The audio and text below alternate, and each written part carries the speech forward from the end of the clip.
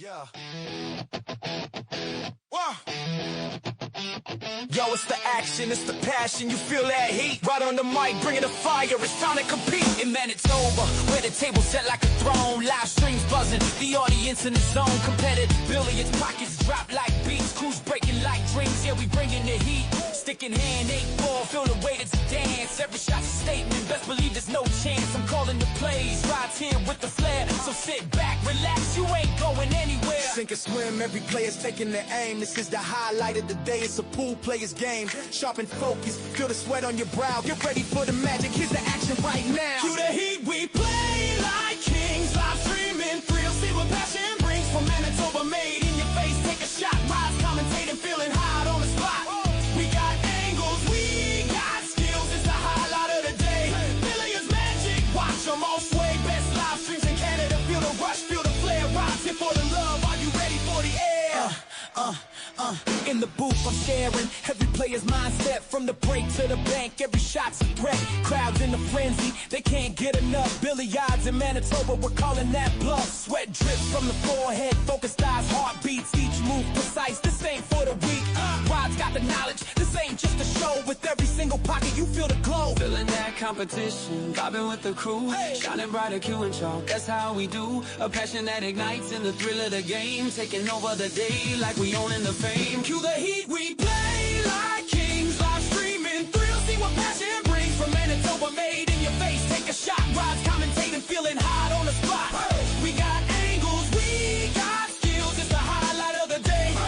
Hey guys, welcome to the stream. This is Arriagada coming to you live here from Sioux Valley, Dakota Nation.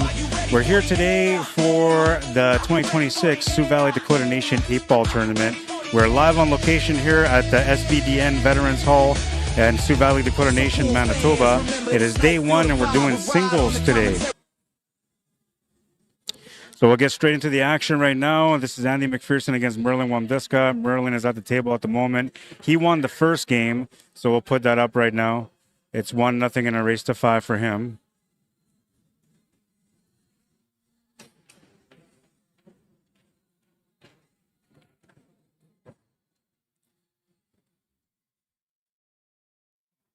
Looks like he's got just a 10 in the 8-ball left there to make it 2-0. That'll be a good finish there, 2-0.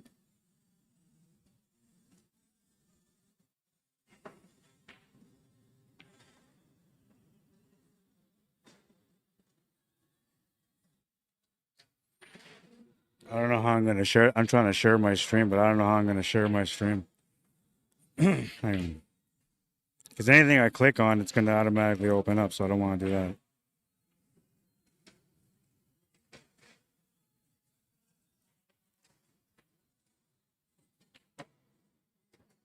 Just going to try share without having to share it.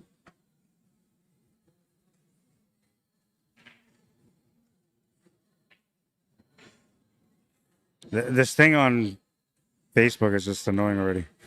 I always talk about it. But yeah, they won't let me live from Winnipeg.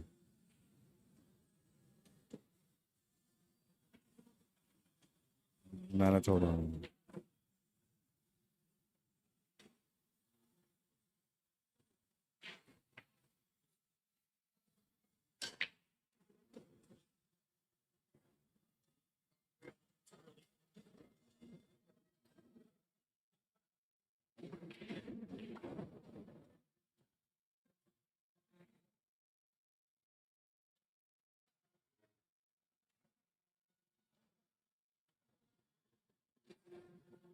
So hopefully that went through. I'll be tuning in here to join you guys shortly. Just trying to get this all set up so I can share it. All right, so it looks like he just made the 2-ball. He's got the 4-ball sitting on top of that 11-ball. That's the one he's looking at right now. 7-ball's good to go. 5-ball's in a bit of a questionable spot, but it goes to the right side middle pocket, so he should be all right there. He's just got to set up from the 3 to the 5, or 3 to the 1 even, because it looks like the 5 just goes past the 8-ball to the top left corner.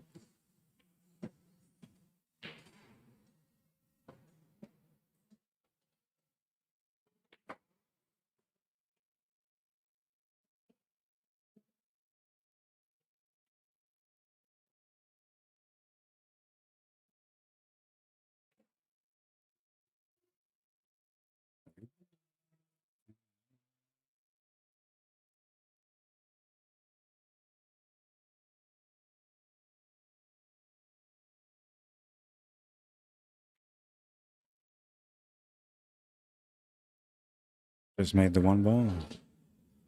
So just a 7, 5, and 8 left for him.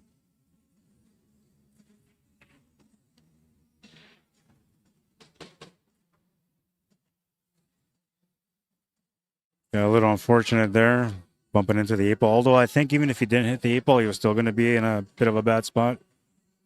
But I think ideally, like, he was trying to play this either perfect just below the 5, or he's trying to get above and he just put the wrong spin. But I'm assuming he was trying to play perfect just between the 5 and the 8 ball. Anytime you try to play perfect, man, you're going to run into some sort of trouble. Unless you're really focused and you got your, game on that day.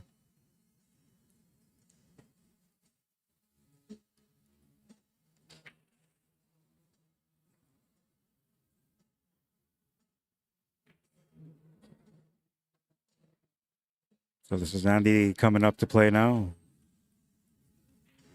Oh, wait, these stripes. Gotta fix that.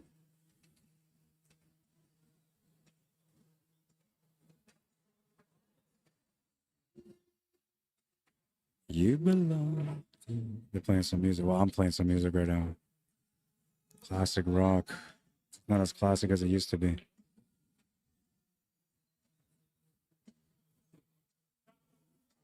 All right, so it looks like he made the 11 ball first.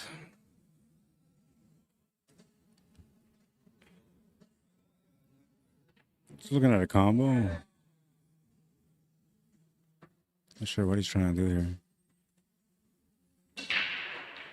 Oh, you can see the 13 player. Okay, my bad.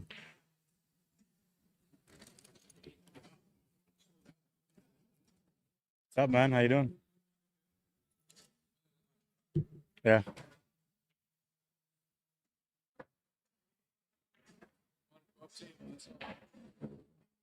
Tables look like they're playing fast, man. Yeah.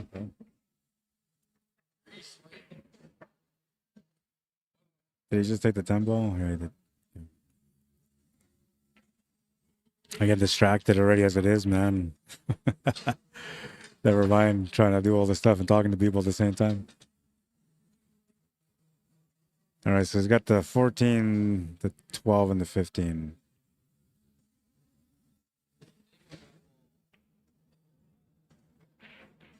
Makes the 15. Just got a decent angle here on this 12 ball. You just got to watch the pace on the shot. And you want to make sure that you get the pocket weight correct because you don't want to come up short and end up with a back cut on this 14 ball. It'll make it tougher for the finish. So you want to come off the cushion once and, come off a foot at least off the cushion. Even if the cue ball is just right where it is, or where the 12 ball is right now, that still kind of works. But you want to come over just slightly left of where that 12 ball is. Gotta watch the pace. Watch the pace. He almost played it too hard. I believe he's got just enough for it.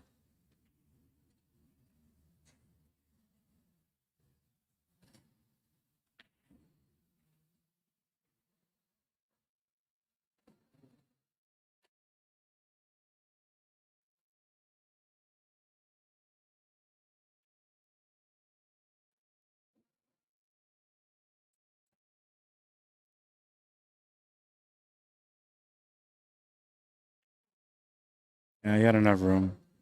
Bit of a challenging shot here on the 8 ball, though, especially because you're close to the rail, close to the side pocket. It makes it just uncomfortable, that's all.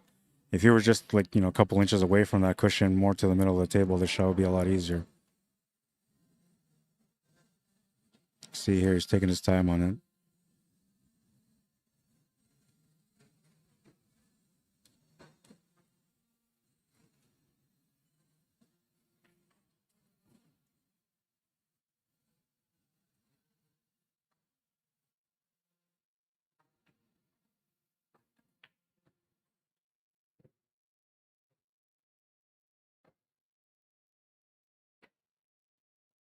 Oh, my system is acting up right now. I can't even do anything. I'm trying to get this off and the 8 ball off, and it won't even let me do that. All right. So the score is 2-1.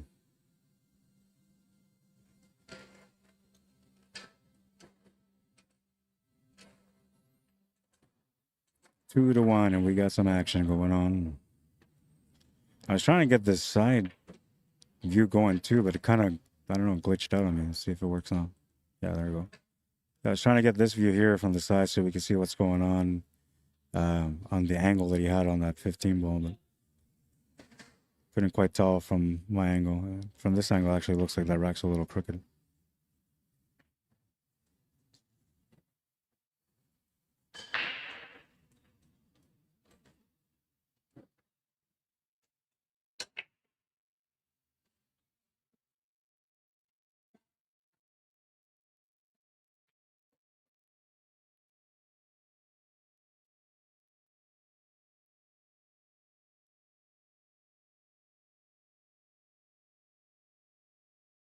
So a dry break and endless possibility table. So many possibilities on this table for him right now. Solid stripes, different solids, different stripes. Looks like he's going to start off with the solids.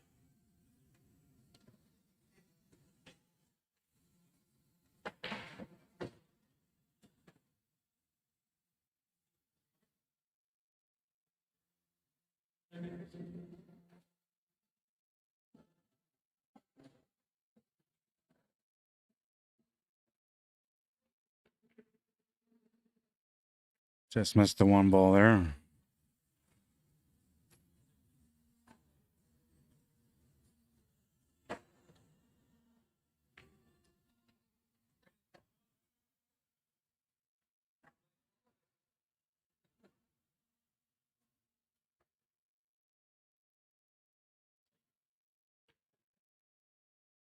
Oh, he's missing the 8 ball here.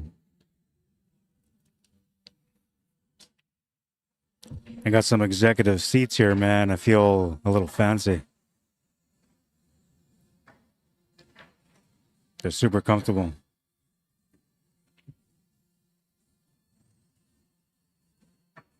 I was going to sit on a plastic chair all weekend, man. That chair was going to hurt my bum. I was going to not be able to walk after 12 hours of streaming every day. But now I'm like in comfortable leather, nice and plush. I might just take this chair home with me. All right, so let's see. What did he make here? He's made the 12 and the 9.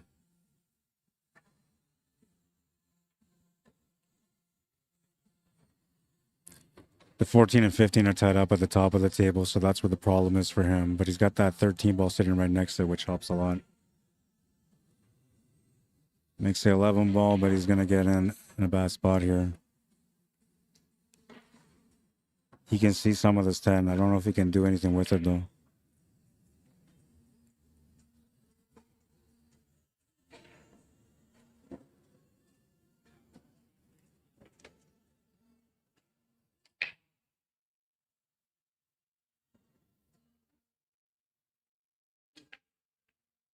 Oh, nice little combination.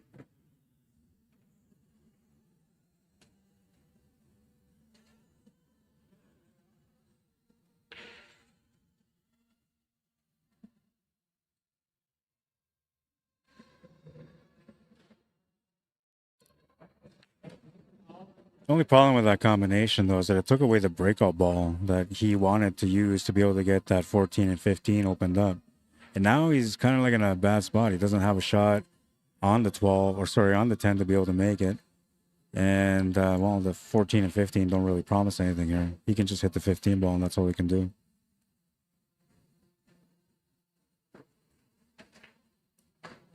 Trying to play down, create some distance, hopefully get a good roll, but that's going to scratch.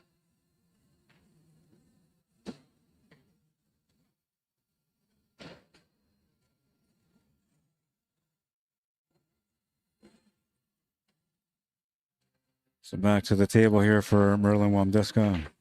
He's going to pot the 4. He's got the shot on the 7 and 6. No problem there in that corner. From there, he just has to travel down to the middle of the table. Shooter's choice, so I mean, you can go on the right side of the 5 or the left side of the 5. How he plays these 2 balls here is going to make that decision for him.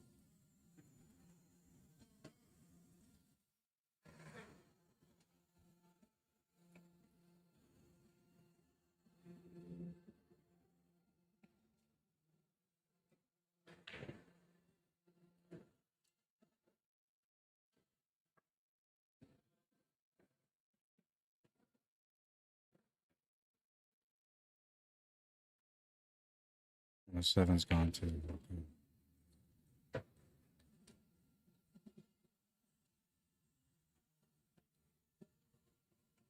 So just the 5 and 2 ball remaining, and the 8 ball, of course.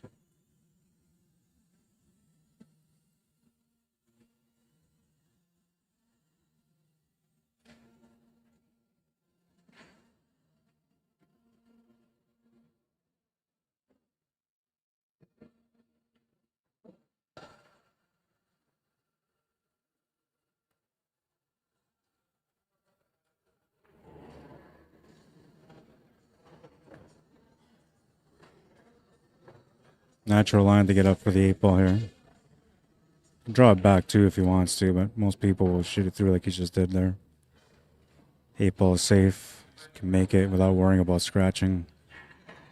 Usually when I play this like a 9 ball shot, playing the cue ball off 2 rails, top rail and then right side cushion rail.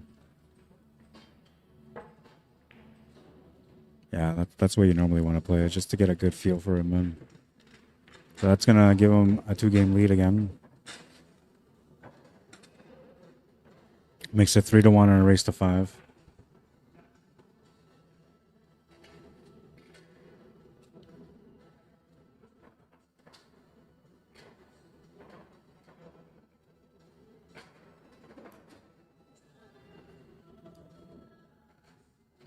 It is alternate break, so Merlin will be breaking here on the next one. Chance to get on the hill first on his break. That's the absolute best spot that he can be in. Gives him good control of the match. A couple opportunities to break for the match. Puts his opponent with his back against the wall, adding more pressure to his game. So just a good positive thing for him if he can win this rack.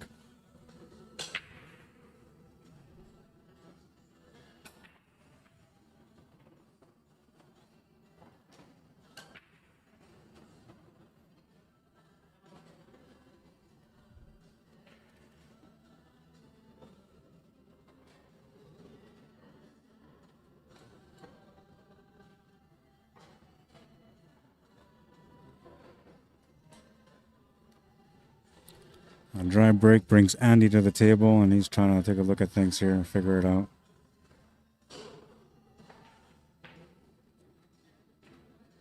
He's going to miss the opening shot on the 5 ball, or sorry, the 3 ball.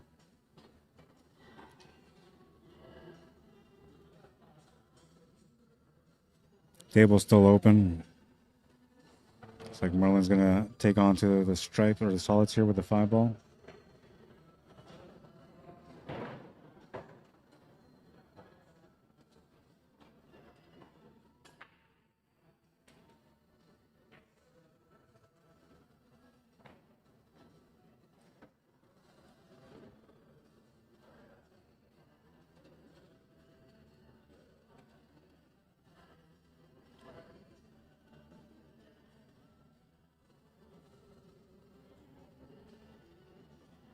Calling the 6, trying to open up things here with the 4 and the 2. He's going to do good on the 4, get it out in the open. However, it's going to be limited to what it can do with it. And he's on the 2 ball, but I don't think he's got a shot. So he might just have to play a safety. Oh, wait. I thought the cue ball was on top of the 2, but it's right there. So he can actually make the 2 ball, but he's got a shot on the 4, so he's going to take that 4 right now because it has limited pockets. Now that opens up the table a little bit more for him.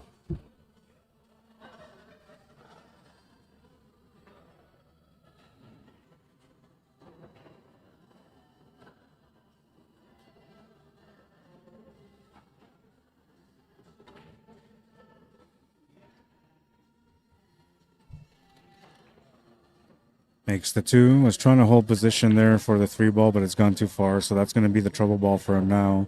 And because he was trying to set up for the 5 ball, he got himself funny on the 7 ball also. We'll see what he decides to do here, but he's very limited. He can make the shot on the 7 ball, no problem. The angle that he's got here is going to take him close to that bottom left corner. So even though it's not going to scratch, it's going to make him feel like he might scratch. He's going to go to the left side corner instead. I don't mind this, but it's going to be tough. He needs a good bounce off this 9 ball.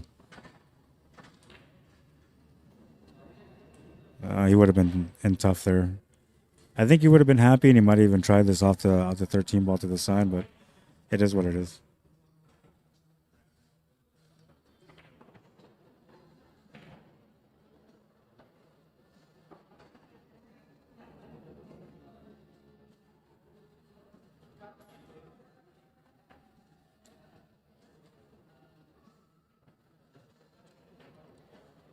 Makes the 12 to get started.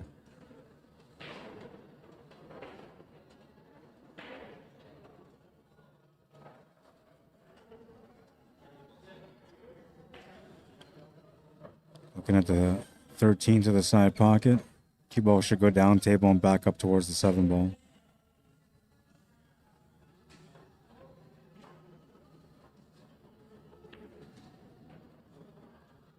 Good shot. It takes him up towards the 7, but it comes up a little bit shorter. Or maybe that's the pace that he was trying to set up. He's got an option here for the 11. Tight window, though, between the 9 and the 10. Or 9 and 14, sorry.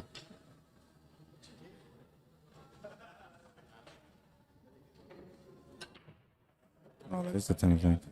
Yeah, that is the 10.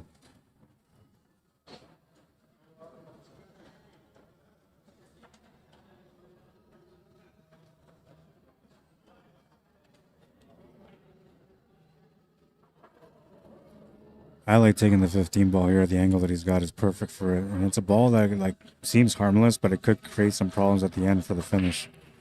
He's overlooked it though. He was playing shape for the 14, so he's sticking to what he was planning. But I'm telling you, man, if there's going to be a ball that's going to challenge him on this rack, it might be that 15. Just because it's so close to the 8 ball.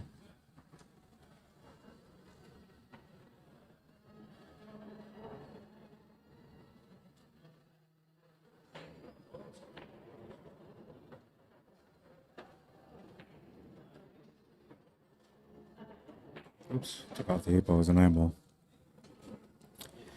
So now he's on the 15, so this is not a problem. And I don't know, maybe this was the plan the whole time, but this is good. He's got on it. He's going to take it out of the way, and that was the only worry that he really had.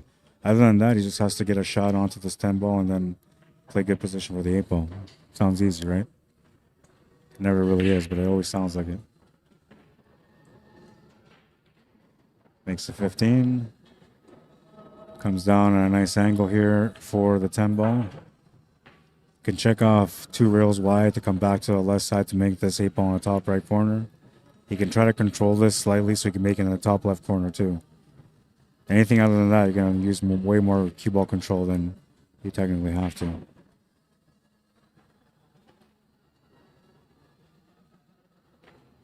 Makes the 10.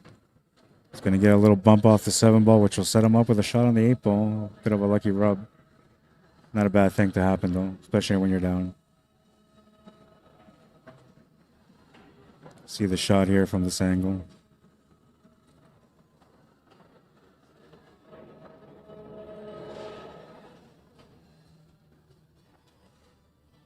It looks really tight, man, from the camera angle, but I think you can make it. You kind of more or less have to spin your way into the shot. Just got to watch out for the scratch in the side pocket because the line is there. Of course, the spin's going to change that line slightly, and it did. Nice little finish there from Andy McPherson.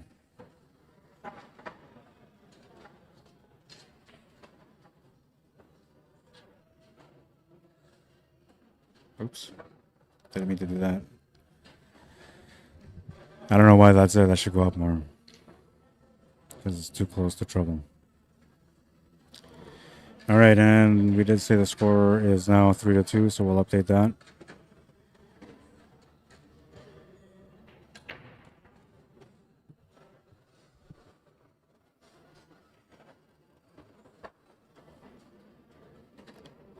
And we're just in the middle of the battle. Well, at least that's what it looks like on the scoreboard anyway. I'll leave it on here to watch his break.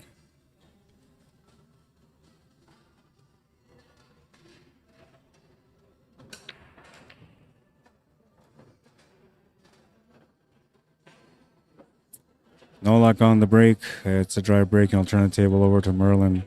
Lost the last rack, which was the opportunity there for him to get a nice, good control on this matchup. And now he's got to come up here and not necessarily worry about it, but, you know, you don't want to let another game slide here because now suddenly it's a race to 2. And it just puts a little bit extra pressure on you that you didn't really have to go through.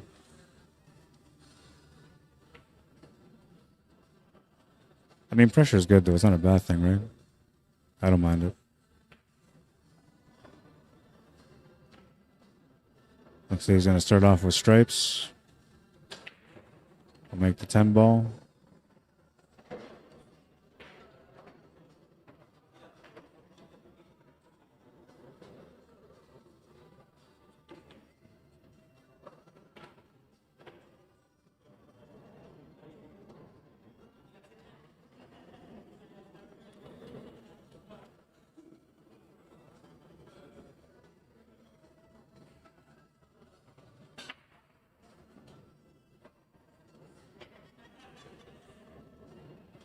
He's going to come up short on that one. We'll turn the table over to Andy, and he's going to get a crack at it now.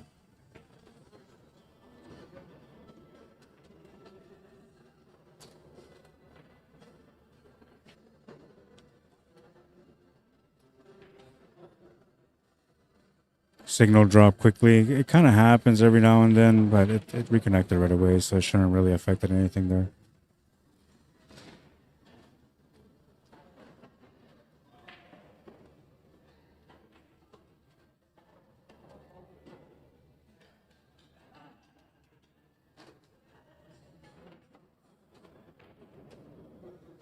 Ooh, we got that 8-ball traveling.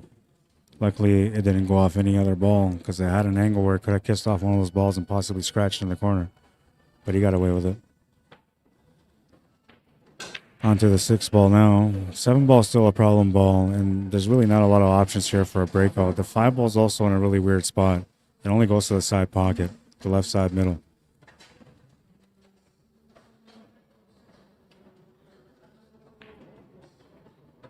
Moving things around a little bit more here.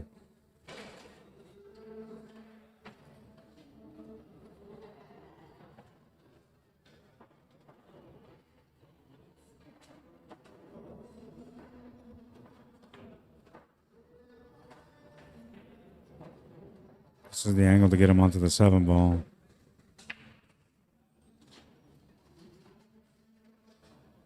Just the 5, 7, and 8 left for him.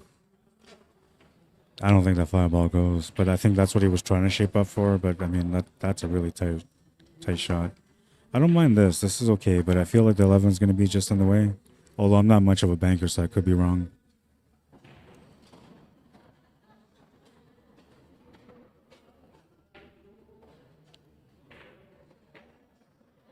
Oh, it almost went in off the 12-ball. Nice try, man.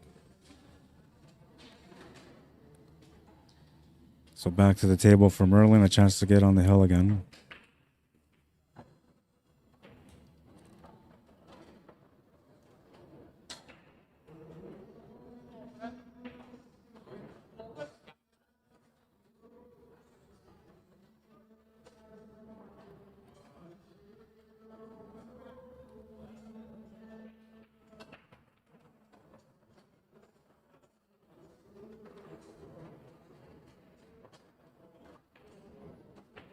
I really like the setup in here. It's like very professionally set up.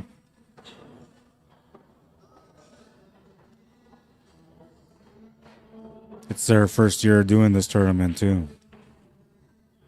So good job, guys, for a first time. But I mean, these guys travel and play pool too, so they already know what a pool room should look like in competition.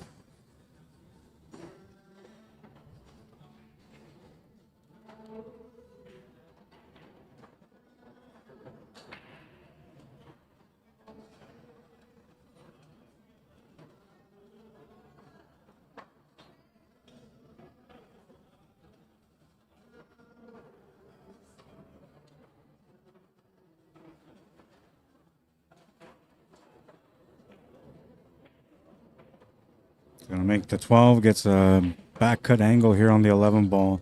Shouldn't be a problem, should be okay. Just won't be able to get too close to the 8 ball, but the 8 ball's close to the pocket, so it really shouldn't be a problem. Watch the pace though. Oh man, he found the perfect line to get hooked on.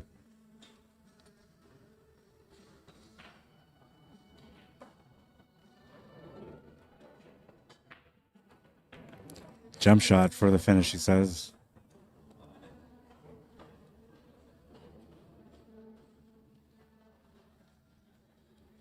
We're going to go side view for this one so we can capture it.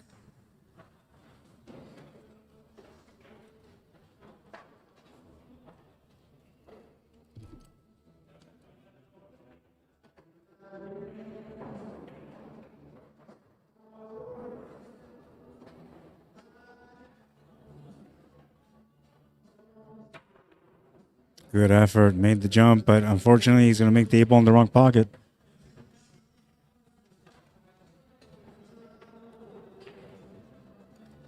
I'll leave it on there for now because that rack is done. Only because he made the 8 ball. Had he not made the 8 ball, then it would have been okay. That ties up the match at 3 too. So right off the hop, we're getting some action here on TV table. This is a B division matchup. Race to 5. It is now tied at 3. So it's best of 3 racks.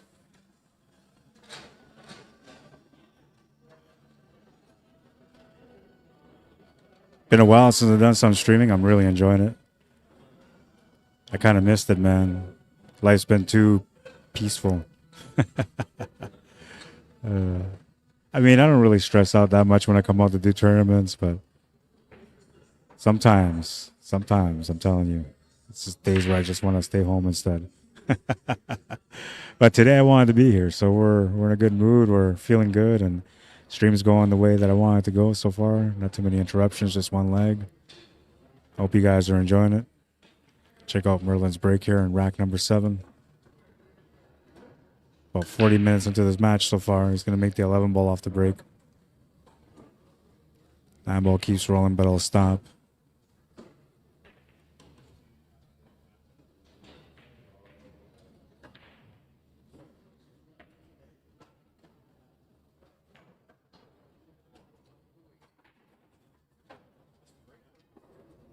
Not a lot to work with here. You can take the stripes by taking the 12 ball first or the 5 ball. I actually like the stripes, to be honest, myself, but to each their own. So he might feel like the solids are a little bit easier. I actually like the stripes, so yeah, good choice here.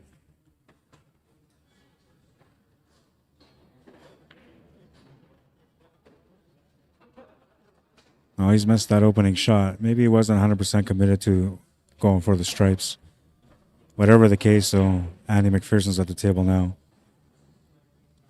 He'll take a look at things.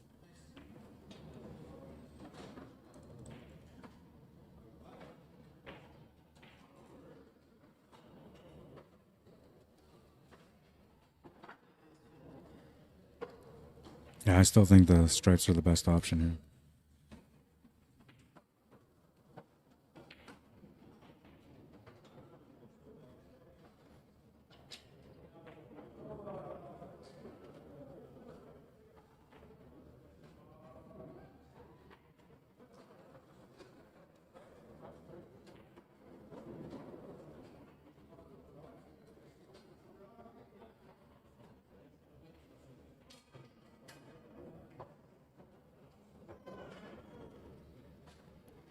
Limited on his options here, so he's looking at the 15 ball right now.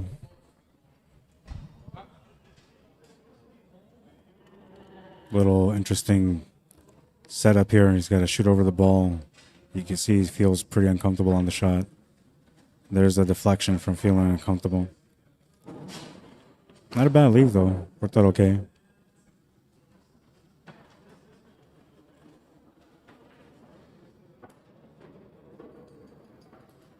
Full set here for Merlin.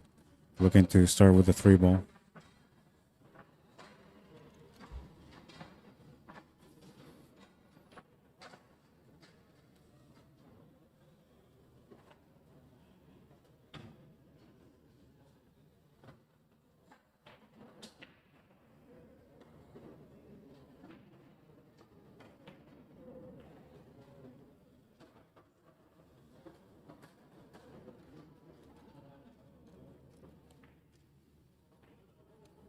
Takes a double look to make sure he's got the right angle on it.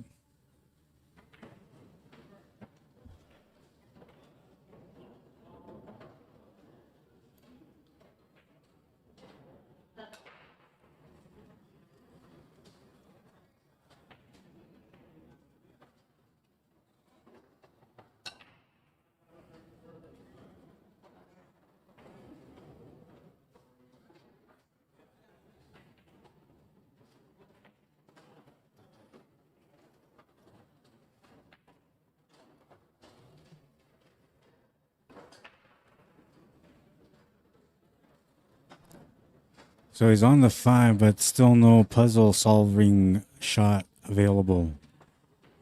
I mean, the 1 ball goes to the top left corner, so if he just gets on the 1 ball, that solves the 1 for sure. 4 ball, to me, it kind of looks like... I don't know, let's take a look at the side camera. We're going to have to watch from this angle here. I think it's going to be better.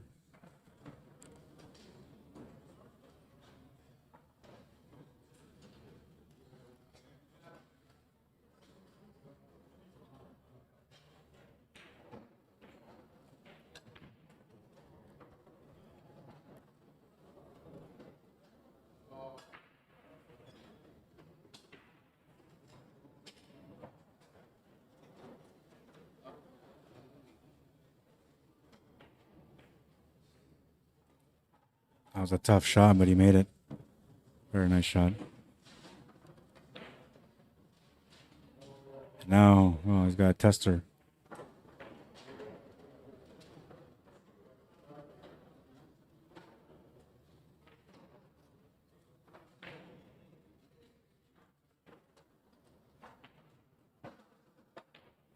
The fact that he had to jack up on the shot made it that much more uncomfortable.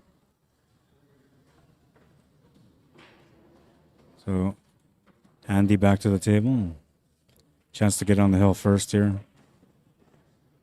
He's shooting the stripes though, so he's kind of limited on what he can do right away. Looking at this 9 ball. Doesn't like the idea of shooting over the ball for the 15 ball. He just had that awkward shot that happened on the table, so trying to learn from that. Makes the 9 ball.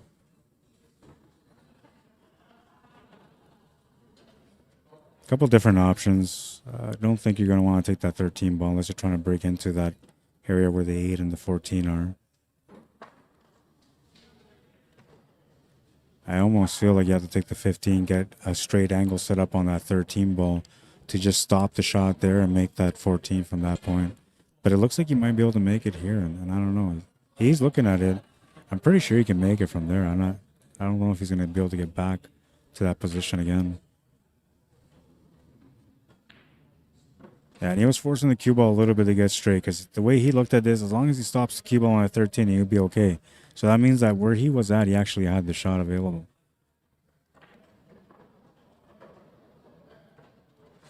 He just didn't take it. Didn't feel like it was the right time for it. Merlin calls the 6 and he makes it. Onto the 1, but no shot, and the 4 as well, no shot. No cross bank, no kiss off, no kick shot available.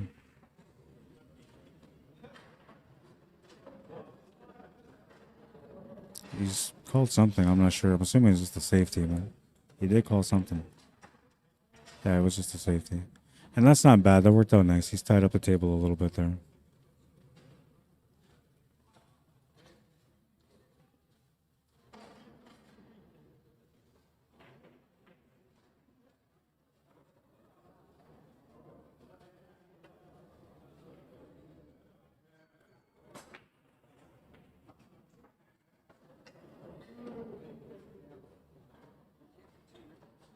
Oh wait, that's the wrong guy. This one. Huge bang, but he's going to come up short. The leave is actually pretty good though. I wouldn't be mad about it.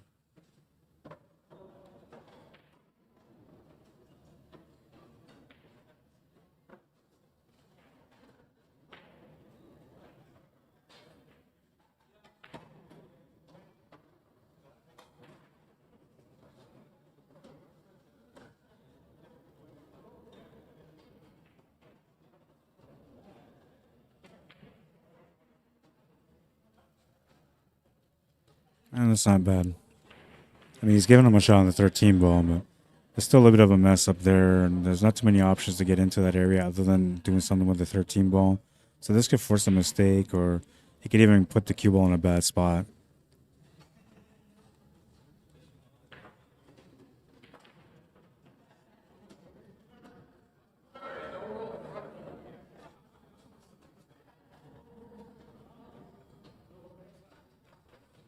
Makes the 13 ball.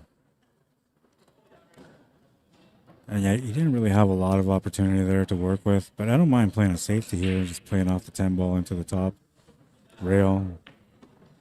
Looks like he's trying to call something here, though. I think he's calling the combination. Perhaps he can see more than I think he can see.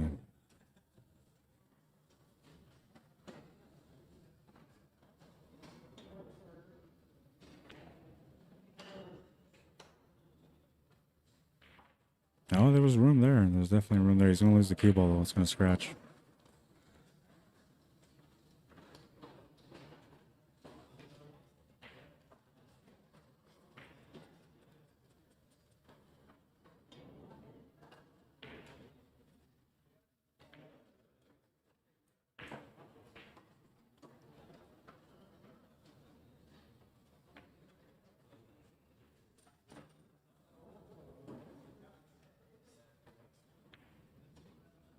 Just the 8-ball left here. Shooter's choice, side or corner. I think most people go side here.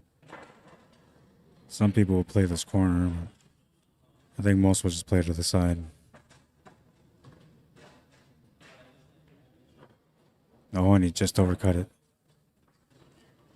Huge break for Andy McPherson.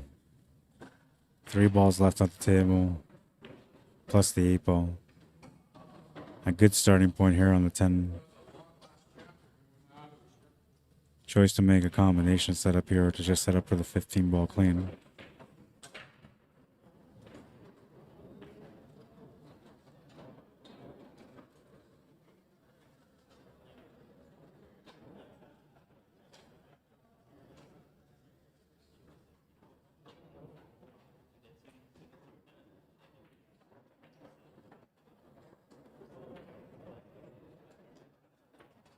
Just make the shot, doesn't have to worry about shape on the 8-ball, it's close to the side pocket.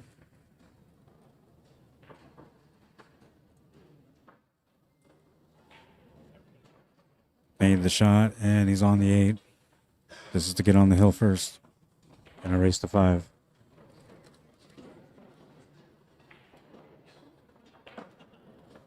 Makes the 8-ball. He's on the hill.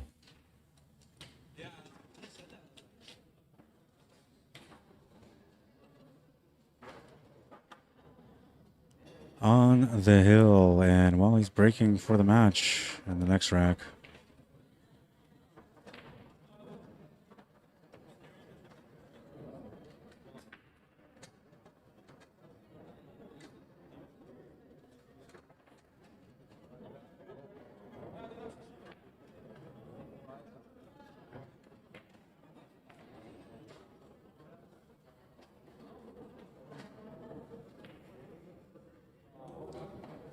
We do have more action on other tables too, so it's not just this table that we got going. We got another table here on the right.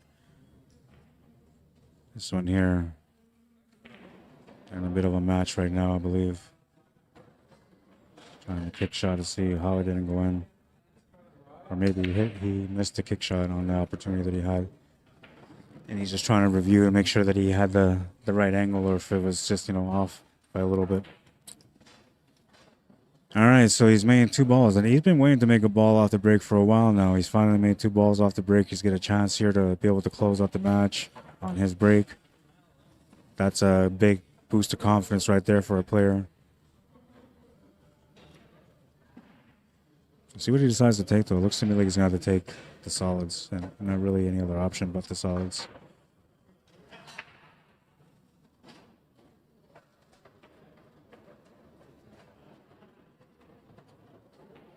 Gonna make 13.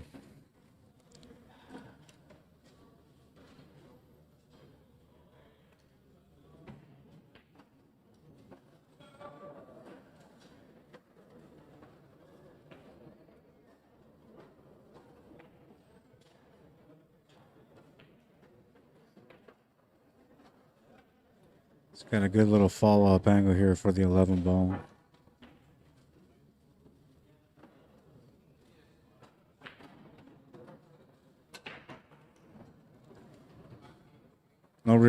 No other options here for the 15, the 9, or anything else. So he's got to go for the 11 ball.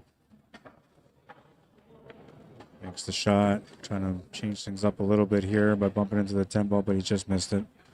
This is giving him a chance here to make the 15 or the 9 to the side pocket. I believe he's got the shot on the 15.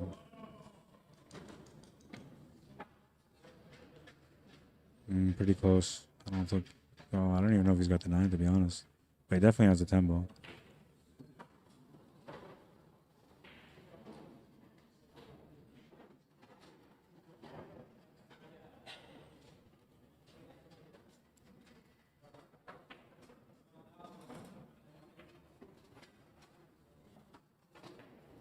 Going to make the 10. A little bump into the 7 ball is going to push him over a bit. Had he not run into that, he might have been okay for a finish, but bumping into that 7 ball has put him in a weird spot. He's only got a reverse bank to the side pocket, which I don't think actually goes past the 9 ball. So he's going to have to play a safety here, if anything else. Yeah, I don't see a cut on the 15, nothing on the 9, and the 14 doesn't really have many options.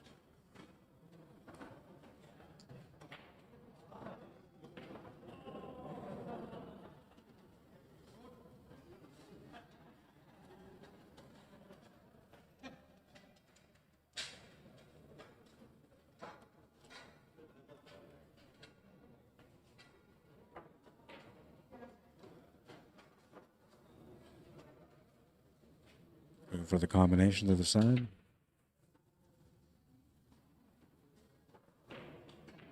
Just overcut the combo.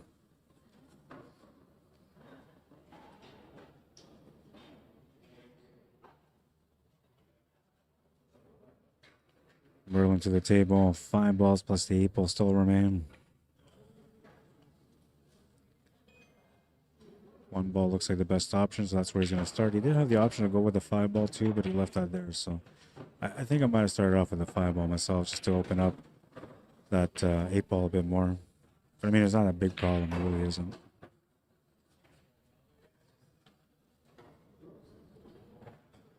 Now he's got that 5 ball for an escape shot.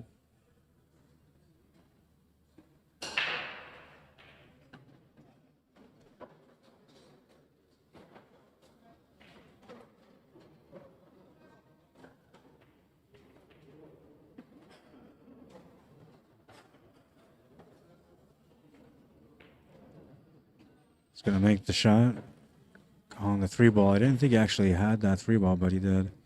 And now he's set up golden here. Just gotta figure out how to get this finished on this 8 ball. Ideally, you want to make the 8 ball in the same pocket as the 5, but it looks to me like he's gonna have to make it in the bottom left corner instead. How he sets up here is gonna make the difference.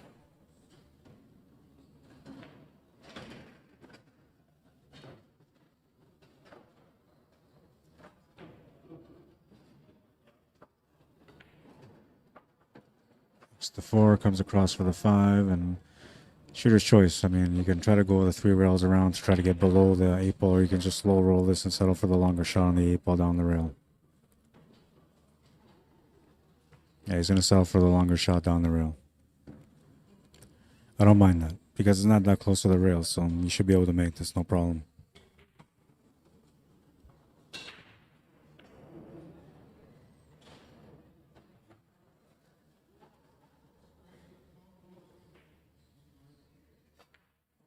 Yeah, he's good on the 8 ball. That's going to tie the match at 4, and, well, because of that, we're going to the last rack. We're going to the last rack. Well, and we do things for that. Well, I do things for that.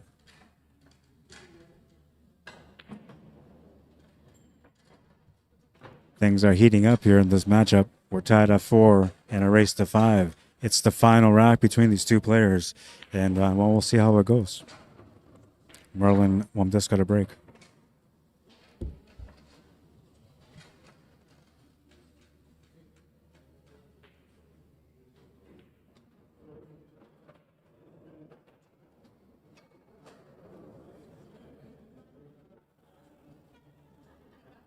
All right, let's get this going.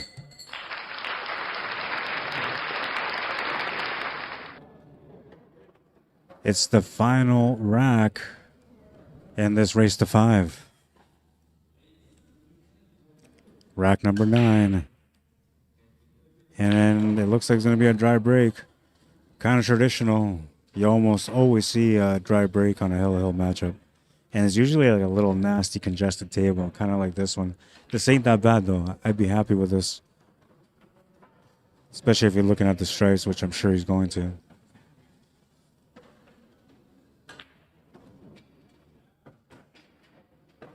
It's just too good, man. I don't know how to do it.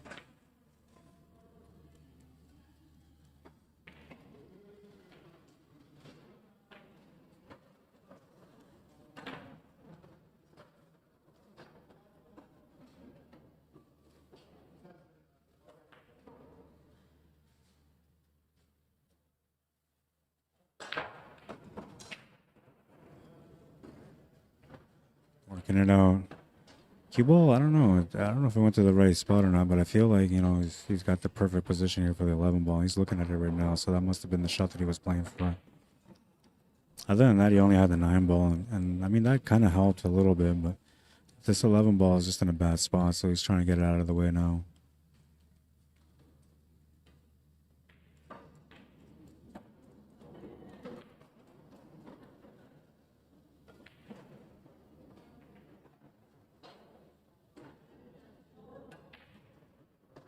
Makes the 11, he's on to the 9, and limited on options here once again. You can see here from this angle, there's a good spread on these stripes, but you know, they're set up funny. I mean, once you make one of these shots, one of the 4 stripes out of there, it's going to open up the table completely, but you got to set that up right now. And if I was him, I'd probably make the 9 and the 13 to the left side, or the side pocket on our screen right now, the bottom pocket. That would set me up for the other stripes. He's going to move things around. That's not going to be bad. It's going to be all right. It's going to give him a chance anyway.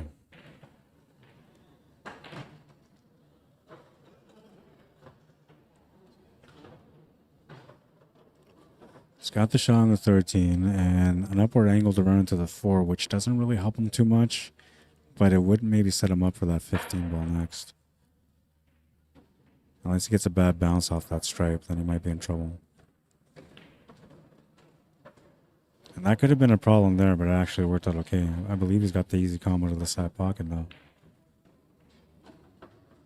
Just push this with a little bit of top spin so you can push the cue ball forward, and then you have the shot on the 12, and you can set up for that 15 ball as a finish ball.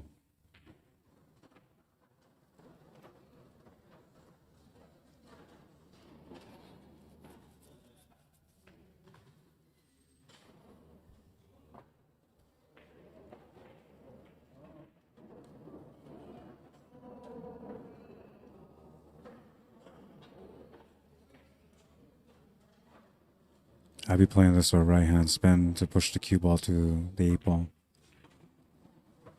There must have been a bit of a gap and the combo maybe didn't go, but on the screen it looked like it went. Whatever the case, the table's turned over and Merlin will have a chance to be able to close out now.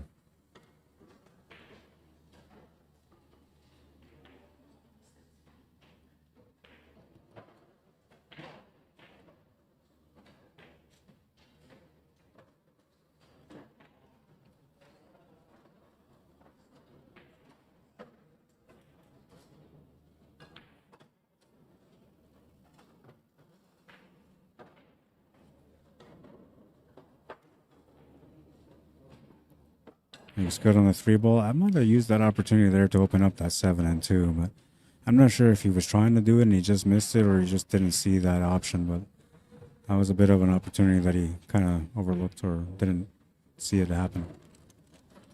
Just because the angle was perfect there, he just had to put a little bit extra spin and he was right into that 7 ball. He's still sitting pretty, as I say, in poker here right now. He's got a decent setup. But that 7 and 2 are going to become a problem if you don't address it right away. And then the 8 ball is still challenging. It only goes to 1 pocket technically.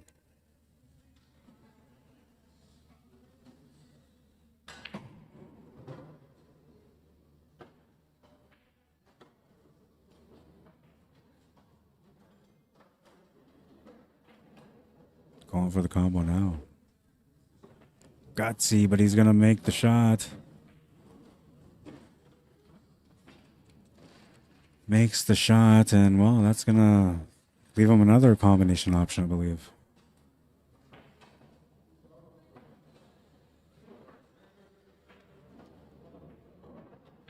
Figures if I can do it once, I can do it again, and he's right. Working out this table beautifully so far.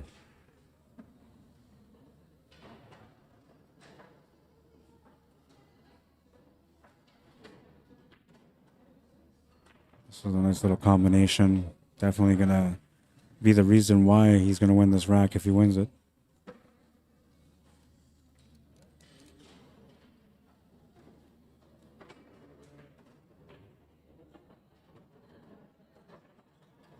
Looking for the reach. He's going to take on the 6 ball. I guess the way he's looking at this is the 5-ball sets him up easier for the 8-ball, but now you're looking at a little bit of perfection here. You got to come off this cushion with a good angle on this 5. Yeah, that was the problem with that, is if you went for that shot and you didn't get back to where you wanted to get to, it was going to be a problem. So there he was supposed to hit it with a little bit more pace to get onto that 5-ball. Unfortunately for him, though, he's come up short. So now the question is, do you try to go for the shot here? And if you do go for the shot, do you try to cut it to the corner, or do you try to bank this to the corner? Would that give you a better option? And now, because the ball is so far away from the cushion, I think it makes it more challenging for the bank. So then you go back to the cut. The cut is difficult as well because you're doing a reverse cut with a thin angle. And you're also trying to control the cue ball for the 8-ball. So here in this situation, if you're trying to do something like that, I would try to make the shot on the 5 with an intentional line to run into that 8-ball to open up the 8-ball. It's kind of like at the mercy of the table, but it's with direction, right? So that's the way I would play it. But I don't know if I would go for it. I actually feel like I go for a safety here. He's calling the bank side, on the side where he's standing. He's trying to create a little bit of a mess there. And unfortunately for him, he's opened up the 3 stripes, and I don't know, we'll see if he gets a chance at the table again. But Andy started off really nice on this rack, and I feel like he's going to close this one out.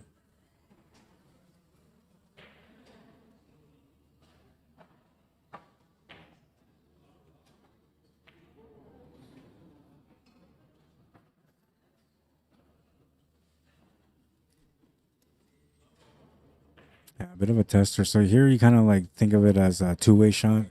So I would just play this through. If you're playing a safety and just rolling up to the ball, that's okay too. But I'd rather just play this through. And if I don't make it, then just give him a shot on the 5-8. Because then he's not going to be able to pot it. Well, that's going to work out nice too. I'm pretty sure he wasn't lucky there. I'm pretty sure he was trying to play it safe. That's going to be a smart one. A really, really smart one. Tough to hit this 5-ball. Tough to make the 5-ball. Likely a situation where your opponent's going to give you a ball in hand.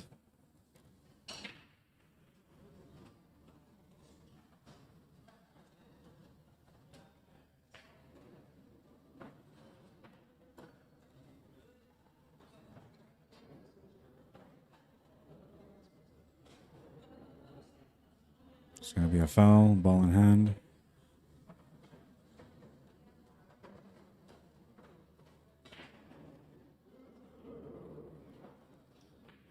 All right, so this is what you were hoping for. You were hoping for, a good safety that your opponent will give you a ball in hand on, and you did that. So now you just got to figure out how to finish this. Different ways you can go about this. You can make this 10 to the corners, either the top left corner or the bottom right corner. I actually don't mind making the 15 to the top left corner and then just holding shape there for the 10 to the right side middle. Easy roll up for the 12 from there, and then you're good to go on the 8. But there's nothing wrong about the way he's going to approach this, because it's another good way to approach it, just to make the 10 in the corner. You stop the cue ball there, and then you have that 15 ball. But the only problem is that you have to be perfect on this, because from the 15 to the 12, that's going to be the work. It's going to make that 10 ball no problem. It's got extra angle here on this 15 ball now.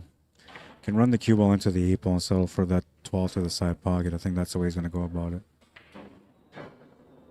Because he's got a nice line to get into the 8 ball here.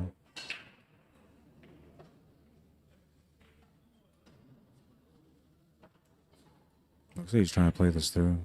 I was just done into the 8 ball here.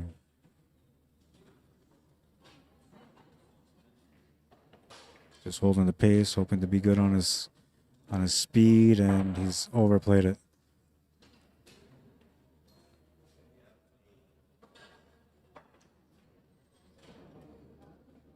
Overplayed it, man. That was the problem. See, when you try to be perfect, man, pool will burn you most of the times. It's tough to be perfect on the table. You can see it from here. Like, you can't see that ball. Jump shot available or a kick shot. It's calling the kick shot. I don't mind this. If you're not much of a jumper, the kick shot is pretty decent. It's a pretty good line. Just to the right of this diamond that he's looking at right now. Just slightly right of it.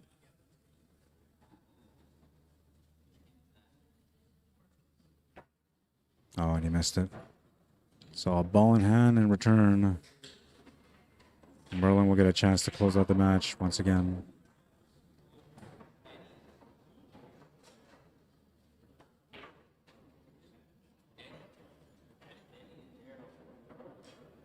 Just the 5 and 8 left.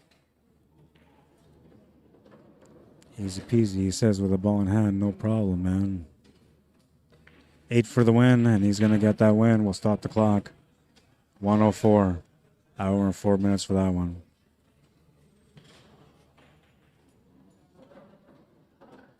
Merlin WOMBDISKA with a win. The match on the right side table is now done too. So we're just waiting for another match. Which, well, I don't know. Maybe I should go find out what's up. Let me do that real quick. And by quick, I mean a few minutes. People are going to be coming up here to warm up, though. So, you know, I got something set up here for you guys to be able to keep watching the action while I figure things out here. I'm pretty sure they got a match already get going here. I see somebody walking up, so there might be a match happening right away. We do have the A division, the B division, and the women's division going today for singles, so we're going to have a lot of good action. There's a lot of great players here in the building today as well, so I'm sure you guys are going to enjoy all that competition. Yeah.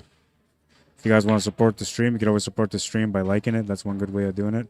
On Facebook and on YouTube, or just on one, whichever one you're on. And of course, sharing the stream always helps tons. I'm kind of limited as to where I can share, and because of this whole Facebook thing, I can't really stream on Facebook all the time. So you guys sharing is huge for me, for sure. All right, so we're going to let this set up here. So this is the warm-up tables. These are both tables left and right. And right now we're just going to let Jim McKenzie do his thing on the table while I go find out what's up with the next match. I'll be back.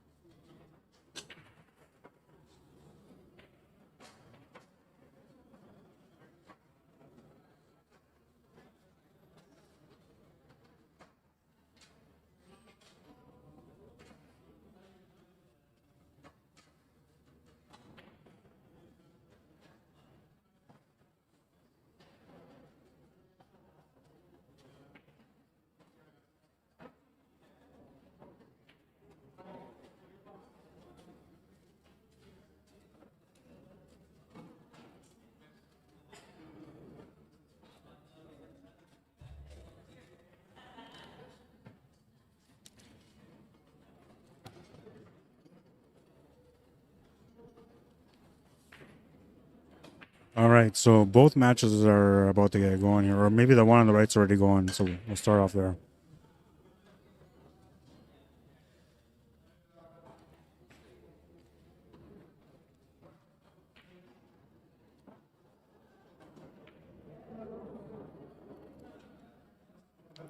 We'll watch this one here.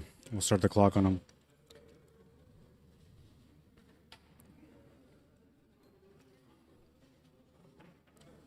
If you guys are looking for the bracket, you can find it under 2026 SVDN, which stands for Sioux Valley Dakota Nation 8-ball pool tournament.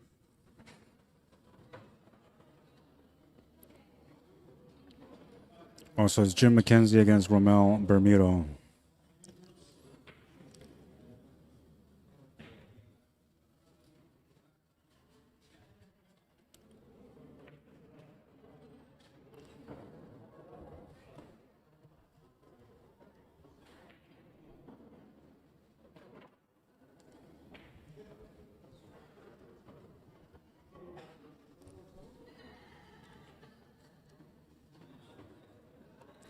All right, and it is a race to 5.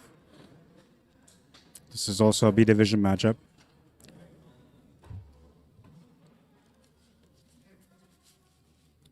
We have a A division matchup happening in the back between Errol Cameron and Kevin Cardinal. And then directly behind this table, we got a ladies match going on. Charisse McKay. I'm not sure who she's playing against. Or maybe it's just a warm-up. Yeah, it might just be a warm-up.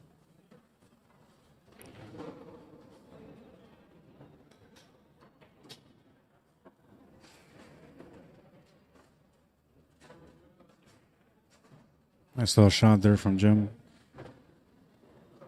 Bit of a billiard cannon combo situation.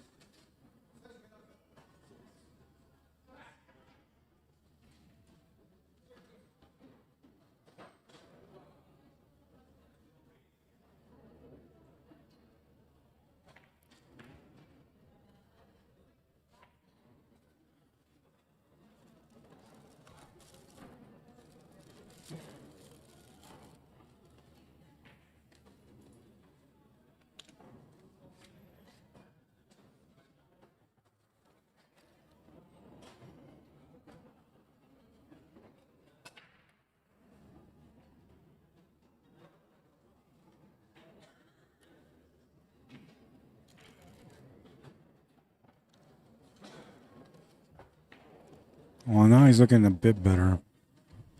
14 ball still needs to be solved, though. And the 12 ball is open, but it's in a tough spot.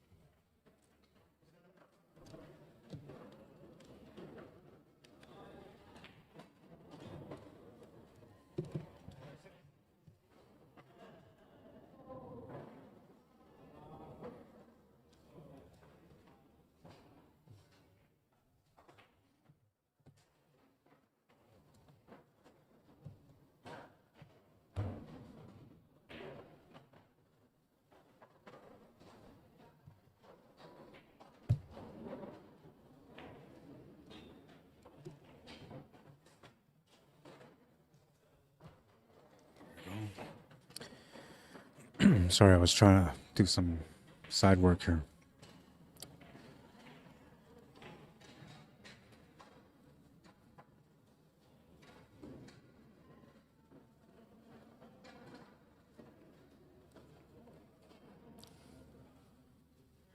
Not sure what he can do here. I don't see any options. I don't see a bank. I don't see a kick. All I see is just a safety option, and even that's not that great. I mean, you're going to get a chance at this table no matter what because of where the 6 ball is and the 4 and 2 being kind of set up the way they are. I mean, a player that plays combos can make that no problem, but one that doesn't would have a hard time with that.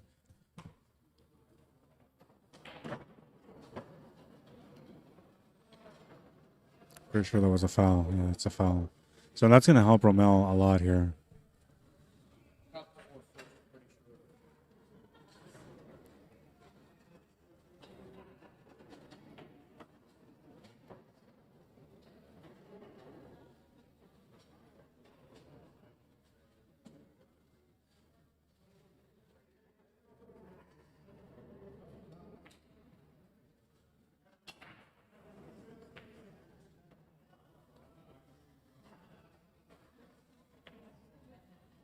So Romel at the table right now.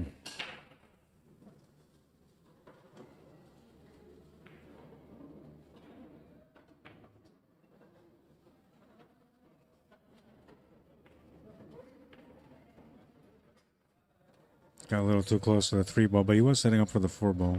But he's still pretty close to the 3-ball. This is a bit uncomfortable.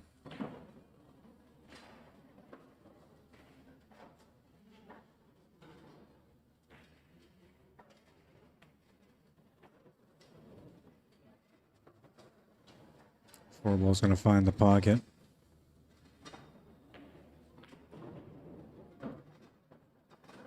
He's got a shot on the 7. The 2 and the 3 are where he's gotta do most of the work. Oh, and he's lucky he didn't scratch there. Lucky and unlucky at the same time. Lucky because he didn't scratch, but unlucky because he doesn't have much to shoot at. Perhaps the 1 is the only option he's got here if he goes past the 2-ball.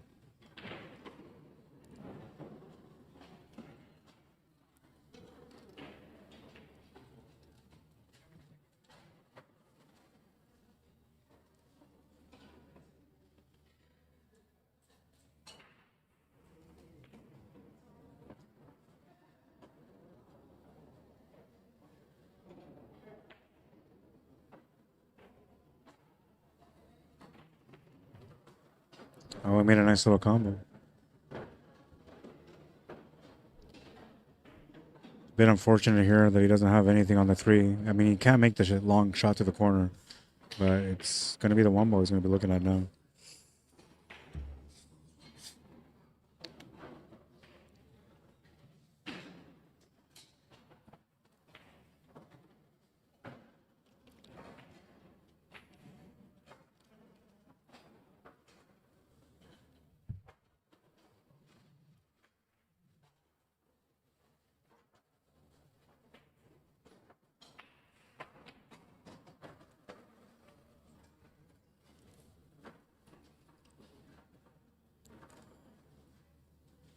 Just the 3 and the 8-ball.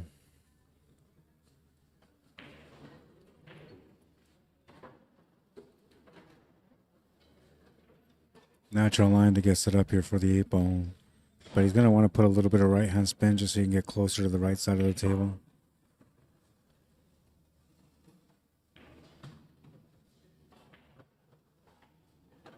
Oh, seeking that perfection, and he just got there.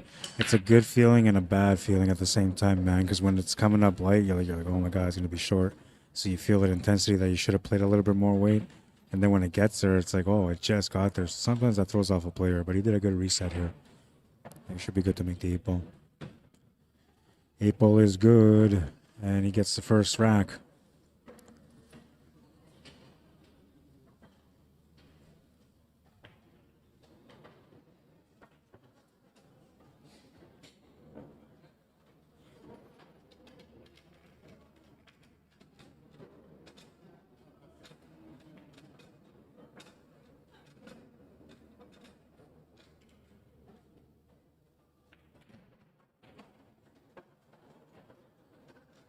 Take a second to drop in, say hello.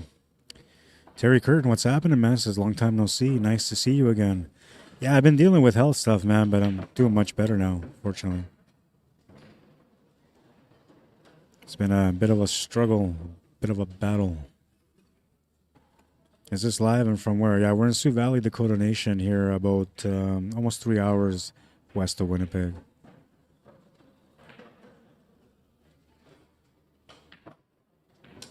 Moving into rack number 2. He's going to make a ball off the break right off the hop. Almost made 2.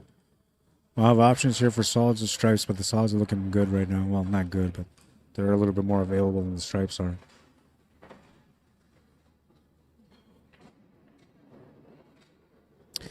Let's see. Oh, we got lots of action happening here on Facebook. Sorry, guys. I didn't know you guys were chatting, man. My bad. Kathy Secrets, how you doing? Says, hi, Rod. Thanks for the stream. Joe Cave, what's happening, brother? Says, hey, Rod, how are you doing? Good to hear you back on the air. Thanks, man. It's been a bit of a process, you know. I'm slowly getting back into things, but I'm going to start doing more, so you'll be watching more of the streams come out.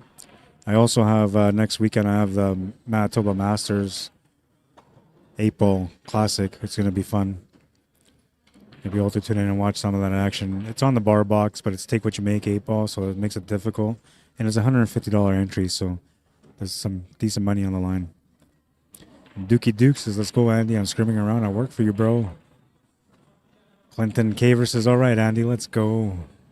Jason Morgan says, hello, Rod. Thank you for the stream. You're very welcome, Jason. Thanks for tuning in, man. A win's a win, says Clinton Cavers. Jason Morgan says, you guys still knee deep in the snow? It's starting to clear up now. It was nice the last couple of days, although it was snowing the couple of days before that, but over the last 2 days, it's been nicer. Today, I actually went outside without a sweater on, and I didn't die. Shade Taylor, how you doing? Says, Mr. Rod in the house. Pretty good streaming as always. Thanks, man. I appreciate that. Jerry Kagan, how you doing? Says, good evening, Rod, man. What's up, my brother? Welcome to the stream, man. It's been a while. How you doing, Jerry? Calvin Yan Chicky says, is the draw for the weekend anywhere online? CompuSport, yes. You can find it under 2026 SVDN 8-Ball pool tournament. Mr. Orvis, what's up, bro? Says, should have taken the 5 to run into the 8-Ball. That's what I mean. Yeah, that's what I was saying too, man. It's like you got to take the sun into the 8-Ball. Trying to play the perfect wave was going to get him into trouble. And I mean, and that's just the experience, right? If you do it enough times, you stop doing it. I'm sure next time he comes up to that option, he's going to run into that 8-Ball. Did I find a player? I didn't find a player. Oh, you're asking Shane. I brought my cue, so if anybody needs, you know, a 4th, I could be your Luke Skywalker. Kelly Hool, how you doing, man? Welcome to the stream.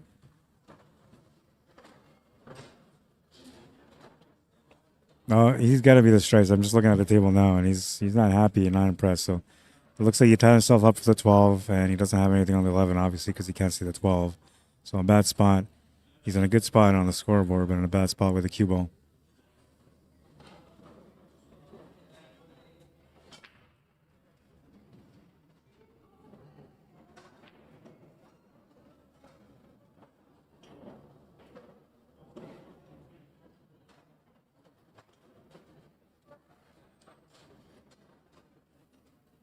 Oops, wrong guy.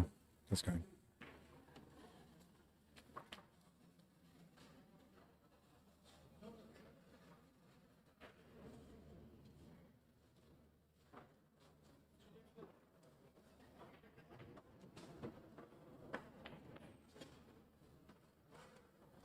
Oh, he was able to hit it, which was, I guess, better than not hitting it, but definitely not what he was trying to do. He wanted to get out there. He wanted to get out, and unfortunately, being hooked on that 12 ball impeded that from happening. So Jim McKenzie to the table.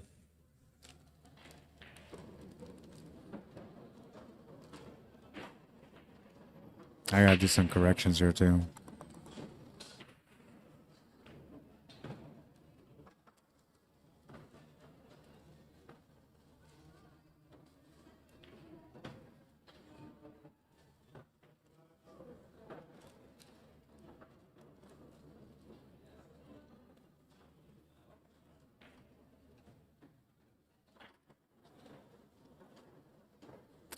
Oh, the 1 ball's not there. It's gone. Because you got the 2, the 3, the 4, and the 7. 2, 3, 4, and 7. There we go. I accidentally removed the ball. I shouldn't have.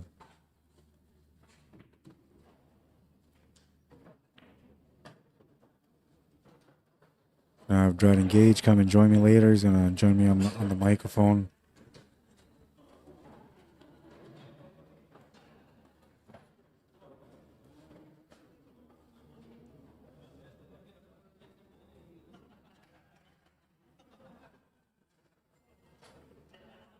I didn't see what he did with the 4. I missed that. Damn.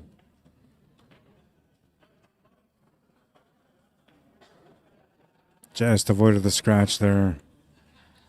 Perfect shape to get onto the 2 ball. It looks to me like the 3 ball does not go past the 11 ball. But maybe he set up this angle so he can come over to the left side of that 3. Yeah, like that. And now, well, he's got a possibility anyway. He can make the shot, and as long as you pull the cue ball forward towards the right side cushion, you'll have a shot on that 8 ball. You shouldn't worry about scratching from that angle either.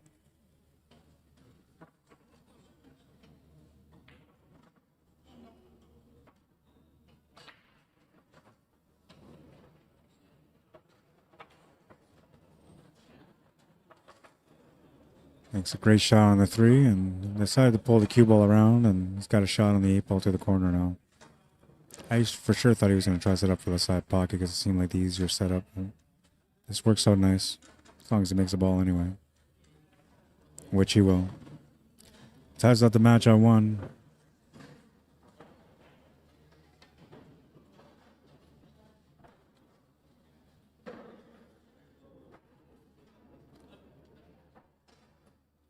Take a drop on these guys here on the left.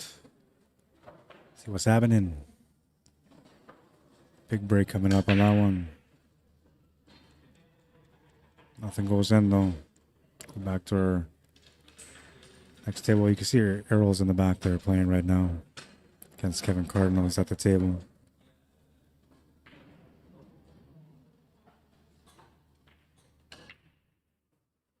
We're not going to talk about how he missed that 6 ball to the side pocket. We're just going to go to the other table.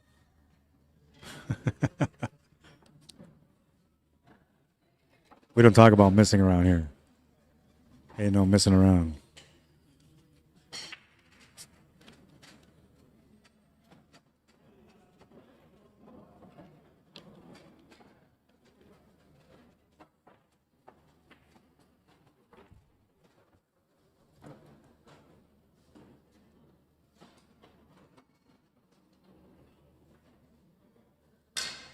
Oh, and he miscued. 1, 2, 3. Almost a legal break, but not quite. Just 1 ball contact shy of being a legal break. So that's going to be a re-break, and Romel will get a chance to break that one now. I mean, he has the option to give him back the table if he wants to let him break again. But usually when your opponent does that, you just punish him and you go and break for bad rack.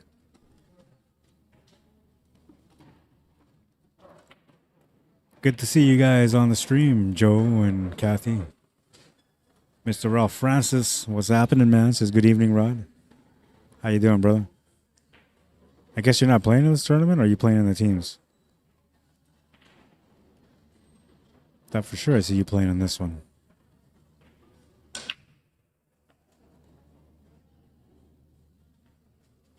Oh, and another dry break. We had a lot of dry breaks so far. Only 1 rack. And let's see, that was 9 racks, 10, 11. So yeah, 11 racks. We only had 1 break where 2 balls went in, and that was it. Every other rack's been dry.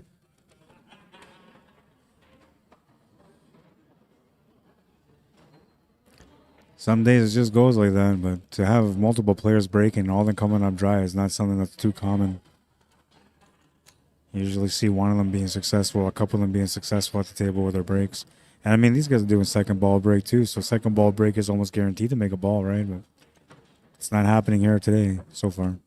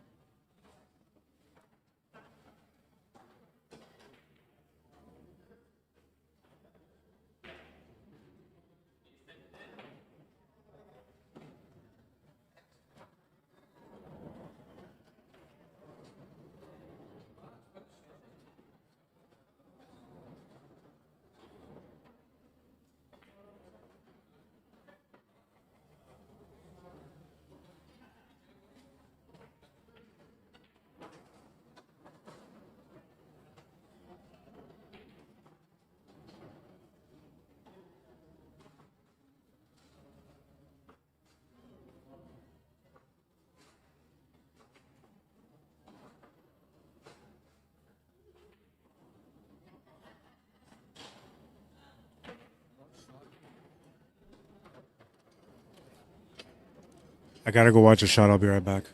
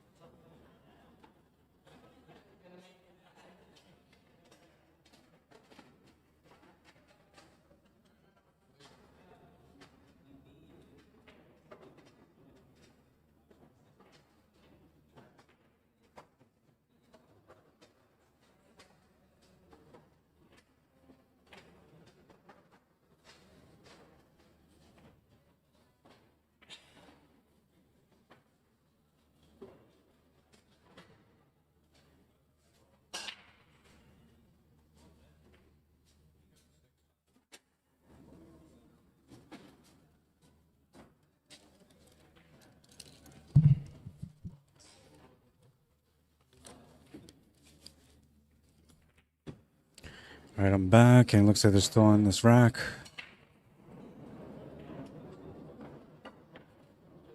I have to go watch a shot. It was a tricky one. I mean, it was a shot on the 8-ball, too. The 8-ball was just slightly ahead, so it should have been a good hit anyway. But when you call a ref, like for some reason the brain scrambles a little bit. So the player that was shooting the shot, like instead of shooting it comfortably, he kind of felt like, well, maybe I should be careful, make sure it doesn't get called a foul. Adjusted a little bit and missed the shot. It's funny how that works, but that is the intention of why people will call a ref on an 8-ball, is to, you know, hopefully it'll shark out your opponent a little bit. And sometimes it's not really about that. Sometimes it's just about making sure that, you know, it's not an argument that it was a foul or a good hit. So when a shot's that close, you obviously supposed to call a ref for that reason. But at the same time, people use it as a sharking move. I've had that happen a few times. I remember one time I was doing a jump shot. And I mean, like if I hit that ball that was in front of me, which I think was a 6-ball, if I would have hit that 6-ball that was in front of me that I was jumping over, like it was obvious it was going to be a foul.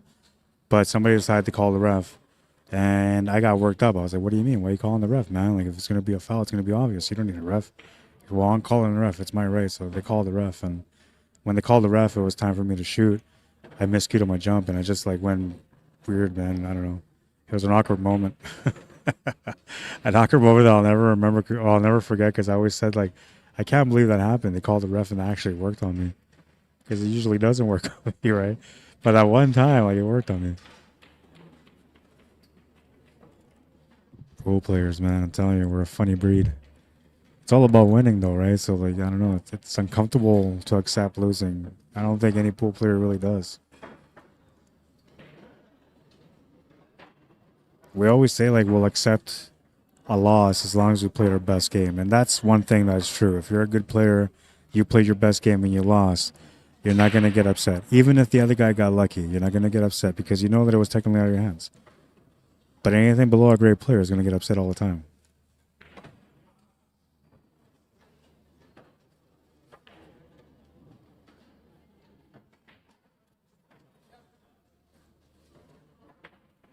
It's not the plan here, so he's got to figure things out. There's a ball just above the 14, which I believe is the 4-ball. And it's not set up in a way where we can play like the carom off the 4-ball and the 14. And the 14 is not far enough to the left for him to be able to play a split carom into that 9-ball to make the 9-ball in the top right corner. It almost looks like he could, but I don't think he can. And he's calling a cross bank, which I don't mind that.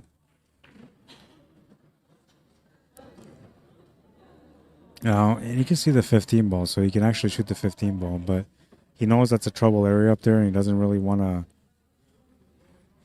leave that there after making the 15-ball and then having to deal with that situation, making it a little bit harder for him to play a safety or a smart shot.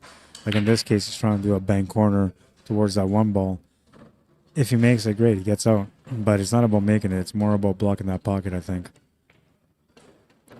If he can get lucky and push that 1-ball completely out of the way from that pocket, is even better.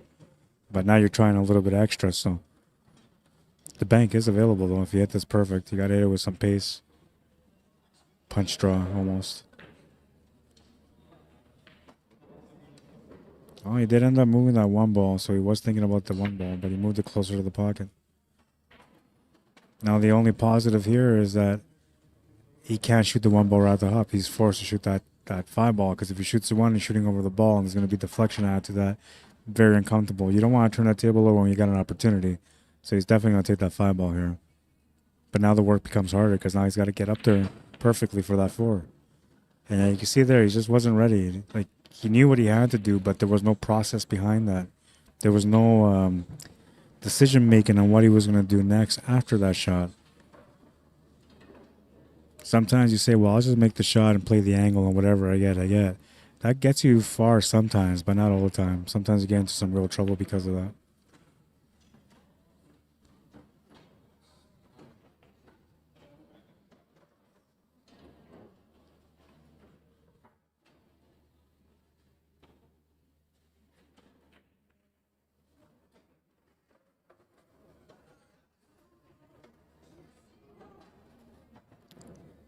I don't know. I don't have the top view on this one, so I don't know if you can actually see this 9 ball.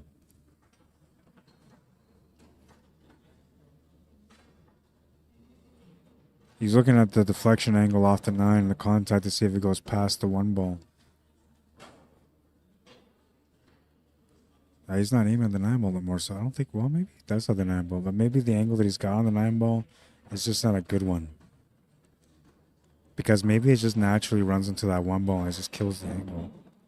So now you're looking at stun drawing around that, but like, you have to be pretty precise. You got to get to the left side of the table, and you're 4-stroking the shot quite a bit here.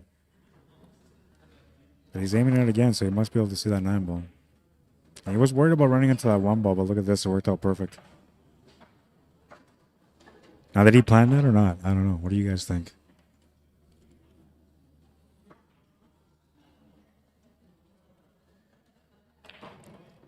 Perfect little bounce off the 1. Draws him over perfectly for the 14 ball. And he made that shot, and now he's on the 8 ball. No worries here about scratching. Even if you went off the bottom rail and ran to the 5, you should be good. You might try to avoid it by drawing this ball instead. Oh, he's good. He's good, he's good. So 2-1, he takes the lead in this one on a race to 5. 28 minutes into this one already. The last match was 1 hour and 4 minutes long on a race to 5, and it went to Hill. This one is half hour into it almost, and we're sitting at 3 racks. So we'll see how long this match will take, but according to this pace, it should be about 1 hour and a half matchup, 1 hour and 15 minutes. And that's if it goes to the Hill. Which I know we're all hoping it goes to the Hill, right? I'm not the only one.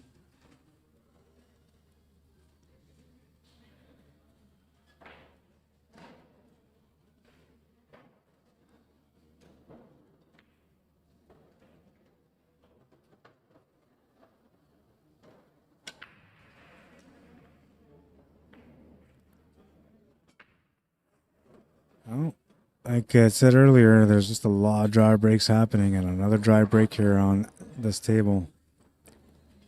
Jim McKenzie will be happy to take that opportunity, though.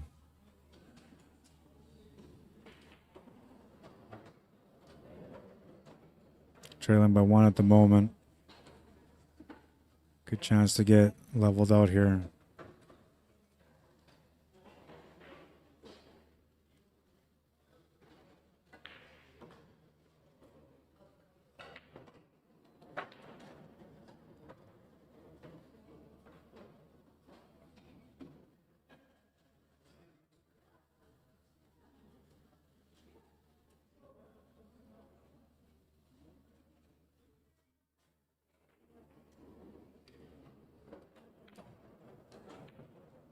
Takes on the 15 and he makes it.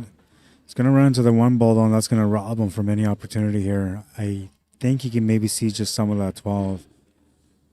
The bank's not going to be there unless he tries to do a bank combo. The cut is extremely difficult.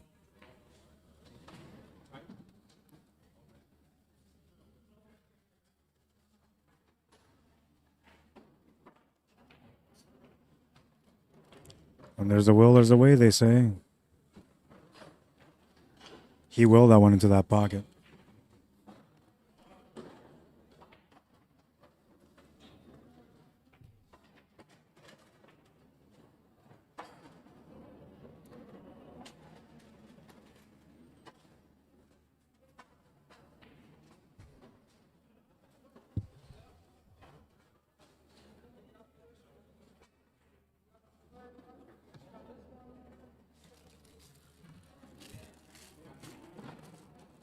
No, I'm not eating anything. I'm opening up a package.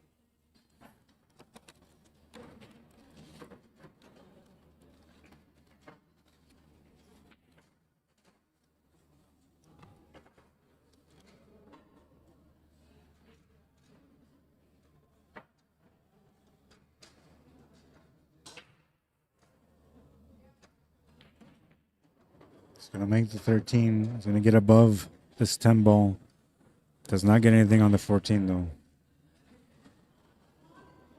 14 ball is still the problem, and well, this ball technically doesn't go anywhere. Unless you make it to the bottom left corner, then you would have maybe the spins to get back into that 14 ball. I just don't know if the cloth is fast enough for him to get in there with enough power to open it up.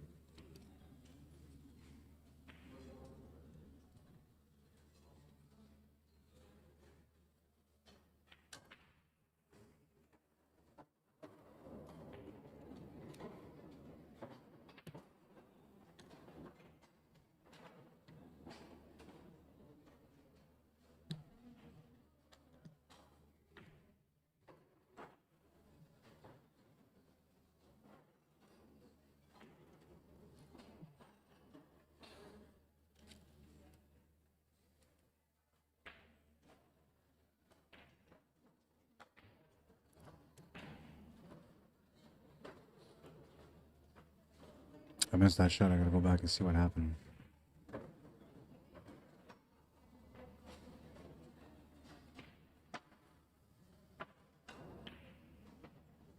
Yeah, he really didn't have much there, so he just did the best that he could with it.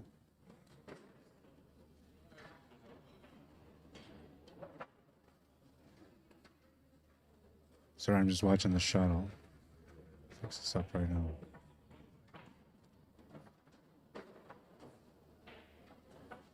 Just trying to see what he did. Looks to me like he back cut in it.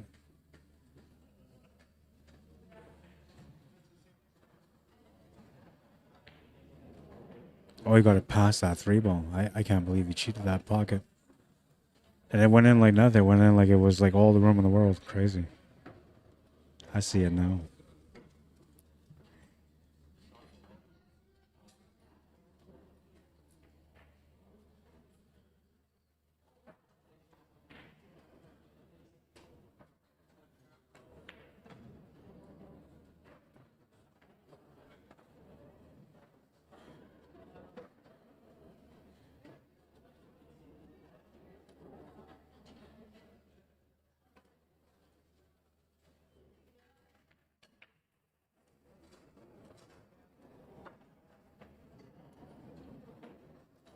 Makes the 7. Pace is not good for the 5, but he's still okay here. He's got a shot on the 4 and on the 2. I think I still take on the shot on the 5 here, though. We'll see what he decides to do.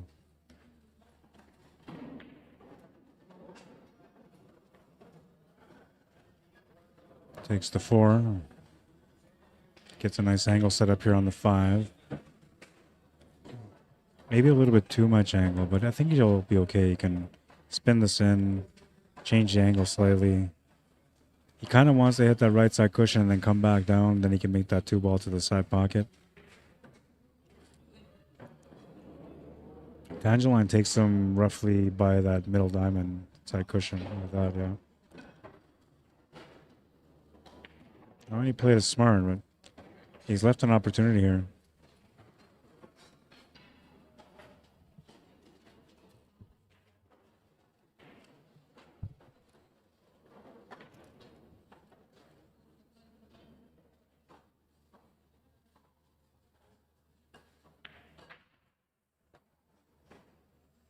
He does not make the shot on the 14, and he will leave the 5 ball available. Great angle here for Rommel as well. Natural line to get down for the 2.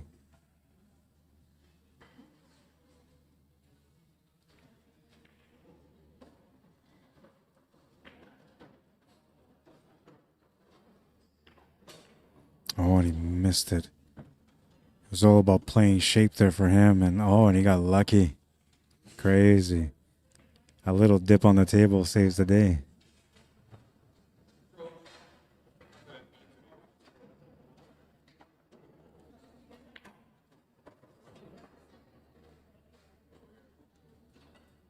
He's gonna try the cross corner, shooting sideways, so there's no need for a ref. Tough to get good contact on this. Like, not good contact because he's already kind of on it, but speed contact, right? Where it's going to give him enough speed to be able to make the shot.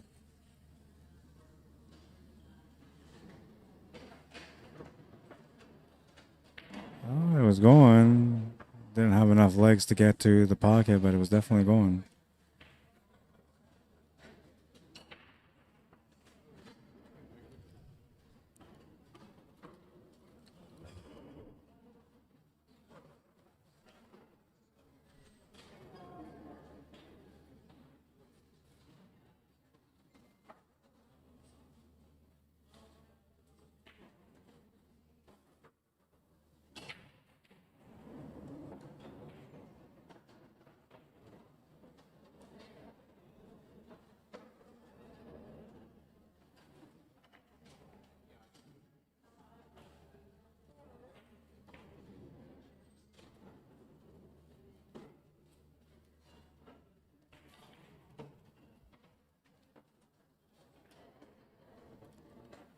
Forgot to take down that chamber earlier.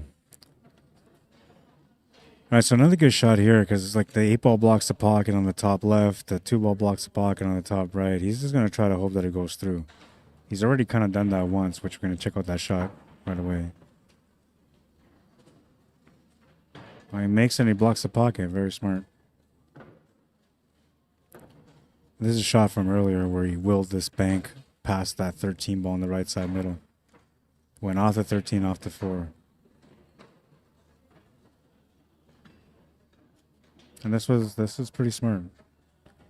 I mean, it was more or less supposed to play the way it played out, but I think he was actually trying to make it, and it just worked out really good.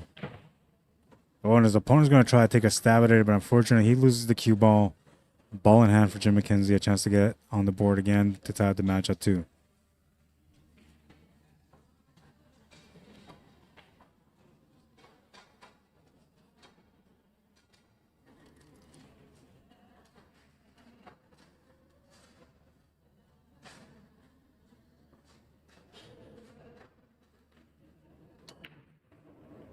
Cue ball's going to the side pocket.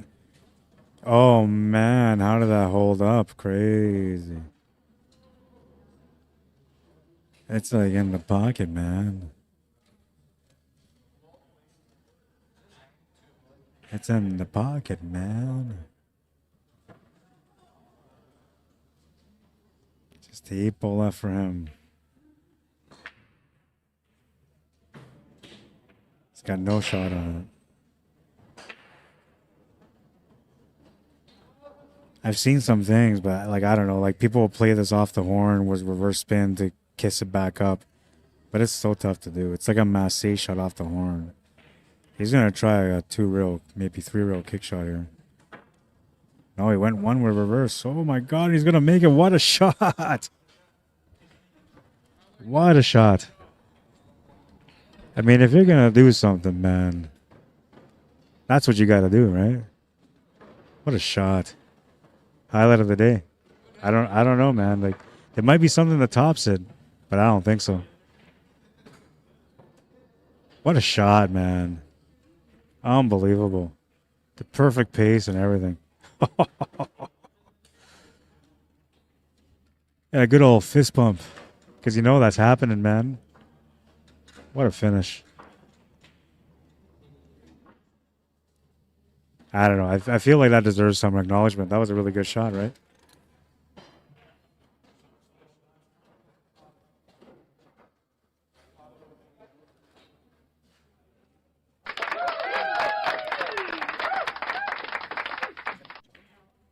Absolutely. All right, so I got to get another mic here, man. Use that. I don't know about this. Hey, Romel, are you ready? I'm putting on the... You're okay, Jim, if I do a couple of shots? What's that? I'm putting the headphones on. Oh, yeah.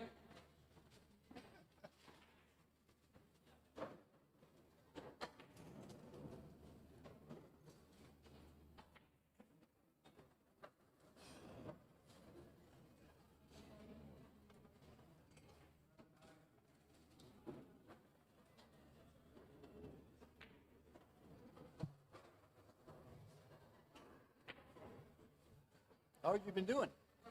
Much better, man. I You look- actually thought I was you going look better. back to worse. Yeah, you look Because my numbers last week dropped, right? So last week I was like, oh my God. But my blood disorder is also stress induced. So when I'm going through high stress, like it activates it, right? And last week, like I was having just a tough day with my kids. As soon as I woke up, and then I went to go do my blood work, and my numbers were just like really low. But then I went again yesterday, my numbers are back up to normal again. So it looks like the worst of it is now over with, which is good, man. Because I didn't really like going to the hospital every week and being hospitalized. Just not fun, man. I mean, some people like it because they prefer really to be away from everything.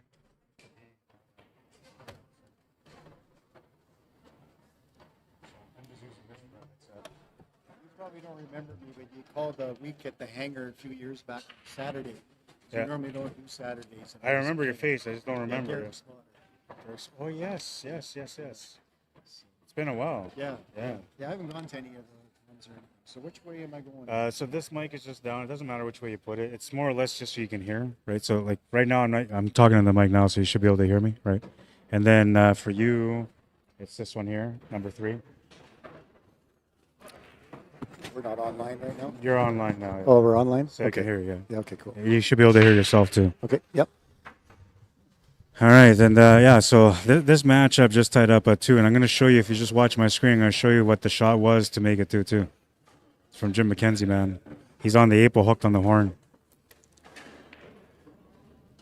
Beautiful. Jim's the wizard. Incredible, man. Yeah. Tournament player. Yeah, well, and somebody dropped the 8-ball in that one. That was Jim. Okay, so that was a finish. So he's up 3-2 now. And it's a race to 5, so quick action here. So you playing in the tournament? I did. I played the A with Trevor Meaches. Tough player. Had a great match. Caught a couple breaks and finished it off. So Good for you, we man. move on. So I'm happy about that one because the guy can play pool. That's for sure. Yeah, he can play. He's one of those guys that's under the radar because not a lot of people really know that he's a good player, but he's a good player, man. Mm-hmm. Well, he finished off Randell, I think, in 16 minutes the match before. Ran 3 tables, so he can play pool. Yeah, no, he should be more like an A player than if anything, but yeah, he wins a lot of good tournaments when he plays, especially singles. We got Romel here that's he's on our team for tomorrow. Up and comer in Brandon. Cool. Who you guys playing with? Who's the other 2? We've got Kerry that's across the way playing Donna Blackbird right now, and Okay. Jim Tetart's over playing Andres. Oh, yeah, I and know we're, Jim, too. And we're in tough. I don't know. I feel like it's going to be some good balance, but they have a spot in place too, don't they? Pardon me? They have a spot in place for the teams? Is there a handicap or is it just straight races? I do not know. I should know this because I had the poster. I just got asked and I joined. It's always fun to play these tournaments, man. Close to home, close to Brandon, so it's easy to get out here. And facility looks great. The lighting's awesome. Yeah, I'm enjoying the lighting.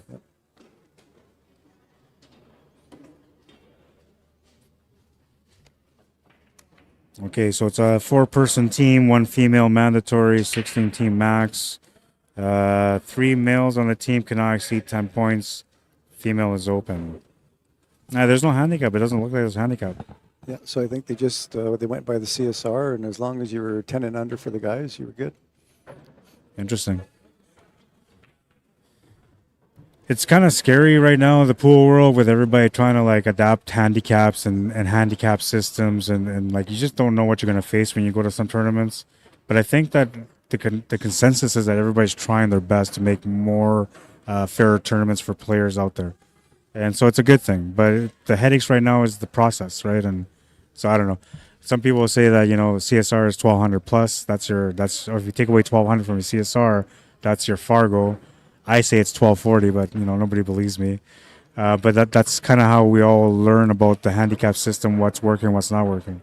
In your opinion, I know you haven't really played much pool lately, but in your opinion, what do you feel is one of the better systems right now for handicapping players? It is a tough one. I don't have my robustness for the Fargo yet. Yeah. So I'm not really liking the Fargo right now, going into any tournaments, because just have some successes in the past. But I think in the long run, I think the Fargo is the way to go. And known ability too. We always forget about that one as well too. So yeah, and then people call you on it too when you try to say like, "Hey, listen, you're better than this." They're like, but I'm only at 1600. Like, no, man, you're better than that. Like, yeah, but my Fargo, and so it's tough to even argue with people about that too. But known ability should be a fact all the time. Doesn't matter about the buddy system. just try to go out and play a good pool. That's at the end of the day. I don't mind losing. I don't like losing, as my teammates know back in Brandon, but I don't mind losing if I'm playing well. And you're just playing against yourself on the table, and if the other guy's playing better than you, well, then he's playing better than you, and that's just the way it goes. You just got to bear down and take the good with the bad and learn from it and get better. So how do you feel like when you beat a player and you got a nice spot off that match? Do you feel good about that win, or do you feel like it was just a handicap that won? Because for me, like when I play, I have a hard time feeling comfortable with my game when I know, like, for example, I play against Cornell McLean Jr. and I get a 2-game spot, and then I beat him like 5-4. To me, I think it's only because of the spot. So I don't really feel accomplished, right? But if I play him straight up, he's going to beat me by at least 2 games. Yeah. Just 2? That's to say, by at least 2 games, right? I've had the experience, man. The last time we played was race to 7. He was up on me 6-1.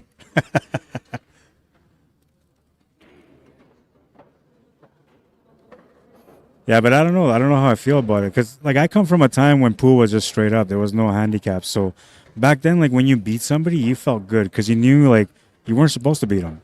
But now, like with the handicap systems in place, I feel like it's like you're supposed to beat them, right? I think it's just about growth of the game as well too, right? A lot of people aren't going to go and play higher caliber players. Not anymore. No. Put their money into it, right? And gas is $1.62.9 today, and crazy. If you're driving from Winnipeg, it's costing you $100, here and back to Winnipeg, depending on what you're driving. But so it's, I don't know what's right, what's wrong, what's fair, what's not. People got to get their money's worth in a sense too. So you're right. Yeah. I don't know, but gas is expensive, man. I hitchhiked here because I didn't want to spend no money on gas. Well, I brought out a guy who has an electric vehicle out here in my Ford truck, so yeah, we were. That's okay then. The price of war. Jim's starting to pick it up. Looks like he's going to be up 4-2. Yeah, he's starting to get steady in his game. I mean, that kick shot on that 8-ball was huge. That just boosted up anybody's confidence for sure. He even did the fist bump on that one, man. All right, so that puts him on the hill. It's 4-2. Romel with his back against the wall. He's battled a few times before in front of the camera, so I'm sure he's going to find a way to fight back on this one. It's always fun being on the stream, too. So. Yeah, well, it isn't. It isn't. If you're having a good day, it's great. When you're having those rough days where, like, nothing goes in and you're getting hooked all the time, you just want to get off that TV table, man. But the truth is that that's when you grow the most, is when you're really uncomfortable and you find a way to win. The same pool, like a lot of it is just how a player resets. So like, everybody deals with pressures and all that kind of stuff too. But in those moments when things are going wrong and you find a way to reset and still play good, that's when you're becoming a really good player. Because then on other days you're going to wake up and everything's on point, so you're going to play even better, right? But it's tough to play when things are not going your way, man. Yeah. And especially when it's like a long race, it's like say a race to 7. And you're down like 5-0 and nothing's going your way. Like, it's so tough to come back from that. I had that experience just the other night. Did you come back? No, I did not. It's tough, man. But once you do it once or twice, like it becomes a system. Right? It's almost automatic. These breaks have been dry all day so far. Another dry break here on this table. And a good chance for Romel to get back in the match down by 2.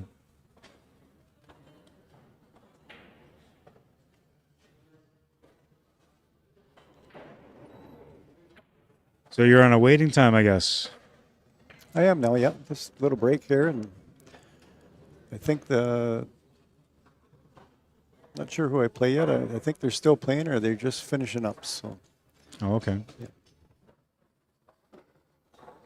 How's the table playing so far? At least the one that you played on. I like the table that I played on. The rail was the rails were a little dead, but the felt and the roll was really nice. Just had to adjust a few times to the rails, but other than that, they rolled they're really nice.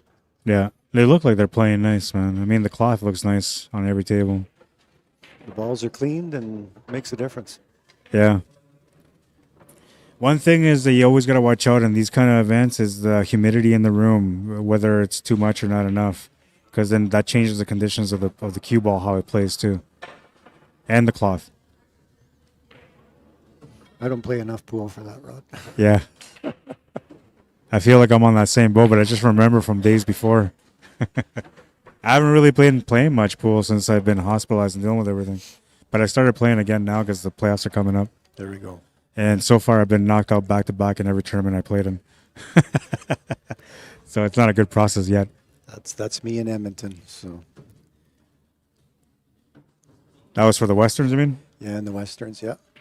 Haven't had much success there in singles. Did better in teams and that, but there's a lot of good pool players out there, and if you're not at your best, you're not going to win. So. Yeah, well, and the other thing is, so there's the unknown factor. Like, you're going to know some of the players, but there's going to be a lot of players you don't know. Mm-hmm. And the unknown factor in competition can, like, really mess you up mentally because you don't know what to expect from your opponent.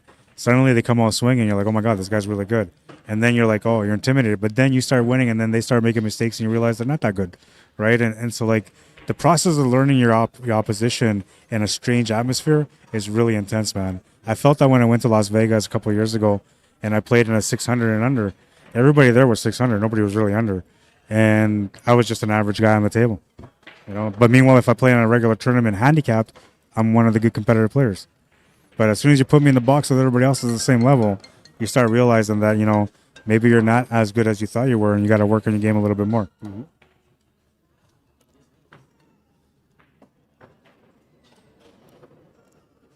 I watched Jim play a few times, and right now the way he's analyzing this table, he's trying to close out. He slowed down his game enough to start playing to win. Because at first he was shooting a little nervous. His last match didn't go very good. So he was talking about it, and then he started off kind of the same way on this one. But he settled into his skin, and now, you know, after that 8-ball, he's starting to feel more comfortable for sure. You can see it. He's got a smile on his face now, too, so... He's a hot player. When in Brandon there, definitely a tournament player, and when he gets rolling, and he can make every shot and come up with a bunch of other ones too. So, yeah, those are dangerous players. You know what? Like, I'd rather play a high level player than play a lower level player. That's my opinion, because when I play against a higher level player, like, I just expect them to run out. So anything they do doesn't faze me. But when you play against a lower level player and you thought you played a good safety on them, they're a lower level player. They know how to get out of that trouble all the time. So usually, like, anything you do against a lower level player, they'll find a kick shot or a bank or something. But they'll make contact, man. Yeah. A good level, like a high level player, it's way more difficult for them because they have so much more knowledge, right? So to them, like, they're trying to be perfect in every way, and usually they're going to come up short. But a lower level player has done this so many times that the experience just pulls through, and it's so natural. So if I leave a guy a bank, and even if I think it's a low percentage, they usually make it. Right. Oh, look at this. He's got the finish here. A reverse cut to the side pocket is the only way he can make it, though. Or unless it goes to the corner, I can't tell. He's looking at that right now. Because he can cheat the pocket a little bit. But I don't know if he can cheat it from this angle. He's looking at it like he can make it. This is for the win. Well, he shot that a little bit too quick. I think he was trying to go off the 12 there, too. I think yeah, because he did cut it quite a bit. So Romel with a golden chance here. Down by 2. His opponent's on the hill. He's got to make things happen here. He's got an opening shot on the 15 ball. Yeah, you're number 3. No, if you press and it goes red, then that's you muted. When it comes up like that, then you're not. Number 3, yeah.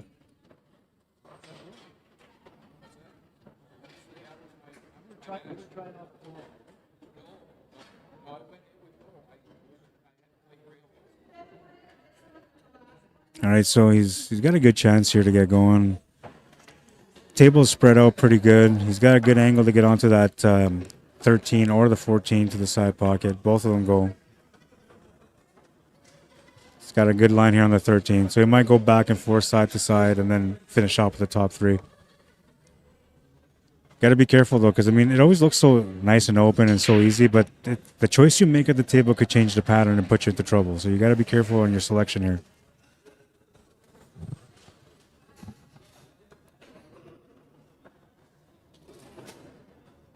Yeah, I like side to side. And then from here, like I was set up for that, from the 14 to the 10 with an angle to slide up for the 12, and then the 9 ball will be the finish. Just try to, like, when I play pool, I try to make sure that all the angles are complementary and that I'm constantly moving forward. I'm never really trying to do draws or side spins or, you know, I try to make every angle kind of work for me so it makes it less stressful when you're at the table. But he's changing it up here. He's going a different way. Perhaps he feels like the 9 ball is going to be a problem, so he's going to deal with it. And there's really no wrong way of doing things, but every time you make a choice, you have to understand that there's always going to be a chance that things can go wrong. And then you got to deal with a really tough shot if you don't get what you're looking for. Like here, I don't know, I think he was setting up for the 9 ball, but now he's looking at the 10 ball. That worked out okay. He's gave himself an angle now on the 9 to go to the 14. Yeah. Yeah, that worked out okay. That's the one thing I think I love about pool the most is the fact that, like, there's so many different ways to be able to finish a table, to make a shot, and you can change your angles constantly to be able to get something different, and it's so adaptive, where a lot of sports out there is pretty simple. I mean, other than, like, you know, sports that require skills like soccer where you're dribbling and that kind of stuff, but generally in sports you grab the ball and just run. You know, in pool it's not that simple. Like, it looks that simple when these guys play because they're so skillful, but the game is not that easy. It is not easy. No. And a good friend of mine gave me some advice one day, or just made a comment one day that kind of sticks in my mind, and it happens to me on the table very frequently. And his comment was pretty short and simple. He said, I don't care if you can go and make the first 5. Let's see you make the last 3. So the 2, you know, the setup to the 2 of your balls left and then the 8 ball, because inches turn into feet near the end. So yeah, and that's what it is. Yeah, looking at the table right and making sure you have the right angle where you need to be is so important. I can say that I've probably lost hundreds of games just because. Highlighted a night potential. Yeah, for sure. Oh yeah, Jim, that was beautiful. Yeah, I'll put it up so you can see it again. For blood for punishment, man. Just perfect, man. Why couldn't you do that in Edmonton? What's that? Why didn't you do that in Edmonton? I know. Jim and I played together in Edmonton, on teams. So Oh, yeah. yeah, I don't think either of us made a shot like that for anything close to that, right? So I put myself in those positions all the damn time, so I get lots of practice. Play shit with a darn you're still in the A, moving along. table. You're still in the A. Are you on the lower bracket or the? Are you in the lower bracket or the higher bracket? I got to figure out the scores on this one because they're not updating on the app. And he's playing against Merlin WOMBDISKA. Yeah, if you, we got to win our next 2 matches. Here. Who do I have? Who won between Roland and Farrell? You got right now? Roland. That's who you play next at, let's say, 8:45. So you still got an hour until 8:45. I can do color with any table. Once you go here, there's a screen in front of you. You can't do it. I can't do it. We just chat. Yeah. I'm glad I gave you some So footage there. this match is at 4-3 for Walter right now.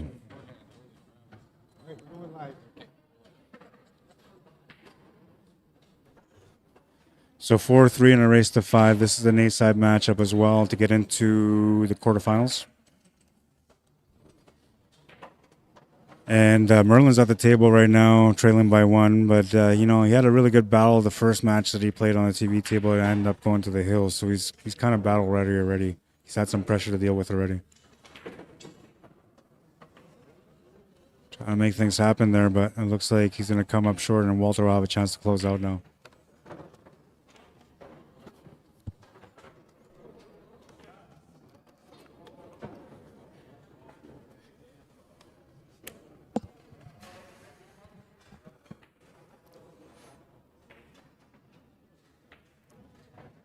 So the draw is here, and I think it's updated now. Daryl McKay, Jim McKenzie. Yeah, it's been updated now. So the winner of this matchup on the TV table plays against Jim McKenzie.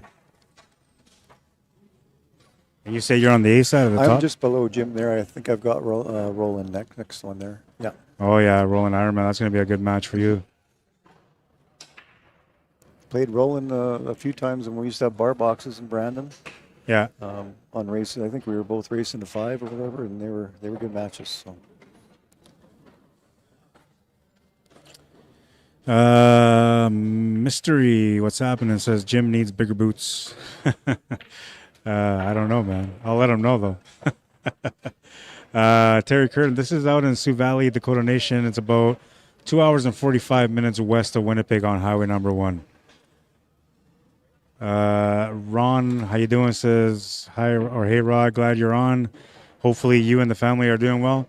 Yeah, doing much better, man. It's been a process, but I'm on the better side of things lately. So last week was a bit of a scary, episode because it looked like I was dropping my numbers again, but it came back up and it was good. All right, so Merlin won that game, keeps him alive, going hill again.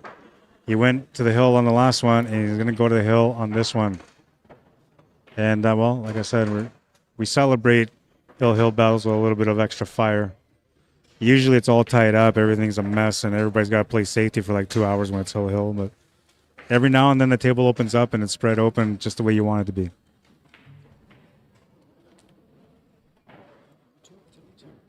Huh? On YouTube, yeah. Send me the link.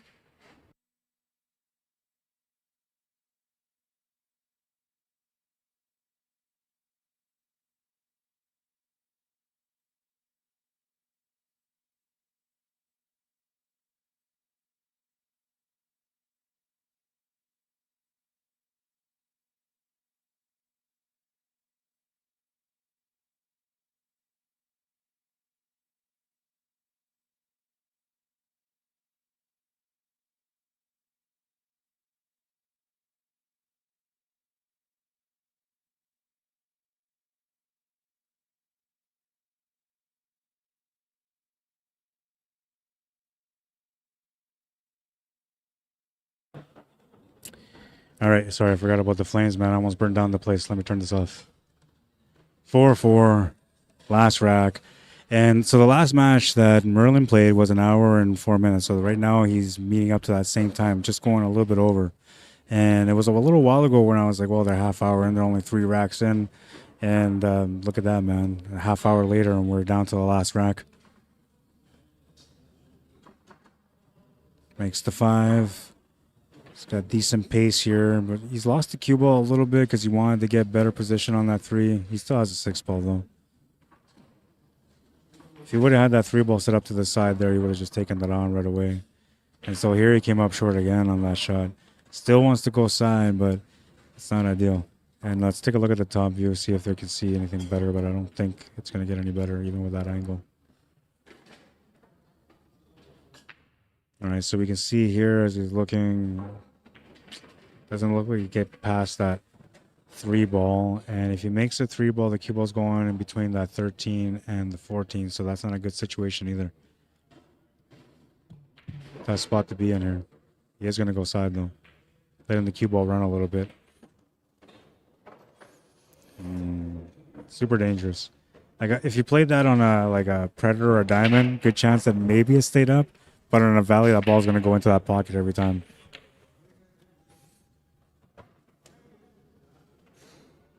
You ever get a chance to play on the new Valley tables, the ones that look like the Diamond tables? No, I have not. Nope. They have a Can't say really that I nice have. frame, and they play just like a Diamond almost, man. I got a chance to see in Las Vegas a couple of years ago, and they rolled them out too. But I think their price point was too high because it's not something you see in a lot of clubs. And I think they have a problem too because when you think Valley, you think bar box, big pockets. So You do. like nobody really thinks classy table, Right. right? And that's what they're trying to put out.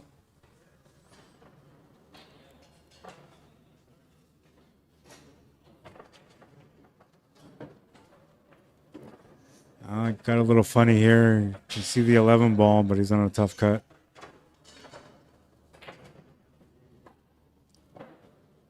And it looks to me like I don't think he's going to be able to hold the pace for that 14 ball. So likely he's going to have to get stuck on a shot on the 13 ball next, which is not a bad thing. I would just play the cue ball all the way through, cushion to cushion. Oh, that's an extra cushion there, though. And he's left the shot on the 1 ball with a draw or a stun angle. Can also play this through with some topspin and right and get around that 8 ball to make the 8 ball in the same pocket as the 1. I don't know if I would draw here. I think I would just play natural shape for the 8 ball in the same pocket. I am not drawing on this ball. I'm definitely going forward on it. Yeah.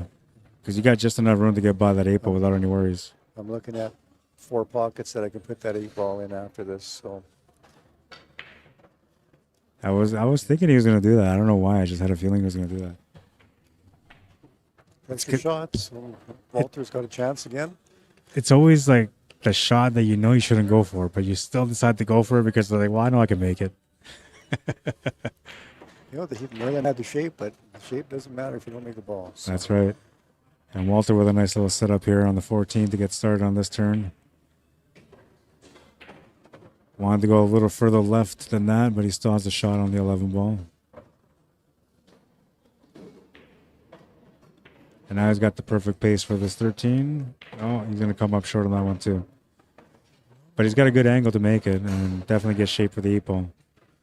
He's got to play it through and clean. Just like that. Extra pace though. Didn't get there. That's the perfection factor, man. So like if you just told yourself a couple extra inches, you'd be fine every time. But everybody always says, I want to be right here. Yeah. And you always come up a couple inches short. He's going to run it down to the corner, and it's actually a little bit bigger of a pocket with the 1 ball there. You could Kind of a two-way. You can always kiss off of it, right? And a 2-way to stay safe from behind it. But he made Oh, it. it's in. And the white ball, he's controlled, and he's got the win. That's the win, 5-4, man. But for sure, they're both sweating bullets on that one, man, because it was such a close game. We'll stop the clock. We'll reset. And I got to find out what's going on with the next matches, so we'll go to our split screen here. And that's both of the tables live, so anybody comes up to practice, you'll see it. And the next match should begin in 15 minutes, but I'll find out right away. I'll be right back. My wife turned on the links.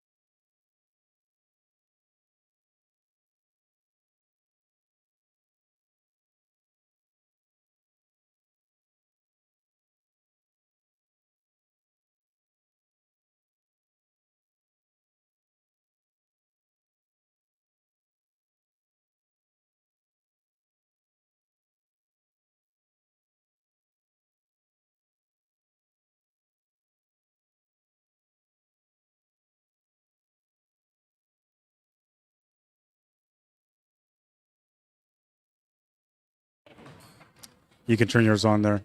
This one on the left, I'm going to try to get that one set up. And reset that.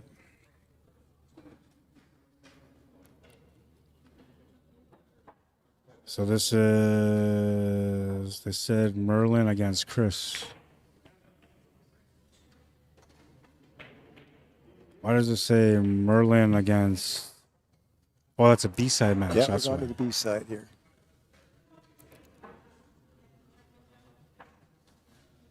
Yeah, right there, Chris Ross. Okay. Pool gods are giving Merlin some TV time today. I think that was their first game too, right? They're just starting, yeah. And it's dropped down, race to 4 on the B side? I believe so. I'll get some clarity on that.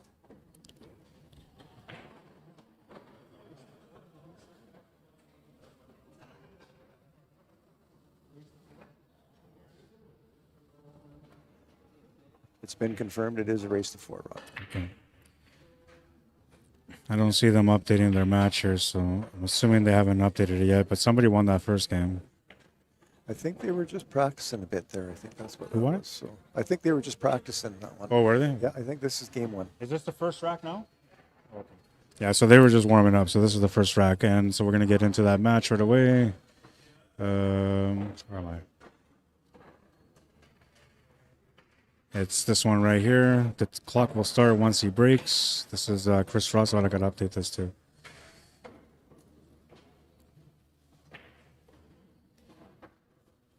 There we go. Merlin WOMBDISKA against Chris Ross. I'll switch it the other way because his name doesn't fit. All right, there we go. And this is Chris Ross breaking.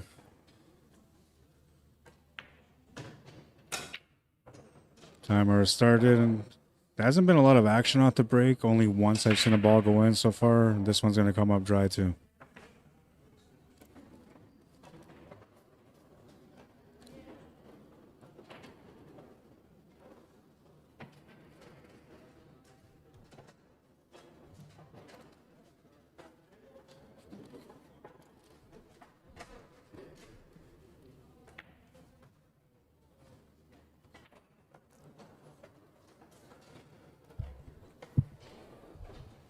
Well, we have a few problem spots around the table, so it'll be interesting to see what Merlin decides to go with to start and what his plan is to continue. We've got that side angle here too to be able to see things a little bit clearer whenever the situation's like this. So as you can see on the table, the 4, 3, 5 are all big problems for him. 6 ball's not the greatest either.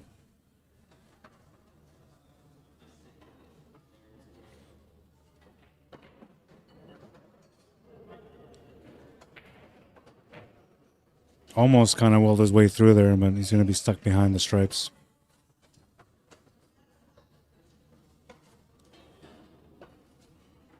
It's going to miss the contact on the 6. Maybe hit the 4 on the way back. Nope, that's going to be a foul and a ball in hand for Chris Ross.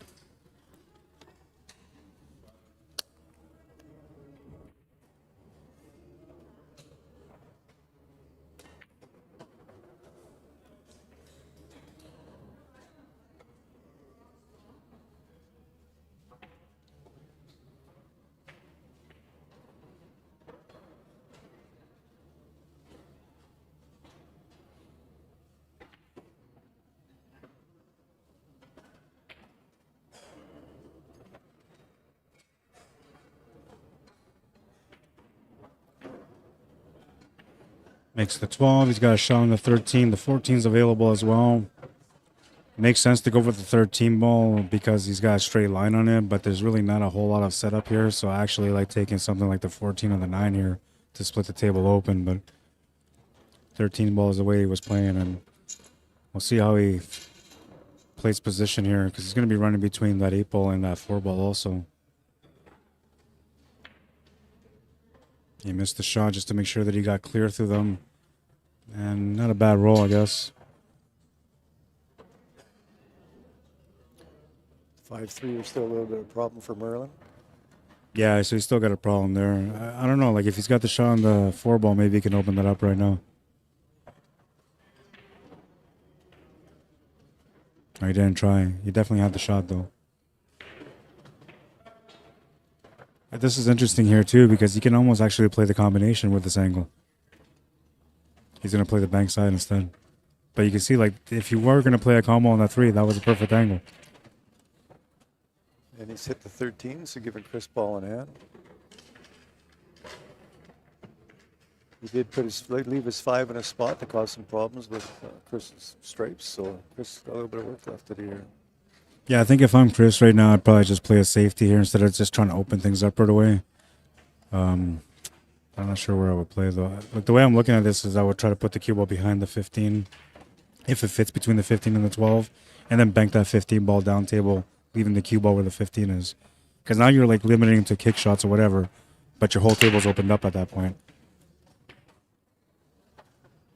Now, if I was going to try to break this out, I would mind the 9 to start with here. That's what I was going to say. But getting into that pile, or you have to make sure you got an escape shot. So then you would be setting up for the 11 balls and escape. That's right. And now, if you get anything else bonus, then you will switch your mind. But myself also, I'd be looking to see if the 13 ball is going past the 8 into the corner right now as well. I don't think it does. I wouldn't be playing it, but I'd be taking a look at it. That's the reason I played the safety first, because of that. Natural safety works best. Missed the shot in a way where he made like a combination block. Well, he controls that corner pocket now, but he can somehow find a way to get onto the 6 and back to the 3 and then get a finish, but just didn't have the angle there on the 5 to get back to the top of the table. And this is interesting here too, because he doesn't really have anything to work with, man. I mean, you can see the 6, but there's no finish there. I actually try to play a safety on this one too, putting the cue ball into the 9 and dropping the 9, leaving the cue ball on top of the 10 in the top right corner. Well, he's taking a pocket away from the 11 ball there, so yeah, a little bit of success, but it is a wide open table still for Chris. He's giving him a chance at the breakout on the 13 ball too, but he's not touching that 13. I'm surprised by that. To me, it doesn't look like the 13 goes, but we'll look at the side camera. Let's see. Yeah, like it just looks like it's just way too connected to that 8 ball.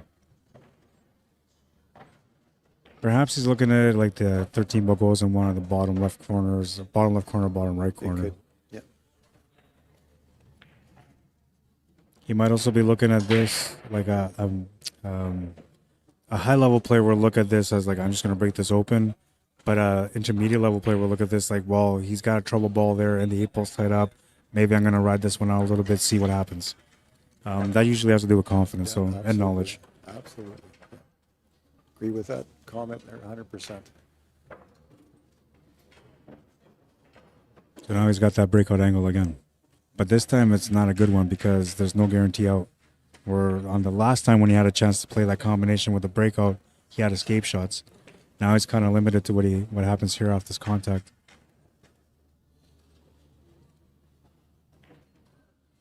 Oh, and he went for the 13 ball breakout there, but he missed it. So ball in hand for Merlin. Looking to strike first here in this matchup. It's just a matter of getting to the right angle on the 8 ball for the 8 in the corner at the end. Yeah, I didn't have to touch it. I think it's there and available for him.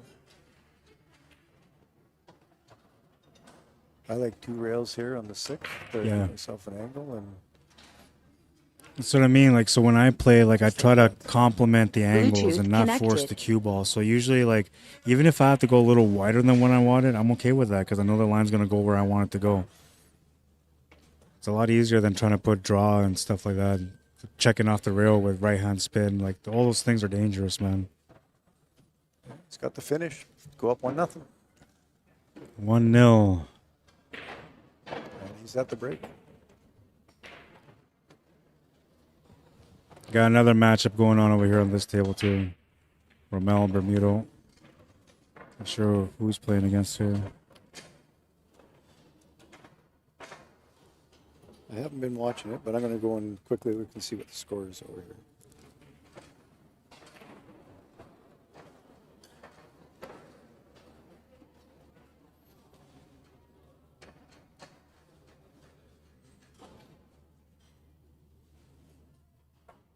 Looks like Romel's up 2-0 right now on Clarence.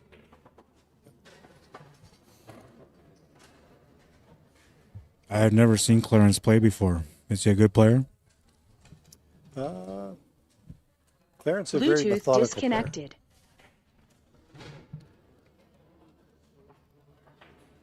That's the kind of pool that I understand. Like anybody, he can make the shots, but like anybody too. And when you slowly lose your position, the shots get a little bit harder.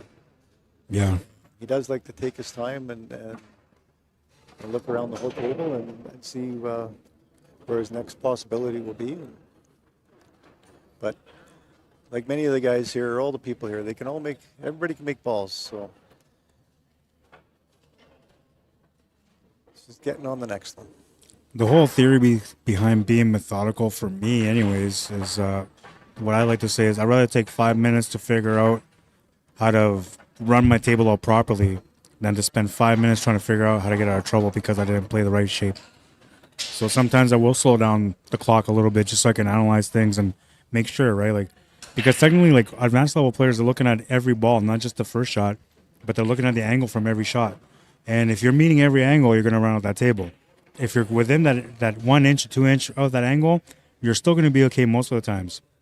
But when you don't have a plan, you're in trouble every time. Yep. And That's why we always have plan Bs and plan Cs. Well, and that's what I mean. See, so there's the plan B and the plan C. Those are situations because you didn't foresee that happening, and now you got to deal with it. That's right. So that's why I say, like, I'd rather deal with that ahead of time. And same thing with safety. So my theory on safety is I'd rather play a safety when I want to than when I have to. Absolutely. Right? Yeah, I agree with that. When you want to, you're controlling the table. You're not giving your opponent a chance to win. When you have to, you put yourself in a bad spot. You need to figure out how to get out of it. It's usually the worst situation to be in. Patience with safeties. Play a lot of great players in Brandon that are very good safety players. Yeah. And, until they see all their balls there, they'll just play safeties and wait for that ball in hand the right time. And then they have the abilities to run tables. So. Yeah, that's right.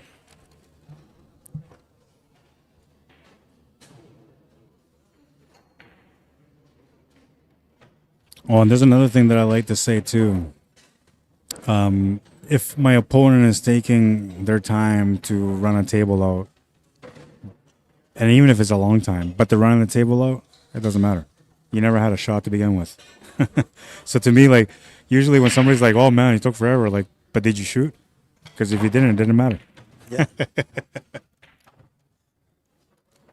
And I'm telling you, there's guys out there that they'll grind out a 25-minute battle with you for one rack just so you can win that one game. So for me, like I say, when they're slow players, like if they ran you out, that's not a bad thing. At least they were pacing it up. But if they're taking, like, I don't know, say 5 minutes a shot, and they're just playing safety or they're playing nothing at all, they're just wasting time, man. That one you got to complain about. But if the guy's taking his time and he's running you out, take it easy. Yeah. Maybe you can learn something from him. Although I do like watching fast-paced players, man. Those guys are amazing. But I've never been one. No. When I fast pace, I get into trouble. Yeah, it's so easy to do it too, because like the adrenaline and the excitement, everything gets mixed in, and you just don't realize, like, you overpaced the shot by a couple of inches. Now you're in trouble. And all that was because you were excited because you were about to run that table out. So I feel the growth of the game, as personally for myself, and I don't want to sit here and talk about myself, but personally for myself, the growth of the game is the players that I play with in Brandon and play against in Brandon, my teammates, the bus boys. Just a quick shout out to you guys. I remember them. Yeah, like it's learn a lot about pool from them, and learn a lot about breathing and all those things. And I think I've worked more on the mental part of my game and the breathing and the nerves and all that stuff more in the last 3 years than I've worked on my pool game. Yeah. And we can all make the shots. We can all make the shots, but it's just getting that extra edge, right? you're going to get excited as you're getting closer to the 8 ball, and it's just controlling that excitement and making sure that you take your time, and when you stroke the ball, you're ready to stroke the ball. Yeah. And, as I said, I have to give a shout out to my teammates there, because I've learned a lot from them over the last 3 years and make me a better pool player. And mental can be however you want to look at it, but like I find mentality on the table is defensive, offensive, and strategic. And then after that, it's the execution mental. So there's like 4 different stages to mental that I find are at the table at all times. And each one of them will test your mentality, right? Each section will kind of make you work on that, or make you think and acknowledge that you need to work on that. And I'm telling you, man, like once you learn the skills and the knowledge, it's all about mentality. And then just trying to learn how to be more like the other players, the great players around you, how they play mentally. Watching what they do, too. Watching how they just control a table. Yeah. Walk around the table, and just you can see confidence in some guys that just, and they're calm. They're always calm, yeah. That's the knowledge, right? Because, I mean, once you get to that point where your knowledge is good, you know how to control the cue ball good, and your stroke is clean, your pattern play is pretty good. Maybe a couple of things you got to work on, like jumps or banks, whatever. But then you're usually pretty good. Now you're working on mentality, because you know everything and you're still losing, and that's because of the mentality. That's that last 10% of your game, right, to get you over the top. That's always the toughest. That's no different than a golf game. You want it? So we're tied at 2-0.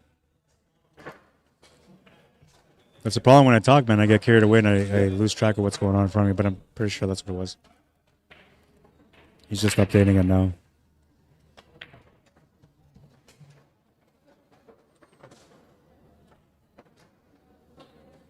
I love that everybody's using this CompuSport, man. It just makes it easier to keep track of everything. Yeah, there's the 2 wins. Yeah, there you go. Because prior to everybody actually committing to using CompuSport, I always had to go up to the table and be like, yo, man, what's the score? I remember that. And guys hate it, like, especially when it's a hill-hill battle and you're just coming to interrupt, like, hey, what's the score? We're on the hill, man. Don't have to be hill, but if you're down 3-1-2, you're not very happy. That too, yeah. Like, why are you asking me? I had people tell me off, man, like, why are you asking me now? Why can't you ask me after? Like, I don't know you were down 3-1, man. I don't know.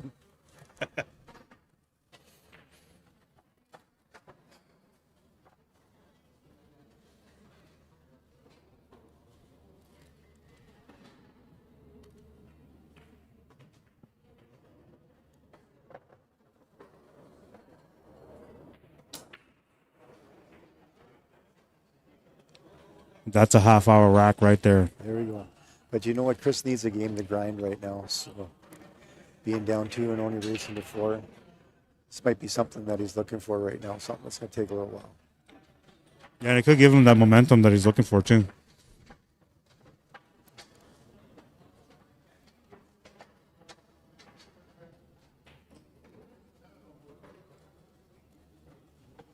Personally, I've run more tables when I've been behind on the score than when I've been ahead. Usually when I'm ahead, it's because I have a really good balanced game. So there's been some run-outs, there's been some safeties. I've just been playing really well balanced at the table. But like I'm telling you, man, I haven't won that many games being up. It's always been when I'm behind. And the weird thing is, like you know you can play like that all the time, but you don't. You usually just play like that when you're struggling. Tough to close. It's tough to close a match. Yeah. On this table is going to be nuts. Honestly, it's going to require something special here. One big breakout or a couple. I thought Merlin would have had a chance with the first ball. I think he had played the 12 ball in the corner. I thought he could have went into that pile and just scattered him a bit. There's a couple stripes sitting there just waiting to move out a few inches and get into a better position. But now you got to worry about going into this with that 8 ball in there. And I'm surprised he even went into that pile, because it's not good for him. He's just going to turn the table over, and he's going to have to open up the balls for his opponent. I would have just played a safety there on that 11 ball. I mean, there wasn't like a great setup for a safety, but considering everything's all tied up, just give your opponent a chance to shoot, and he'll work things out for you. I guess that's where you need to know your opponent, though, whether they're an aggressive opponent or if they're a more laid-back defensive type player. You need me to watch They're shot? calling you, Rod.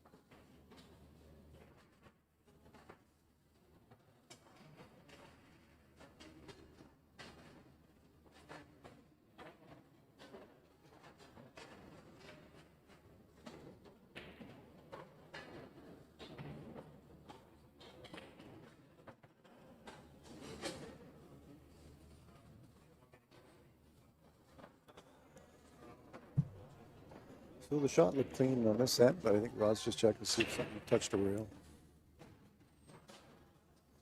And he's saying it did, so Chris is just up shooting solids.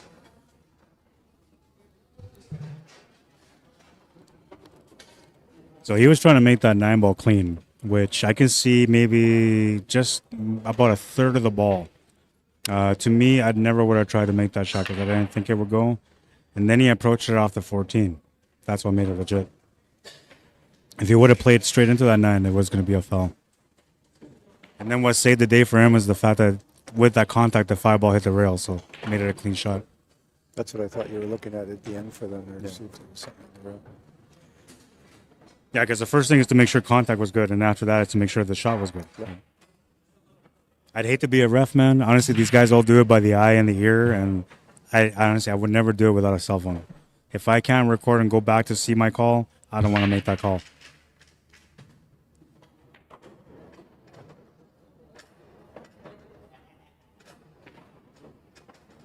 Well, speaking from experience as a football official, refereeing is not easy. No, yeah. Well, and then nobody, like, there's always going to be somebody mad at you. And if it's not the players, it's going to be the people watching, which is more dangerous.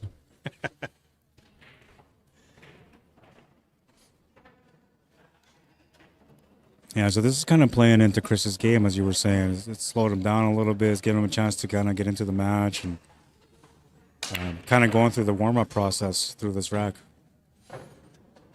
Looks like all the balls are now available, too, if you can get the shape on it. I believe that one sneaks by the 9 and the 13 in the corner. Take a look at that right now, too. Oh, for sure it does. So, getting onto that 1 ball.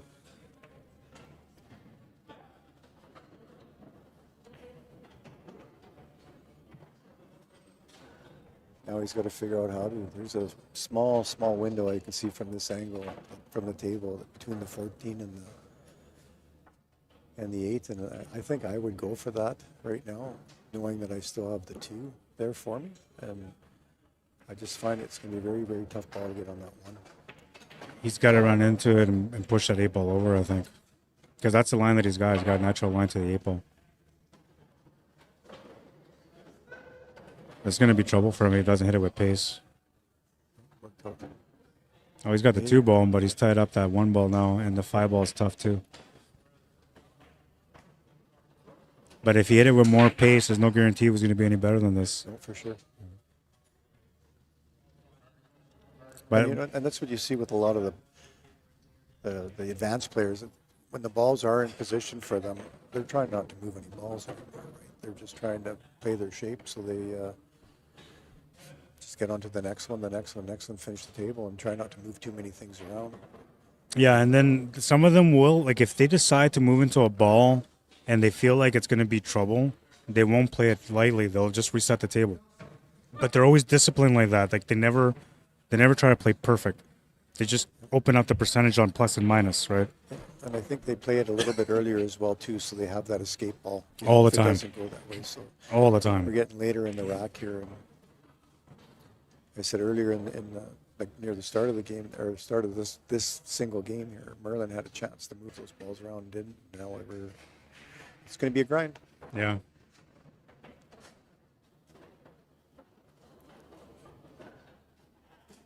Looking for the bridge.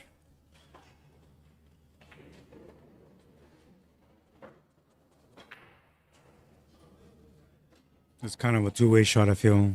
More about blocking the pocket than making the shot.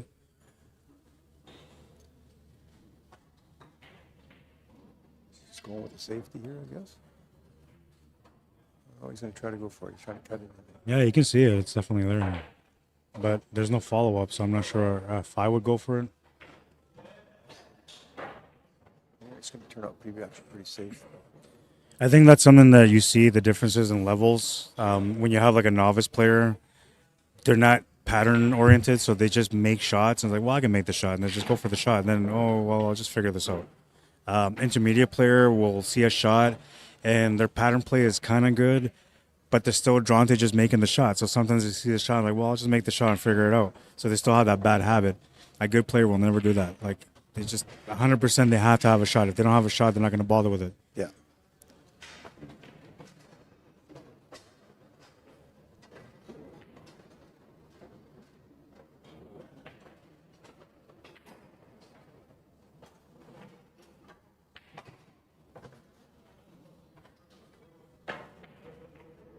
Just missed the 9.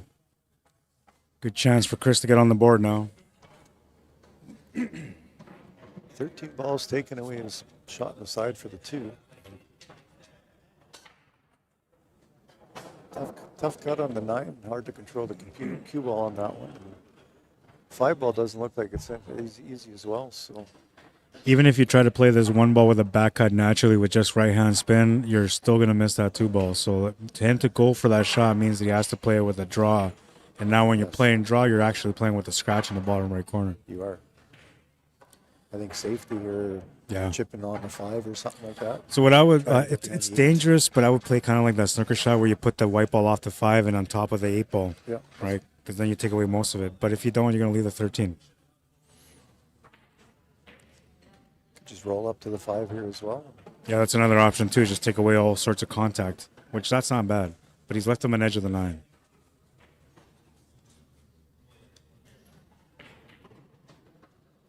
He's looking at the jump shot here. He's going to go for it. He's up 2, and this huge game for him there to get the 3rd one. And then the ball's so close to the pocket too, so like the margin of error once you jump over is really small. As long as you make contact, it should go to the side.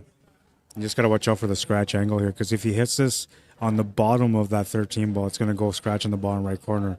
But if he hits it in the middle or above the 13 ball, he'll be okay.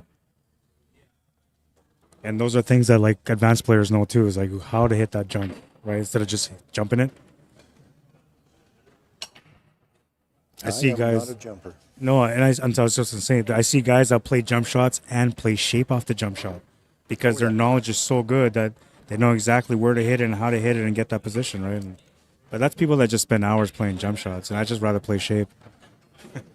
That's what I said. That's my theory too. I was just going to say, you stole my line. My theory is just don't play.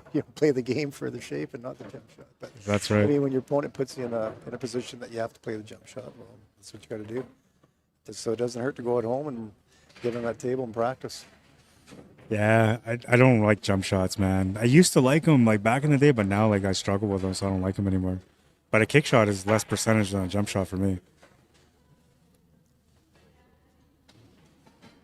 All right, so ball in hand, angle on the 5, whatever angle he wants. 1 ball after that.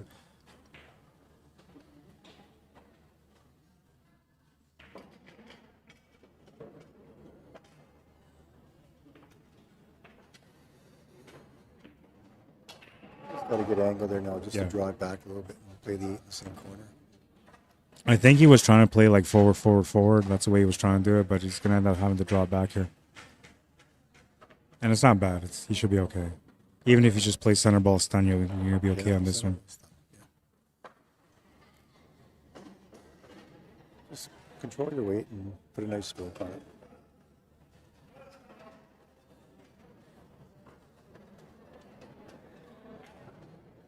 Yeah, he's indecisive. Well, he was going to hit that like with some pace, and then he changed his mind. Then he wasn't sure anymore, so that's why he stood up. But he was originally looking at this, hitting with some pace. And like even right now, he's putting that top spin, so like he's kind of going towards that 8 ball instead of away from it. But I've seen players that do this. They aim top, and then by the time they shoot center or bottoms. Oh, he played tops there. Did well, too. Yeah, he got it right. He's in a good spot.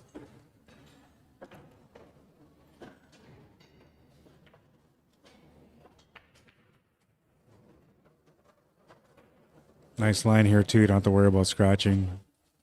Even if you were to put tons of inside, you'd still be okay. Which he doesn't. He just has to make it. Overcut it. Overcut it, yeah. Pressure, man. Pressure's real.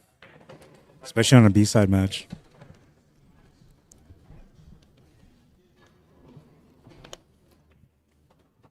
I think that's where I'm at now with my game, is just trying to figure out how to like change pressure into normal. Because that's tough to do when you're feeling like all worked up and like there's so much on the line, all that stuff, and then just finding a way to make it just a shot. See, that he just went through that process there too. It was supposed to be just a shot, but he's feeling the pressure, and now that changes the shot.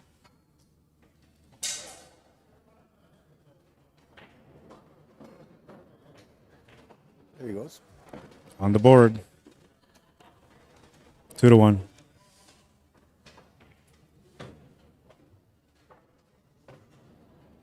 or 28 minutes in, and we're 3 racks in. So the last time I said that, I said it's going to be a long match, like an hour and 15, an hour and a half.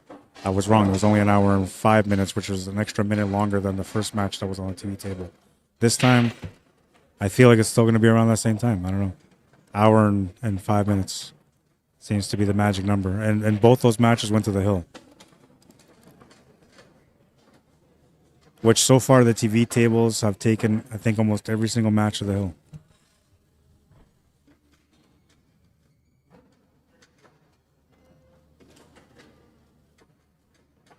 So today we got the A division, the B division, the women's division, and then tomorrow, I'm not sure exactly what time, but I'm assuming in the afternoon, we're going to start the team event.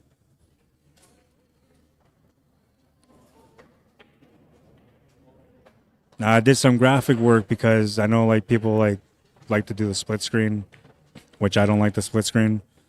Let's see. I'll wait till he breaks. Oh, he's walking away. So this is the split screen, which I never liked the split screen. It looks okay, I guess, but so I changed it and I did picture in picture. So that's table 1 on the left, table 2 on the right, and then reverse. That's for tomorrow. Because I just don't like the split screen. I'm going to fight you guys on it, man.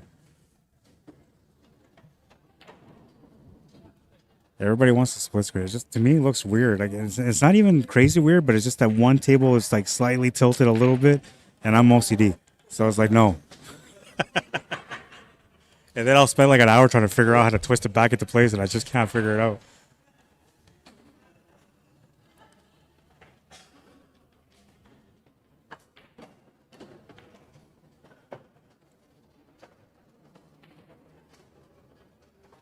Oh, a little bit better break on this one. Merlin's chosen stripes. Yeah, it's not bad. I mean, there's always going to be some work, so he's got some work, but it's not that bad. Looks like the 11 ball's tied up in the pack with the 2 and the 8 ball. 8, is it? Oh, no, he's chosen solid. Sorry. I thought he would have taken stripes there, too. And I mean, like, if you look at it, he really didn't give himself anything here.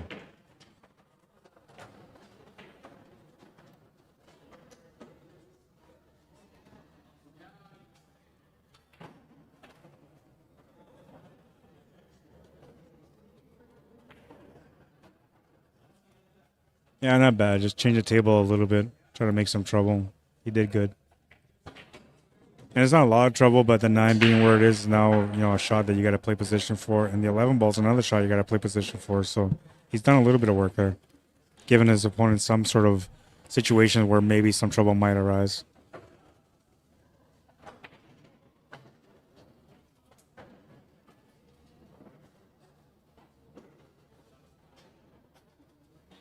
The 15 in the side here, and if you can get onto that 14 ball on the rail, you're on the 9, and then you're on the 11,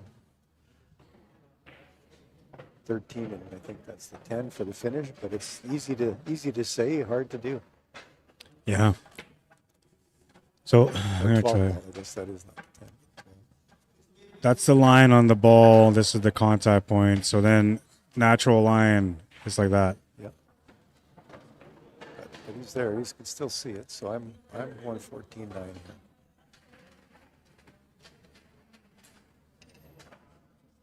Yeah, I like that because like it complements the shot on the 14.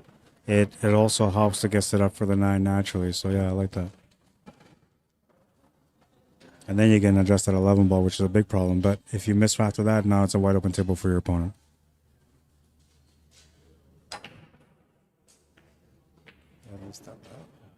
Well, you can draw into this 11 ball if he doesn't like dealing with it. You can. Yeah. And then he's got the 13 as an escape shot. So now the only thing is I would try to draw into the, like, say this side right here of the 11 ball. Yes. Because that's going to give me a better chance to have something. That's going to push the 11 to the cushion. They'll give me the split onto that 4 ball, which will leave me position on the 13. I don't think you want to run into the 5 ball here. It just doesn't help. Even punching out the 4 here, getting on the 13 isn't the end of the world. Yeah. You got the 12 to get to the 11, but he's going forward with it. Oh, and he robbed himself on the 13.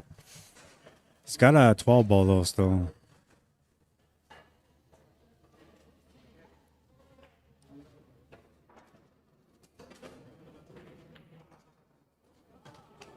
Can still play natural shape from this 12 to the 11, but you got to be pretty good on your weight.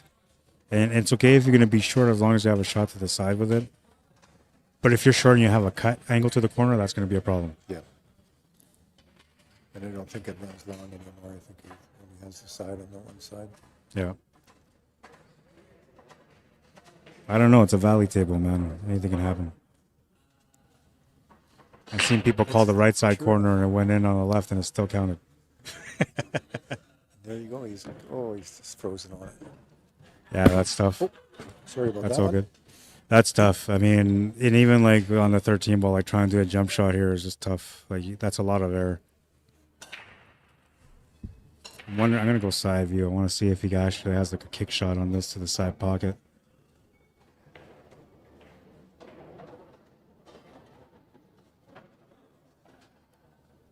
No, there's no kick shot there. He's trying to cut this to the side. This is a dangerous 8 ball in front of you there. Moving. Ooh.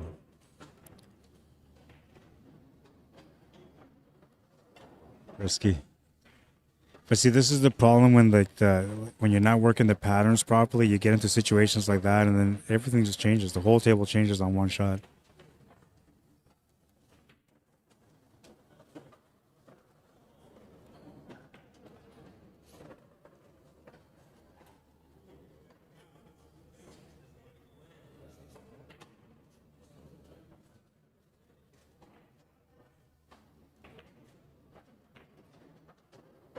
Shot on the 4, but a little more weight would have been get him off the rail and off that 11 ball. Yeah, and he can make the tougher 5 here, but he's looking for shape on the 2, so that's what he's going to shoot at. Not bad. Oh, and it slopped in. As long as it goes in, though, doesn't matter. And here's a bit of a tester. Long, straight shot.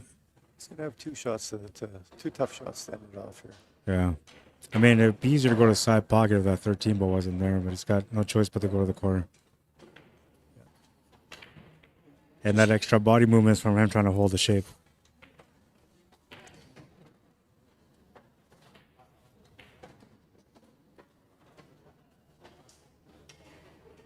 Noticing an extra little jump step in Chris here too. I think he's gotten a little bit of confidence from the last game. He's looking around the table. He's making some shots now. And got to the table quick here after Merlin missed, and I think he's looking to close this one, make it 2-2.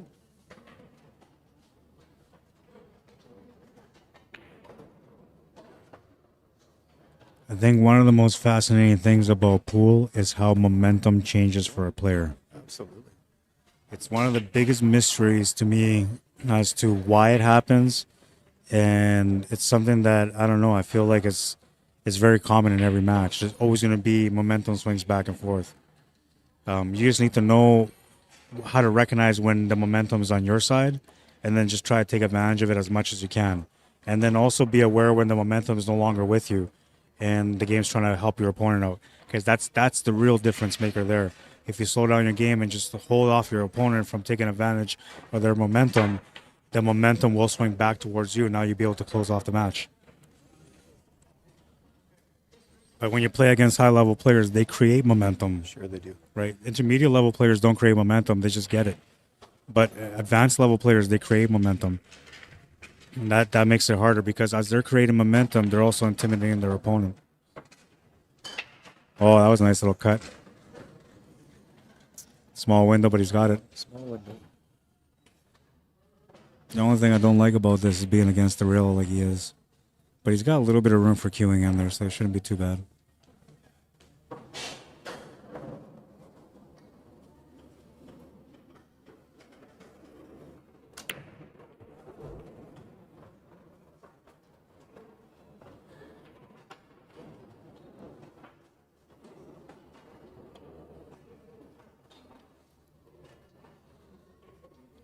Well, I've been called to a table here, Rod, so I got to go. Good luck, man. Thanks for allowing me to be here with you. You're welcome Maybe back be here anytime. again. Yeah, for sure. Thanks a lot. I enjoyed it. Yeah, no problem, man. Yeah, it's not. It's really, I enjoy it too. Like, if you love pool, it's a good time all the time. Yeah. It's not easy, though. No, it's not. Yeah. Definitely not.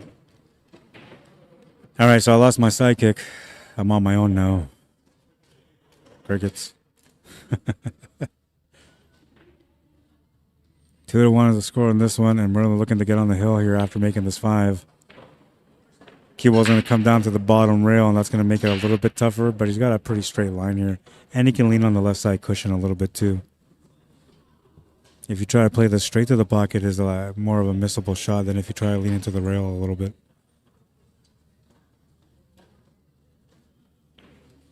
And you try to lean into it, and it's going to work out. Gets on the hill. 3-1 is the score. Merlin on the hill, waiting for a chance to finish the match. Let's take a look at that again. You can see it here. Like if you just go into the rail on a valley table, it'll go in. And he almost like banked that in there, but it still went in. Diamond players be like, pass me the bucket. Valley table will be like, what? It went in all day. That was a clean shot. There was lots of room. He could have banked that in there if he wanted to. Whoever said he couldn't, well, you missed that replay.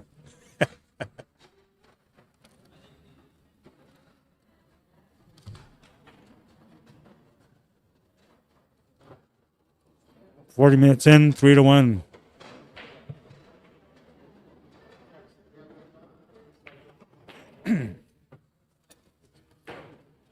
Puckinswa, how you doing? Says, hey, Rod on YouTube. Welcome to the stream.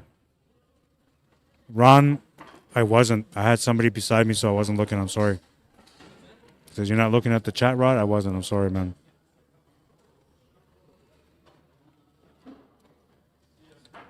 Warren says, tell Chris to kick his butt.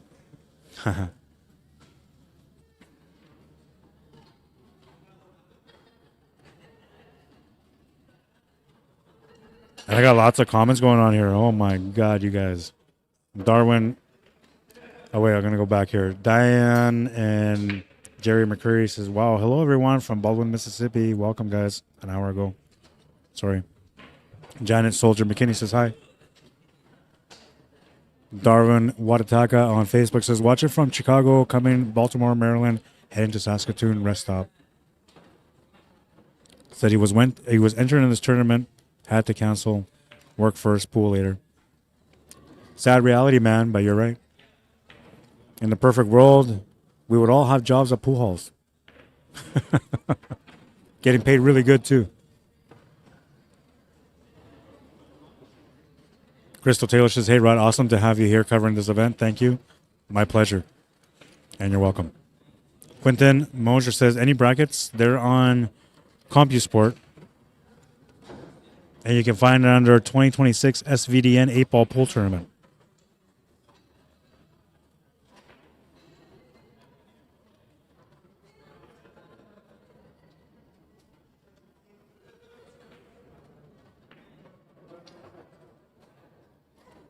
Ron Stewart, how you doing? Says the brackets are on CompuSport under 2026 SVDN 8-ball. Yeah, I just said that. But he said it 38 minutes earlier. Then he says, well, SHIT, I won't swear, but I like to. I'd recognize Brad Burns' ass anywhere, but I didn't see him in any brackets. He was here. I'm pretty sure he played in this tournament. I seen him earlier anyway. I don't see him now, but I seen him earlier. Title 1 says Biz Senator. Nelvin Bone says, where is this? This is in SVDN, Sioux Valley, Dakota Nation, Manitoba, Canada. Dwayne says, hi, Rod. Thank you for the stream. How many days is this event? 3-day event. Yes. What's up, Gorker? Says, finish the Sunday, Dwayne.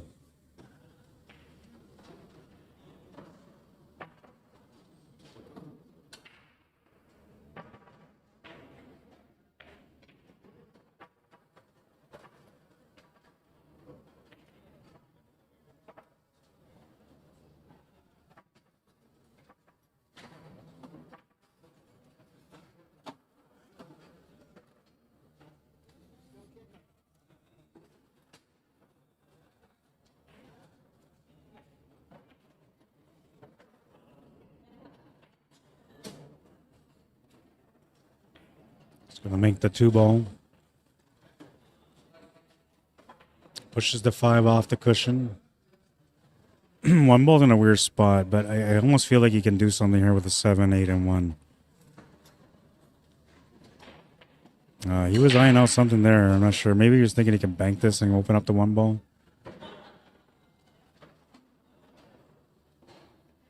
I gotta look from the side here.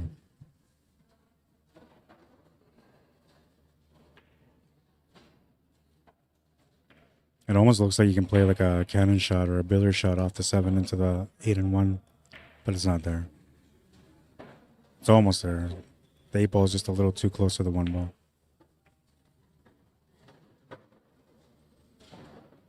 Well, moment of truth here. You have to play off the side of the 7 ball and run onto the bottom side on our screen right now, the bottom side of the 8 ball for him to play this combo if he's going to play that combo. Really tough to do. So I'll show you here. So he has to play off this side of the 7 ball. Make the white ball come off this side of the 8 ball to push that 8 ball into the 1 ball that way, and then pushing the 1 ball to the pocket.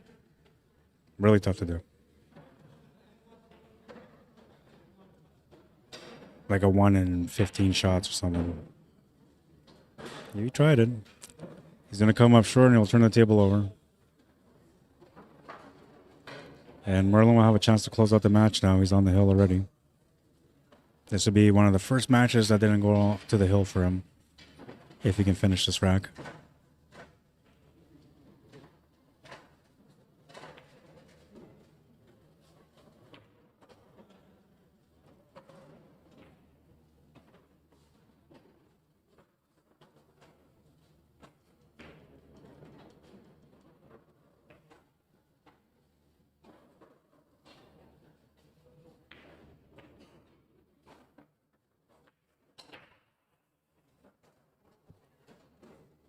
So, oh, and he made the 14 too.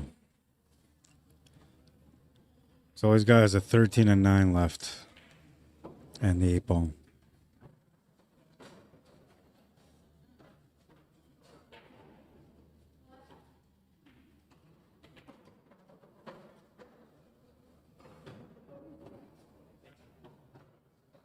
Makes the 9 ball to the side. And he gets a nice little setup here for the 13. He's good to close out now.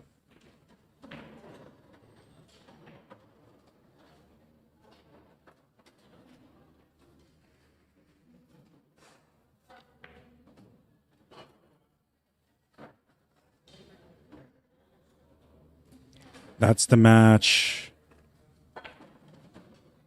4-1, the final score.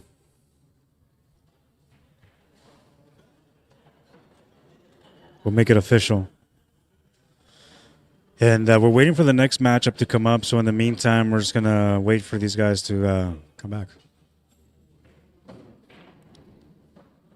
These are the tables live right now. So anybody comes up to warm up, you'll be watching them warming up on one of the 2 tables.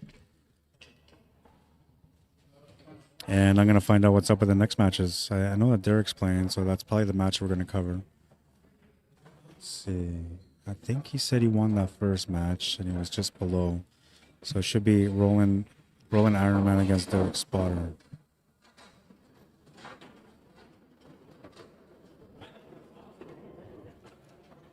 And this will be a race to 5.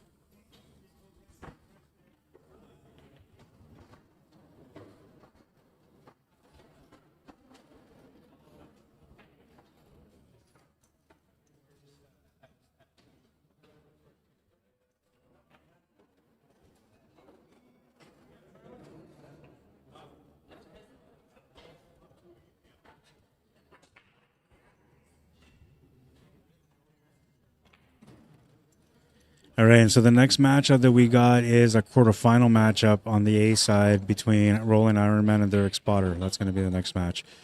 The winner of that match will play against the winner of Jim McKenzie and Walter Cooper, which they're already in their match. We're also going to have some A division and women division matches coming up right away too. We'll figure out what happens and when that happens. But as of right now, we're still in the B division.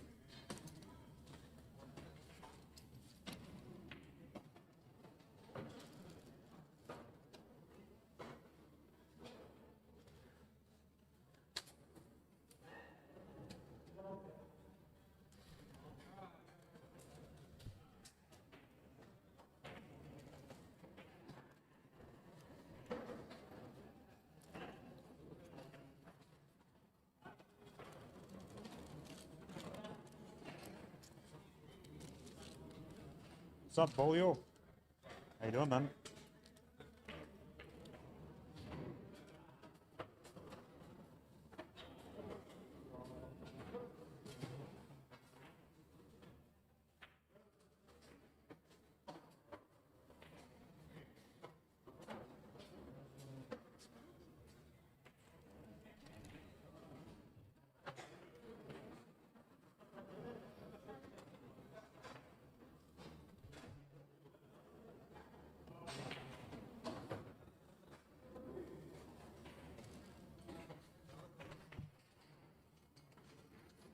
I have to make a phone call while we're waiting for these guys to get started. I'll be right back.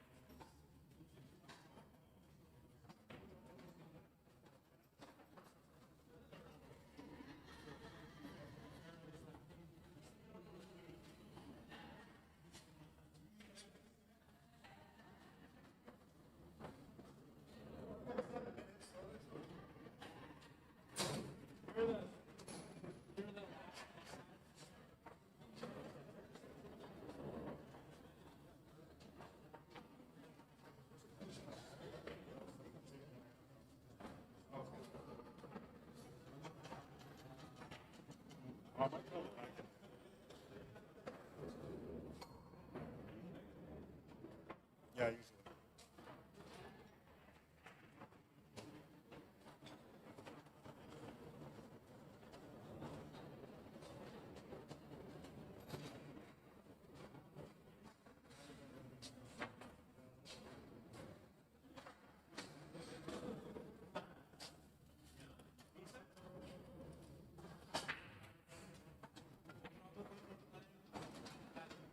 Yeah.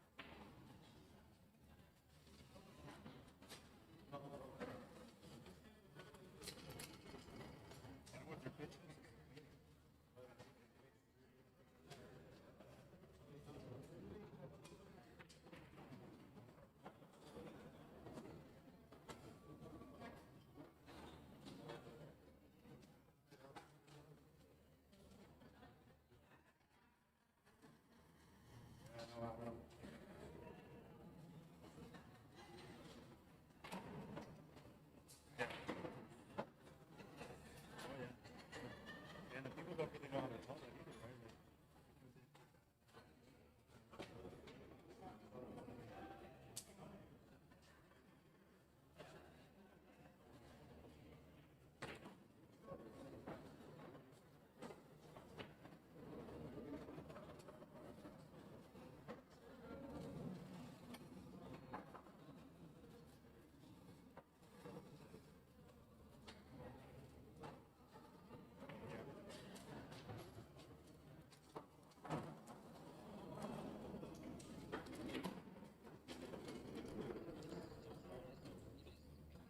Yep.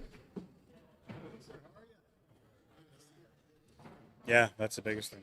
Which I started learning that through you because usually I didn't care. But then again, usually I never held on to stuff long enough.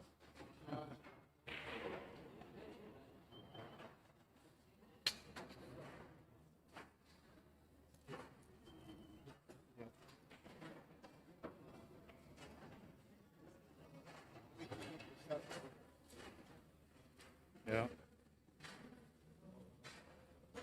For me, I got that.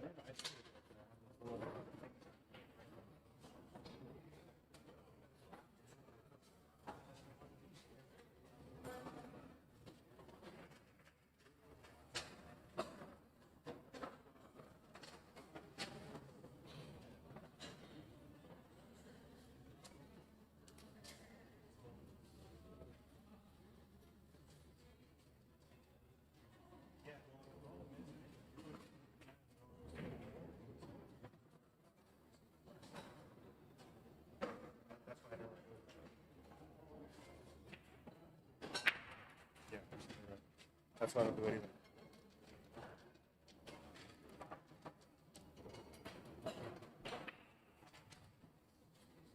Yeah.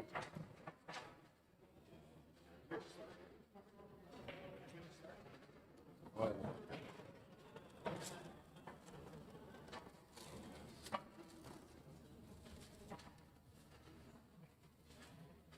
Yeah.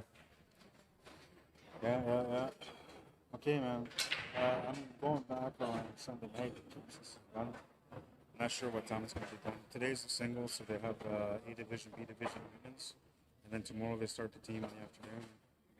They have 15 teams, so it should be done by like 5 o'clock Sunday, 6 o'clock Sunday. Out in Sioux Valley, Dakota Nation, just by Brandon. Yeah, it's like 2 hours and 45 minutes from Winnipeg. Yeah, man. I did a lot of extra work for this one. I kind of rolled out new stuff, so it looks nice and clean. I like the way I did the work this time. Yeah, check it out. Let me know what you think. Okay, talk to you later. Bye.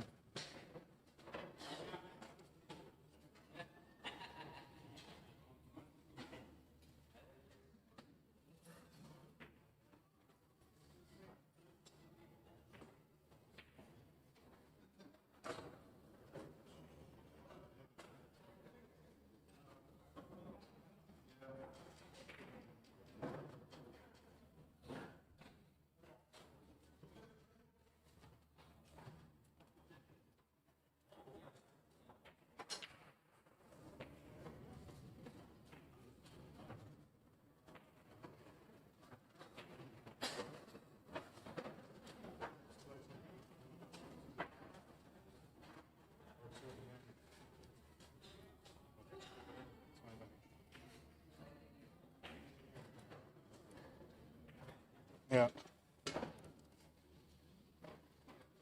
Yeah, I know. I know. I'm just imagining myself being a savage all over again. It's kind of hard.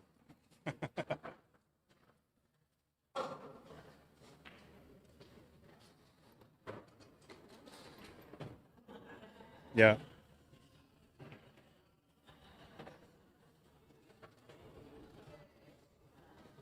Yeah, that works.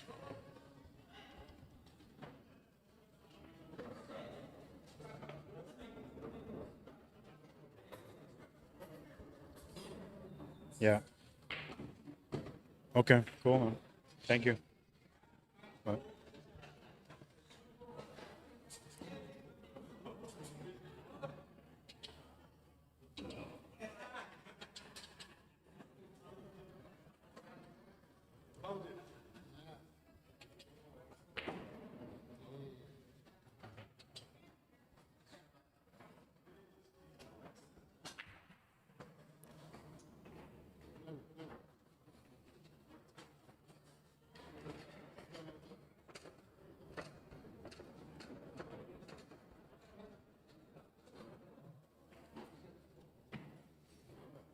All right, so the matchup, I have 2 matches going right now, but we haven't had any A division matches yet, so we're going to go with an A division match for right now.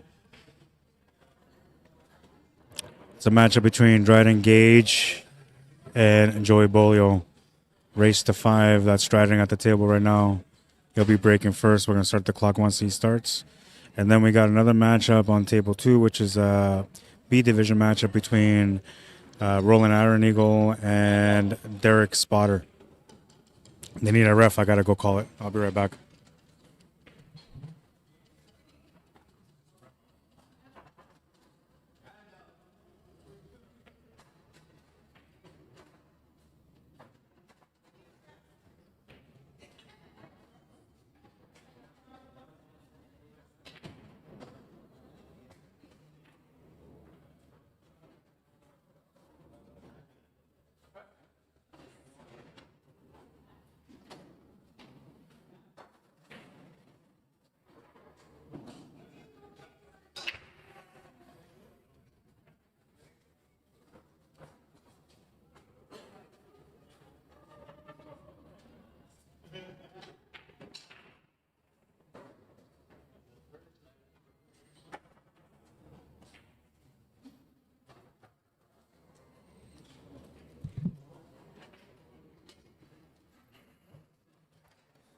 All right, I didn't get a chance to start the clock as I was watching the shot, but I started it now.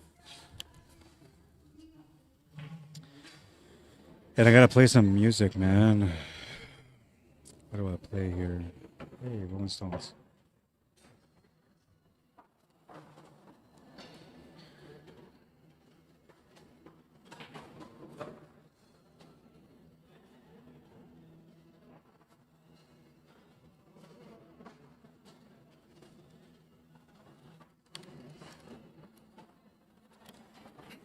All right, I'm back.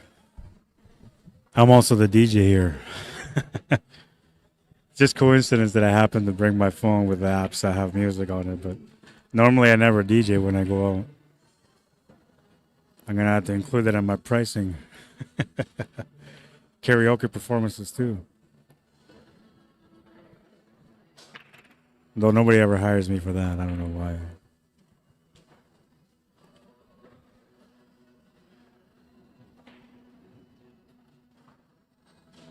All right, so Dryden working the table out here. Looks like he's shooting stripes.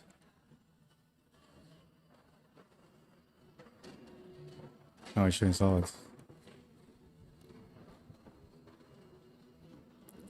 Interesting table here. That 5 and 6 are what's interesting. If he's got a combo, he's got the shot on it now. But no, he doesn't. It looks like he's going to try to break it out here.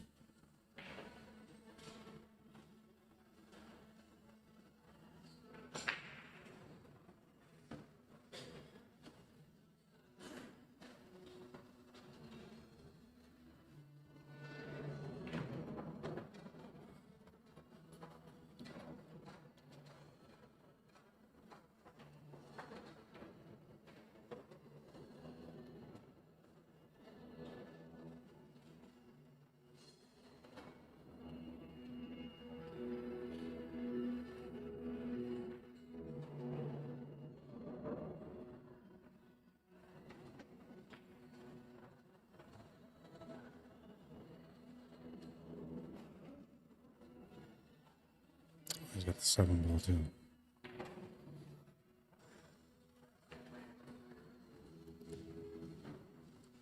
Took the 7 ball out, and he's on to the 3.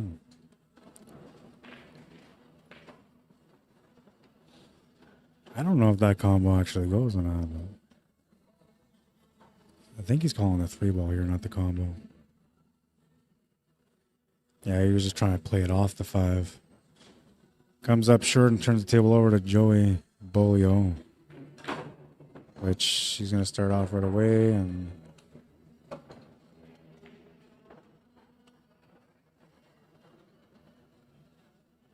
working with the stripes.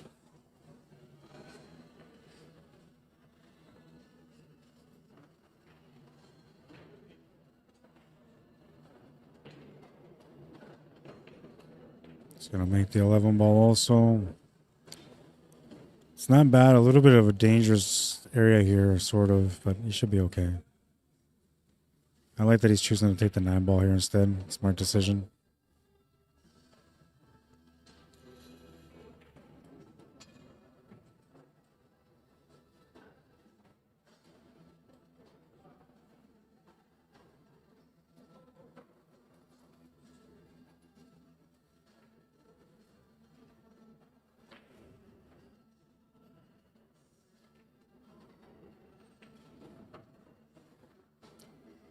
Just a 10 and 8 ball remaining. A nice line here on the 10 ball to get set up for the 8 ball.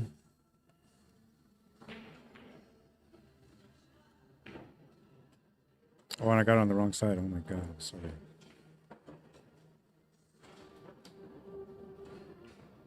I had them backwards there for a second.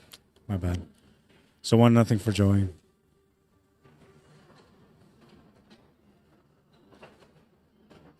I think it's because originally I had Dryden on the left, and then I switched him over to the right.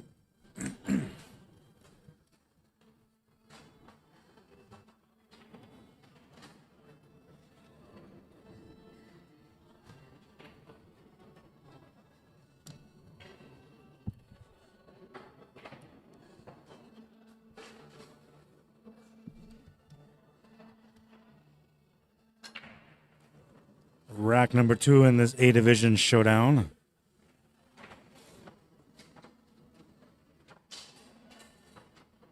And the 6 ball off the break, and he's got options here for solids or stripes.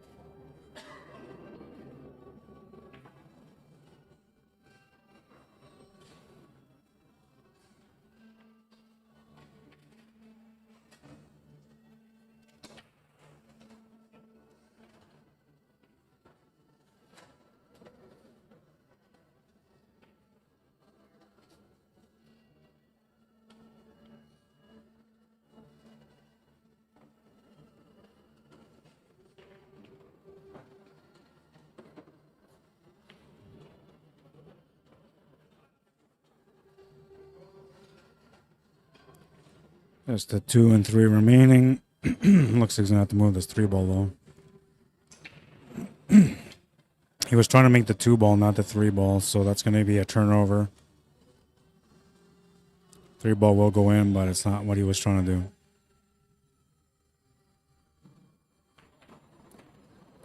Ball in hand for, or not ball in hand, but an opportunity here for Dryden. And he's got everything at the table, so lots to work with, but not really anything available to work with. Let's see what he can figure out. It's really, really, really tight here. The bank side is about the only option. The cut on the 9's another option. Bank on the 9's another option.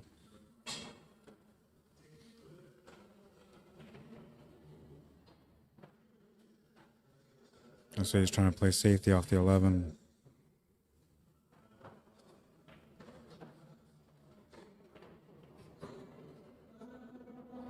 Taking away the banks and the kicks. That's a smart shot. There is a kick shot to the side available, which I think that's probably what Joey's going to try to approach. Cue ball off the back rail into the side. Or the 2 pushing it to that side pocket that he's just marked. That's the only real option that was left here. And if he makes it, he's going to have a decent shot at the 8 ball. Oh, what do you mean if? What a shot. Makes a beautiful shot, and he gets a nice little setup here for the 8 ball. Makes that no problem too, man. 2-0. Boy's hungry. Bring that down. He didn't even get to shoot one of those balls. That boy's hungry. He wants to win tonight. Joey's been changing his game for the better, though, over the last little while that I've seen him play. It kind of happens to everybody as they get a little bit older, they get more experience, they eventually mature in the game, and they start seeing things in a different perspective. And that's what I've seen in Joey so far over the last little while, is that the way he's looking at the table, his perspective is different. The way he approaches the shots and everything, his composure has changed as well. So he's on the right path here to success.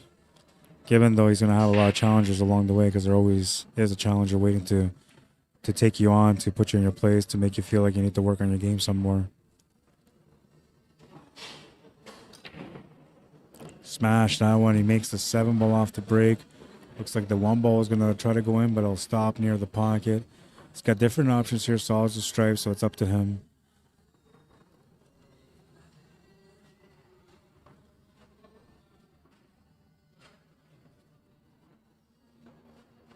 Looks like he's choosing to go with the stripes.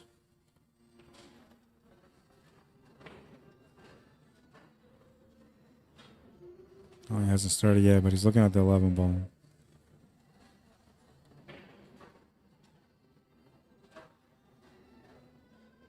It's a decent table, whichever way you look at it. It's a nice spread.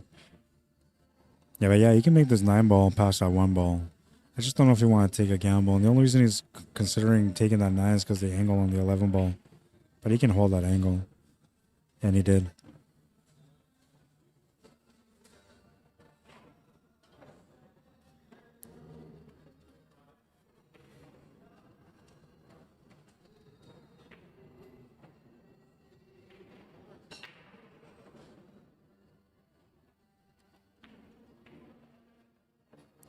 Smooth stroking on that one.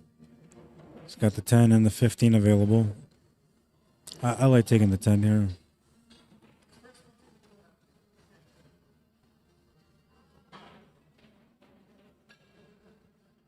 If you can get set up for the 15 ball right away, awesome. But if not, the 13 ball works. On the 13, you can set up for that 15. Because once you make that 15 to the corner, that opens up the 12 to the side pocket. And then your work is basically done at that point. I don't mind taking this 9 ball here either, because like it doesn't really serve a purpose. Even if you come up in some sort of trouble on the left side of the table, you don't really have a shot in the 9. So the 9 is kind of useless. And this is where he's got to be careful here on his shot. Got to decide how he's going to do this. He's got a pretty good line. He could just stun this back, but we'll see.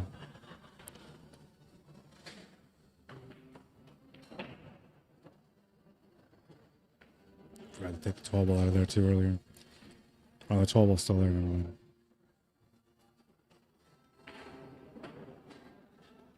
And just a 12 and 8. So took his time there to kind of figure out what he wanted to do, but once he knew what he wanted to do, he was on it.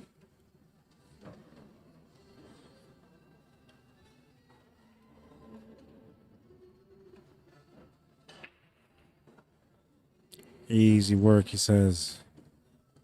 Not a problem, man. And that was officially a run out.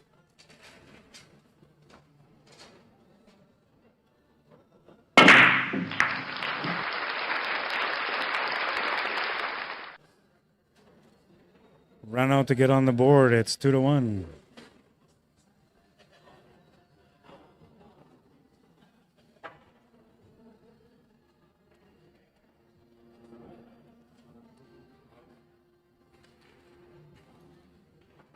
We'll go check up on this other table.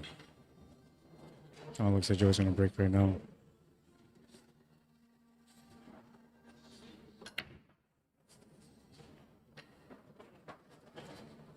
Didn't make a ball, and he's going to come up with a scratch.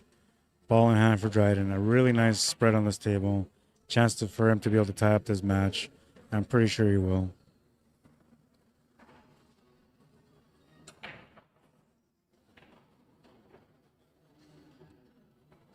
Taking a look at all his angles, all the shots available, and the options that he's looking to take.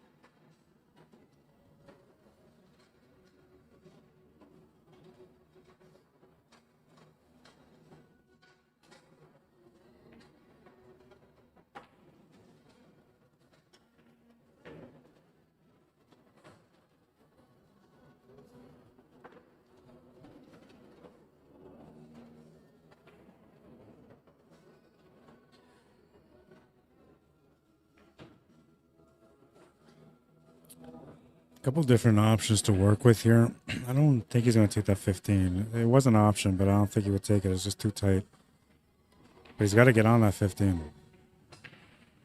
Which I think he just stunned over enough to be able to make it to the side. If it goes to the side.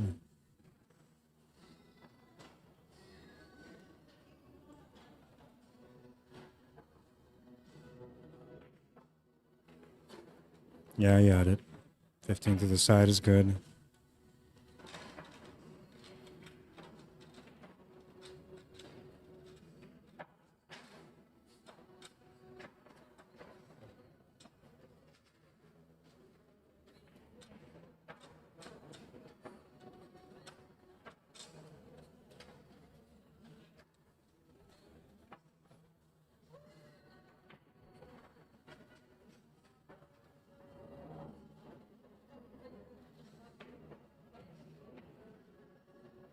Small window for the 9 and 10. He's got the perfect window. He's got a good angle here, too. I'm wondering if he's just going to try to hold shape here. Because he has the angle to run into that 6 ball, too. But there's no need for that. So I just like to roll this up a little bit. I feel like if he tries to run into it, he's going to get into some trouble. 8 ball's not easy, though. So you kind of, it's almost better if you just run into it. I don't think he will, though.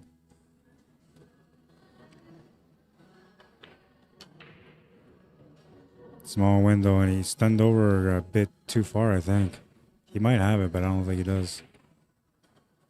He's aiming like he's got it, so he's got to be able to cheat it into that pocket. Off the horn and then. No, it wasn't there.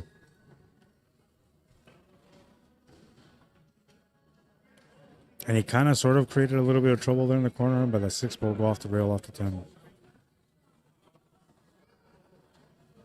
And like I said, Joey's hungry, man. You can see it. The way he's playing. Took that one too quick. He's going to give him that game. Says that's good. 2-2. Man, I was just talking about his composure.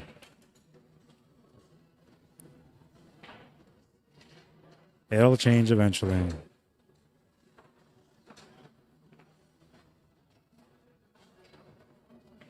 Yeah, he's getting upset because he missed that shot, but what he's got to do instead of being upset and throwing the balls off, he's got to just slow down his game, right?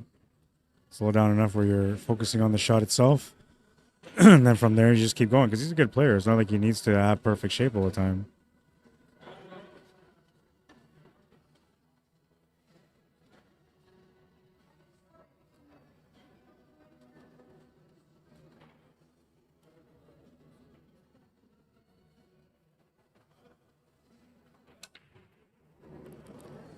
Pool is such an emotional game, I tell you.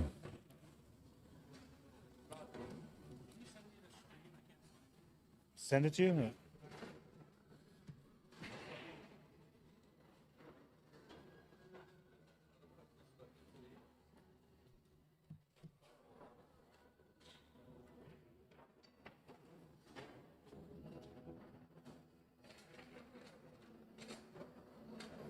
All of a sudden, dog walks by, says oranges. Yeah, that was crazy, right?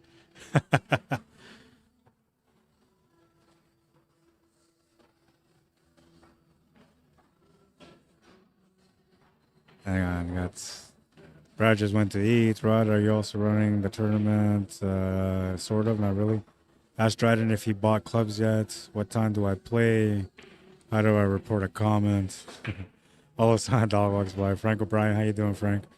Ron Stewart says, just hold down the comment, Bradley Burns. I wasn't sure, but I just reported yours. Mr. Worldwide says, Brady Hotane. I'm trying to keep up with the comments, man, but it's either focus on the pool or focus on the comments. And a dry break again. We had a couple of successful breaks, though, so the curse is over now.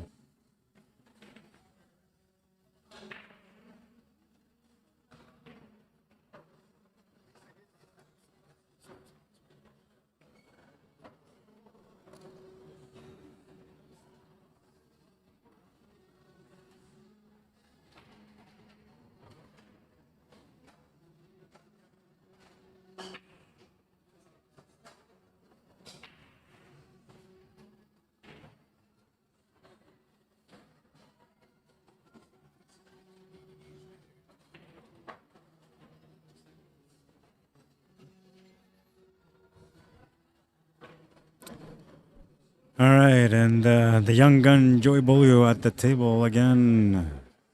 Made 3 solids already. He's got the 4, 6, 2, and 7 available. All of them are open. Just a matter of figuring out. He's just lost the rack and he lost his cool, so I like that he's resetting here and trying to slow down again.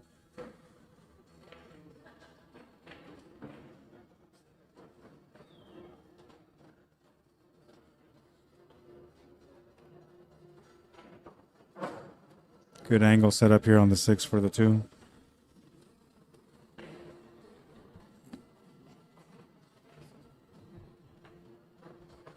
Makes the shot on the 6. He's got the shot on the 2. He's got a little bit of angle to work with here for the shape on the 8.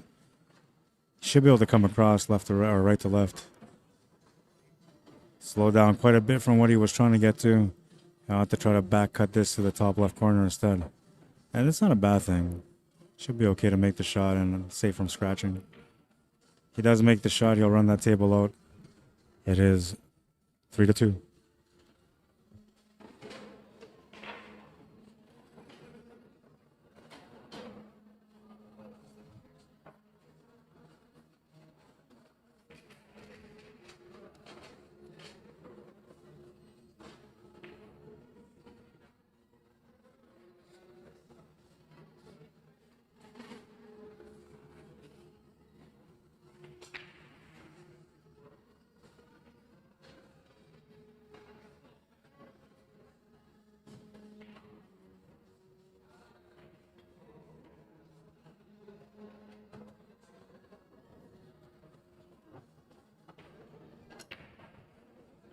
Smashed that one.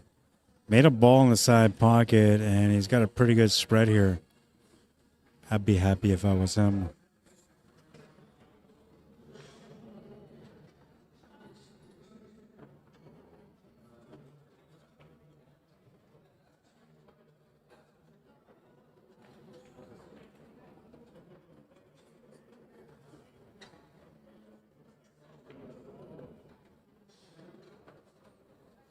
Pretty good spread here. It's going to be some quick work for him.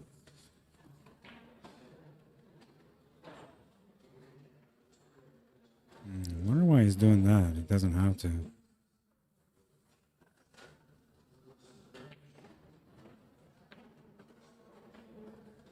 Yeah, he didn't have to go for that shot there. So that was okay. Perhaps he was looking at that because he's trying to figure out this 4 ball, but he's not in bad shape here. And by taking the 1 ball, I think he made the right decision. Gets onto the backside of the 2.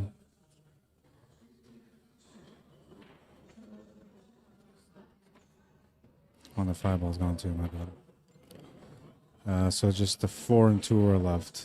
Oh my god. So I don't do this stuff, man. I need somebody just to do operations for me so I can spend some time doing the commentating, man. Trying to train my kids so they can do it, but they're not pool oriented. Isn't that weird, man? A guy like me with so much passion for pool and his kids don't want to play pool. You figure at least one of them would try, right? I mean, they all have tried, but none of them took it up. The last hope is my little ones. The 2-year-old, or the 1-year-old and the 3-year-old. But the 3-year-old used to love pool. Now he doesn't even look at pool anymore, man.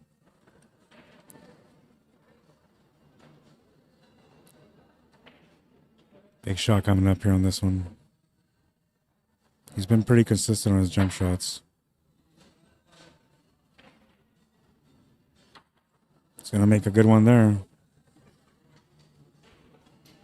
With shape on the 8.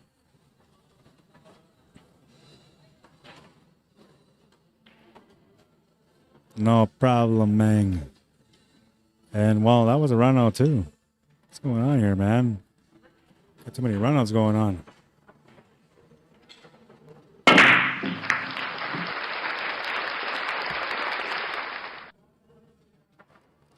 Run out, run out, run out.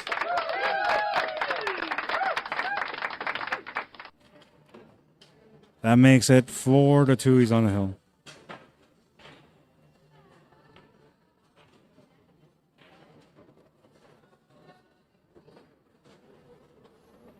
Check mark for everything going good. Let's do a check mark here. So far, so good.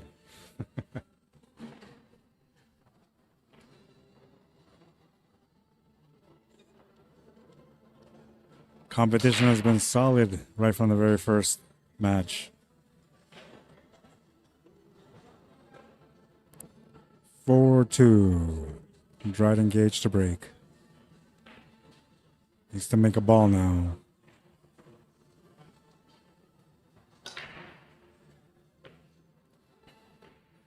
Oh man, he's gonna come up dry at the wrong time.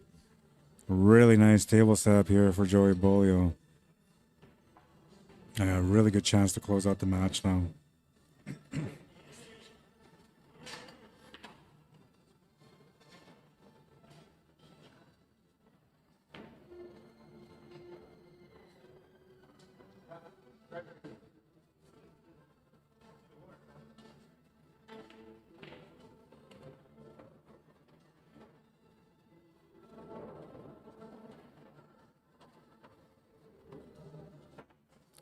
Yeah, it's just smooth sailing for this one now.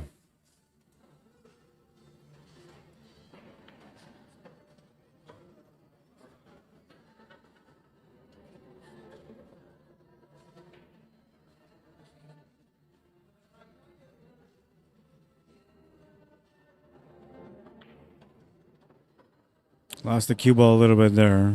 Just overstroked it a little bit. Should still be okay. He just has to find the sweet spot where he can make the shot on the 15 and still get back for that 8 ball. Basically just hold the cue ball right there where contact with the 12 begins. Should be good. Yeah, like that. And now you can just play this through with some topspin, try to get in between that 12 or that 1 and 7, or you can punch it off the cushion with some right hand draw. He's gonna punch it. Needs just any kind of shot. He'll get a shot on the 8 to the side for the win. And that'll be the match. 30 minutes for that one. 26 minutes for that one. We'll keep the clock going because we're going on the other table. Because So we got a match up there. I'll figure all that stuff out right away for you guys, and we'll continue the action. This table. And they start at the same time, so they're running on the same clock right now.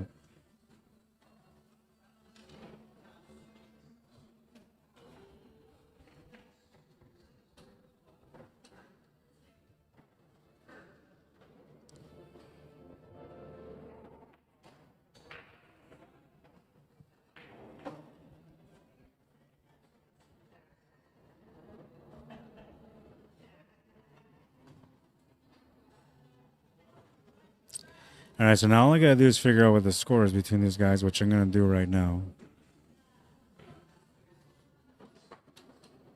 Refresh that.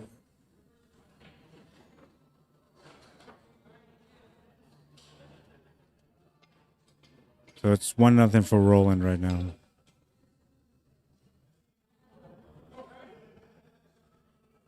They must have started a little bit later. There's no way they only played one rack in 25 minutes. So that I'm going to stop the time for a little bit. Because I feel like they've been playing for a while. Whoa, what happened to my camera? Hang on.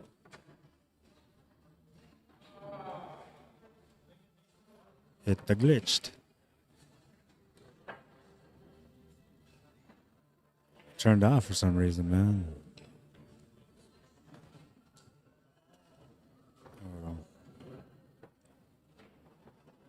All right, so this is Rolling Iron Man at the table right now. We're stopping the clock for, I'm going to say, like 5 minutes. 9:15, so 9:20, I'll start it again. Because I think they started just a little bit after. There's no way they're only one game in after 20 minutes. I can see maybe 10 to 50 minutes per rack, but 25 minutes per rack is too long.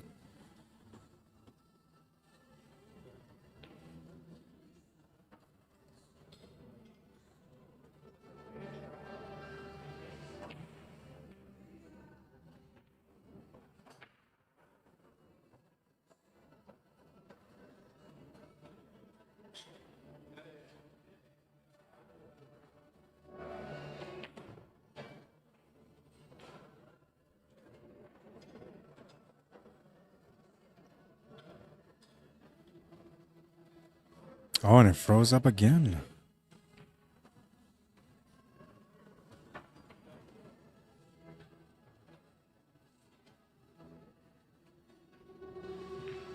I'm not sure why this camera's freezing up, but it's freezing up on me, man.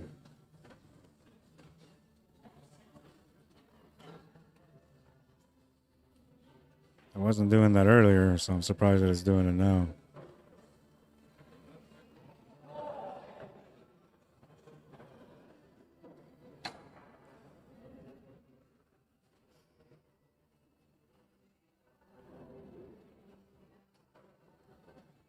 Oh, he was looking at the perfect way for the 8-ball, but he'll come up short, turns the table over to Derek, and Derek will get a chance to tie up the match at 1. Is this the second game only? Because I see that the score says 1-0.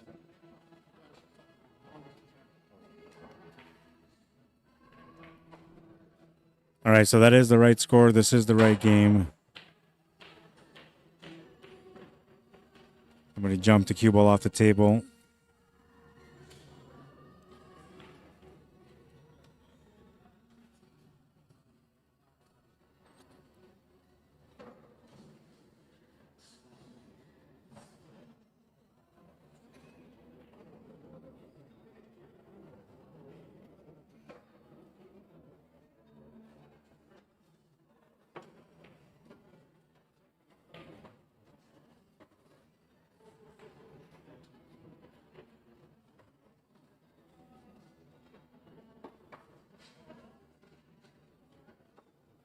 Yeah, he's been having a little bit of a challenging time in this match because I kind of dipped in a little bit earlier watching him play, and you can see there was a little bit of sign of struggle there.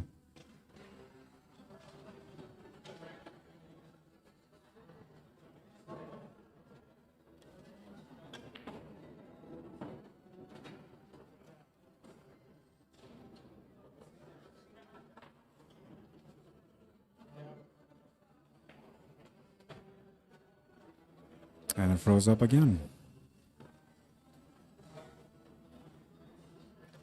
Nah, I gotta take a look at this because it shouldn't be doing that, man.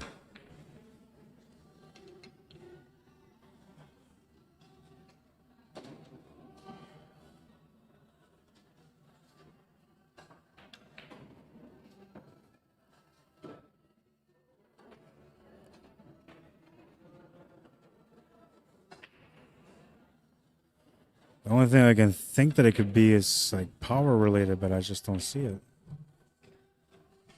Like if there was a power cord running through it, but there's nothing around it, so maybe it's crossing over with the amp.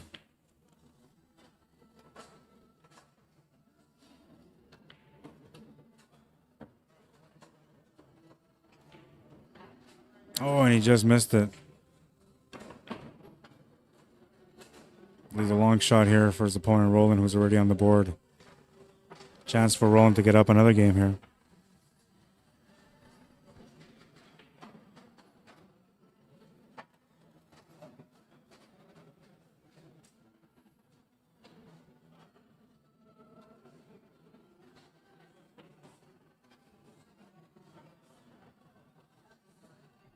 We have the infamous Kevin Cardinal playing now on the table on the left. He's going to have a showdown with, I think, Joey Bolio. It's either him or Emery Cameron. Oh, he almost got that little knockoff, that 8-ball to go in the pocket.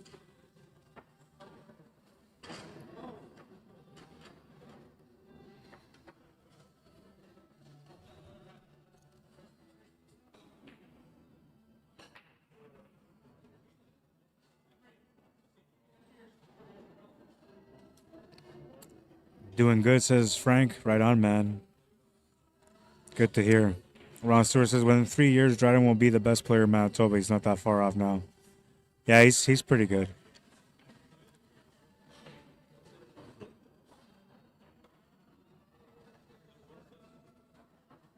Did it freeze up again?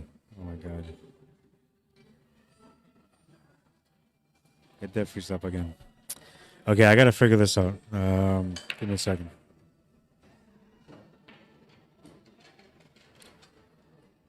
We'll stop the clock and restart the clock because we're watching this match now, because this camera works for sure, but I gotta look at this other one. I gotta figure out what's going on, why it's slowing down.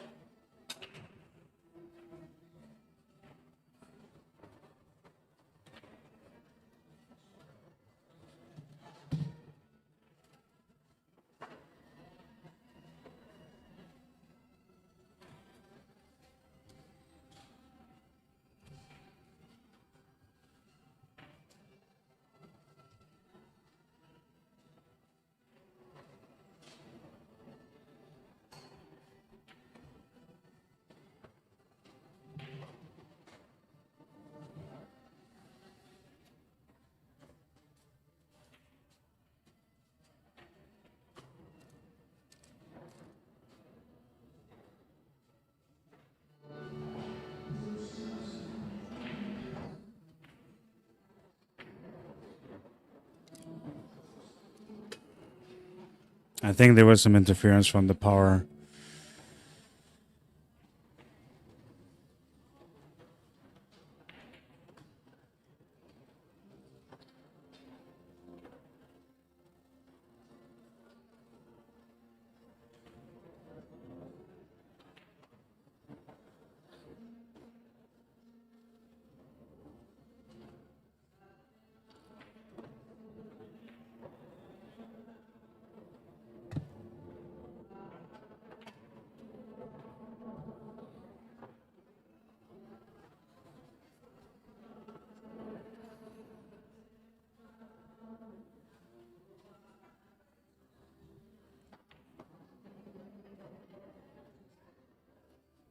Okay, so we'll see if this works now.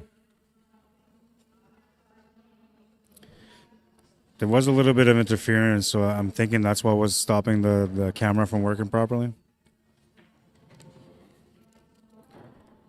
Hopefully it's fixed. I'll know right away because it was freezing up within a couple of minutes. So if it freezes up right away, I know that it's something different, but pretty sure that's what it was. And I think the score is 1-1 between these guys.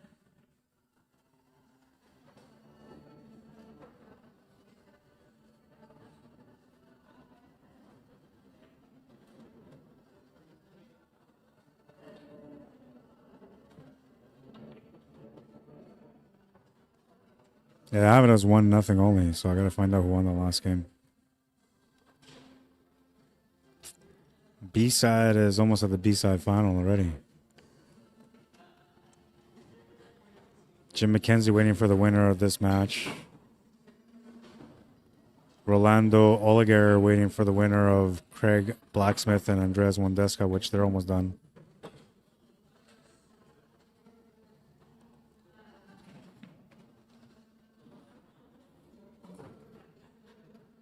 Oh yeah, it froze up again.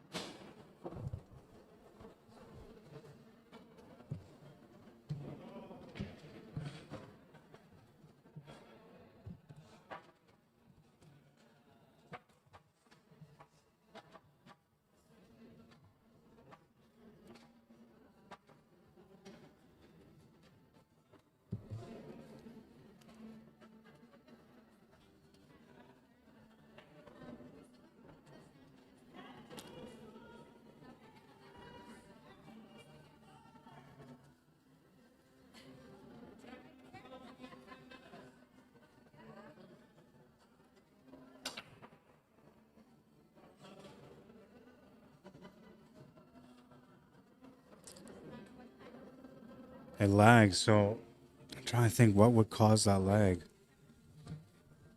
It has nothing to do with power, which is the number one reason why most people get that kind of situation happening. There's no connection issues, all the wires are clean.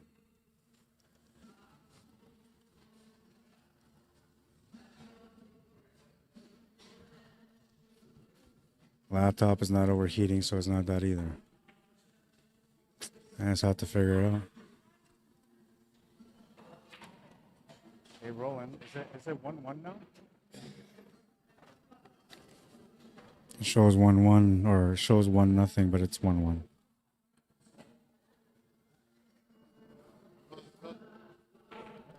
On the app, it only shows 1-0. So I guess he didn't update it.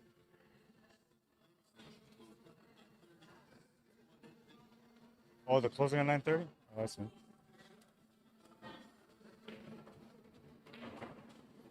Well, so far it's okay. It might have been a power issue.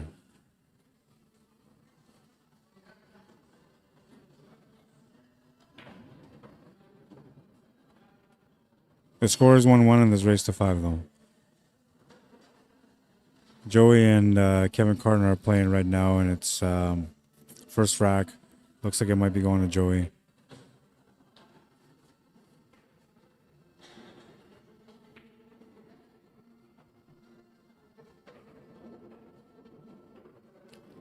Like I know some of you guys probably want to watch that. I do have the picture-in-picture set up. So like I can go like this, and then the scoreboard is for the big screen, and the small screen is Joey against Kevin Cardinal.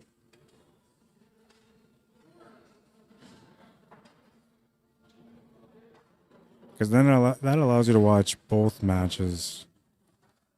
But I don't know how I feel about that. You guys tell me, do you guys like this picture-in-picture where you can see both matches going? Or do you prefer just to have the one table on the screen only? I set this up for the team, so that was the whole purpose of me setting this up the way I set it up, is because I wanted to have something that looked a little bit more professional for the team event. And I see that a lot of people like to go with a split screen, which I'm not a big fan of. I find like this is the best way to set up. So once again, like I went back to doing this the way that I normally would, but then I was like, you know what? I'm going to do some graphics, some extra stuff, see if I can move some things around so it looks better, more professional. I like it. I'm happy with the way it looks, but I want your opinion because you guys are the ones that are watching it, right? Oh, look at the shot. Oh, he just missed it. Nice effort. You guys tell me what you think. 2 tables or just the one?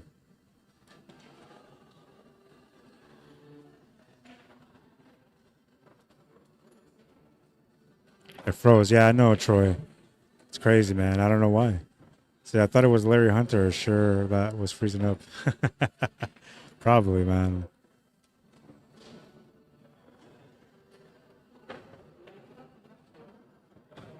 So Joey won that first game. Looks like he's breaking on the second one.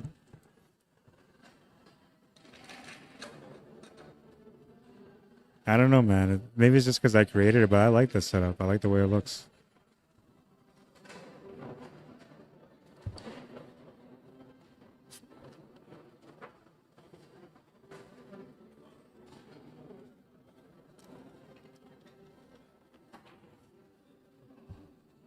Always trying to find ways to improve the production.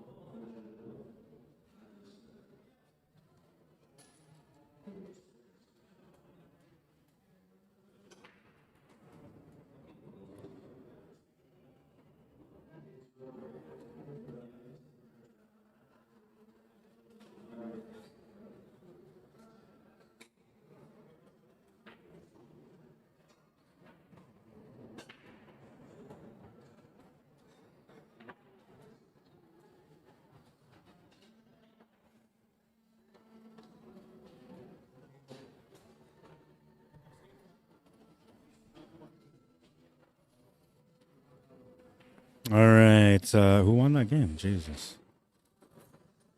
I feel bad because I keep asking, like, who won that game? And I don't know. So he's going to update the score here now.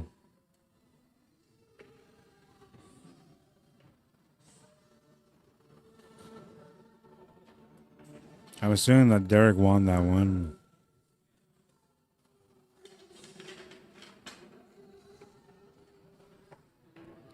Hey, Derek, is it 2-1 for you? It's not updating on here for some reason. It only shows me the one game. Oh, okay.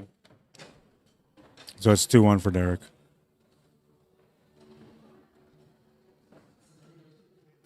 What's your call? What's your call? Do we go 1 or do we go 2? Nobody's complaining, so it sounds like 2 is okay.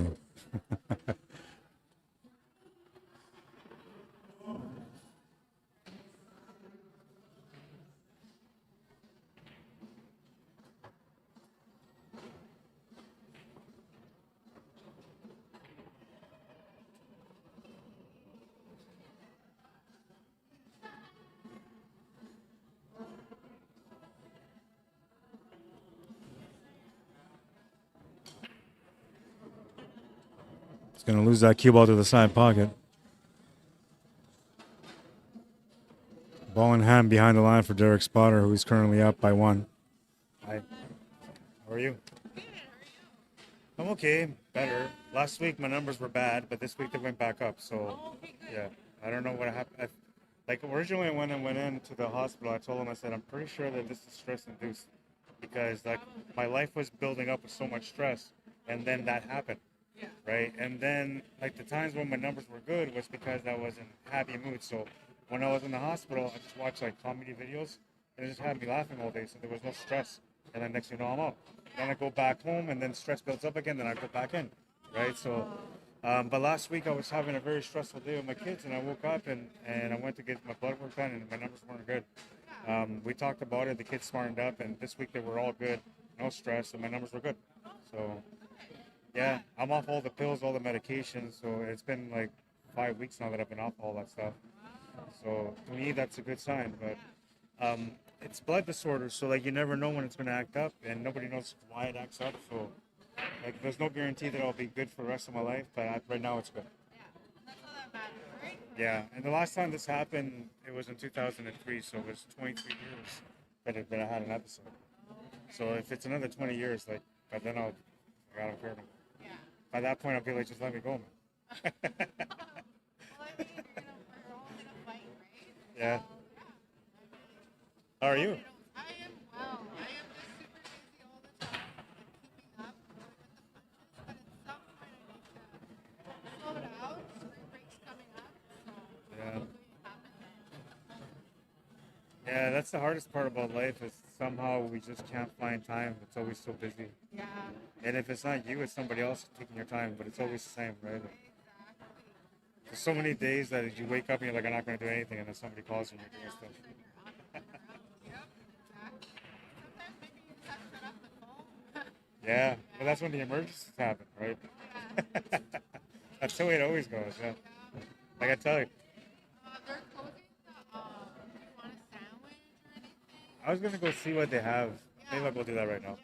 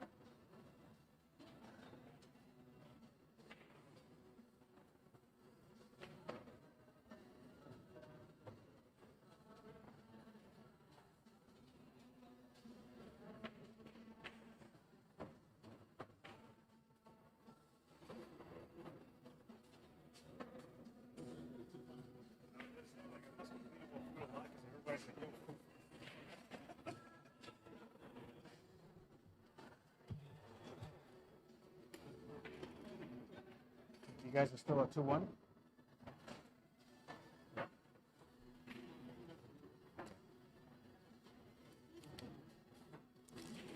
All right, so it is 2-1 still. I got a heads up that like the kitchen was closing, man. So I was like, oh, okay, well I'll go get some food. 3-1. And it's funny because it was like, I don't know, like 4 or 5 people that came up to me. Like, hey, man, kitchen's closing right away. I'm like, what? Kitchen's closing right away. I was like, oh, okay. And then the second person came up and said, yo, man. I was like, yeah, what's up? Like, kitchen's closing. I was like, oh, my God, kitchen's closing. Okay, okay, I got it. And then when the fourth person came up and they said the kitchen's closing, okay, well, the kitchen's got to be closing because, I mean, not that many people are going to come up to me and say, hey, yo, man, go get your food. So I went over there and got a couple of slices of pizza. But honestly, it must be that I must talk a lot about food on the streams because everybody's worried about my food today.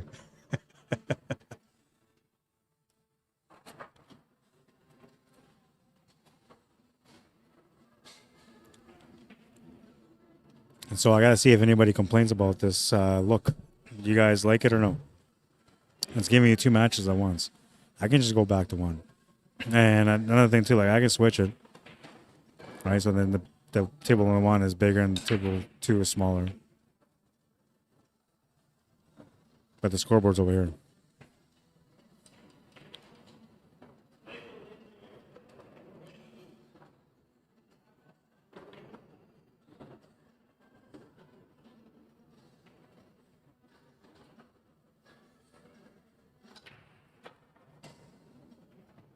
Don't forget to support the stream as well by liking the stream and sharing the stream. I don't always ask, but lately I've been asking. You know, I'm looking for a lot of support.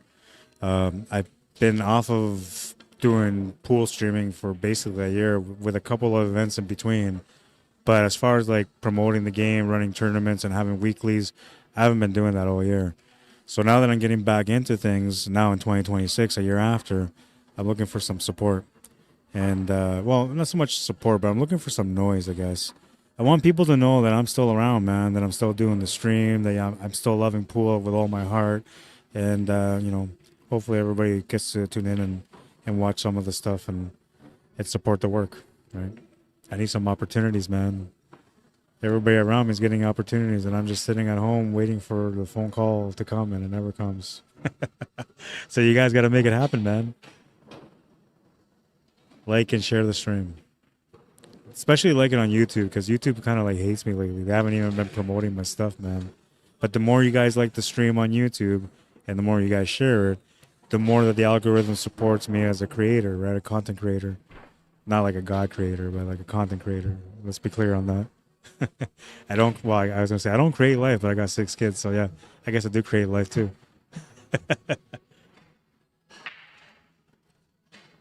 Full-time life creator, part-time pool player. That's what it feels like anyway. All right, so Mr. Rolling at the table, trailing by 2 right now, and he's got a decent opportunity here to get back in the match.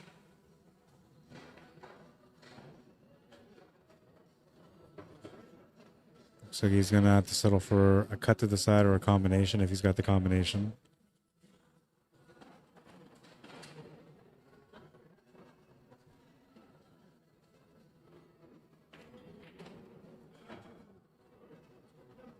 Just short of it.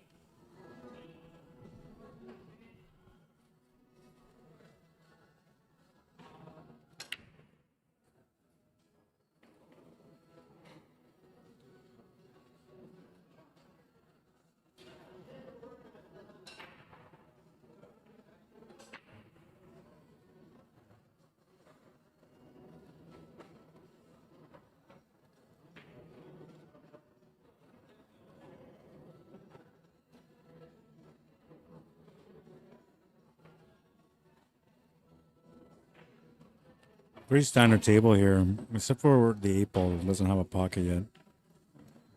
As far as all the other solids, though, they all go. The 1 ball's another problem ball, but it does go down to the corner and a tight cut to the side as well.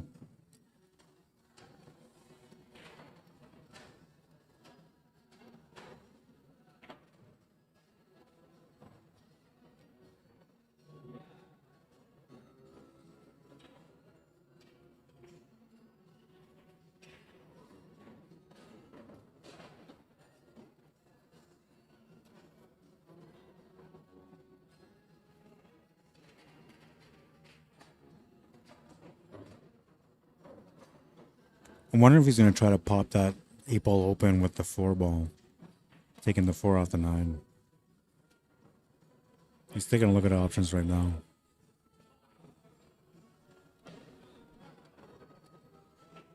The only problem with that there's no guarantee you're going to get a shot on that 8 ball. There's a really good chance you're going to push that 8 ball towards that 12 and 15, which wouldn't give you an out.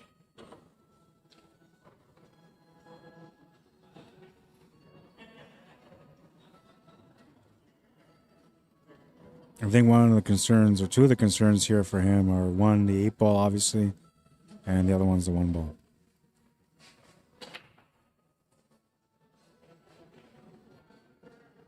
Not because the 1 ball is difficult, but because of where it's at, it makes you have to play the pattern a certain way in order for all of it to work. This is key here if he's trying to open up the 8 ball. Well, he did a good job of getting it away from the 8 ball. He also did a good job of not pushing the 8 ball towards the 12 and the 15. But he didn't quite open up the 8 ball like he wanted to. However, still a chance there for him to close out on that rack. Not the match, I mean just close out the rack. Because he's not on the hill yet. This game would put him on the hill if he can win it.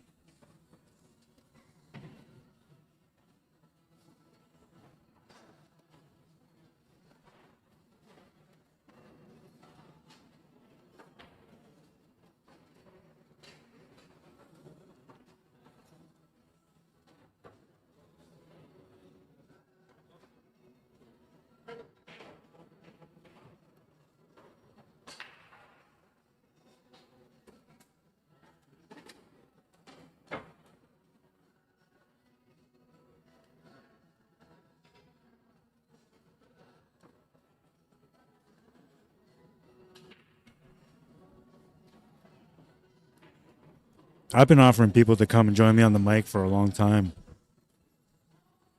And Derek's one of the first people to actually say, you know what, can I sit down and join you? I say, yeah, absolutely, man. And it was nice to have somebody joining me on the mic. There you go. Now he opened up the 8 ball. But he's got a tougher shot on the 3 ball because of it.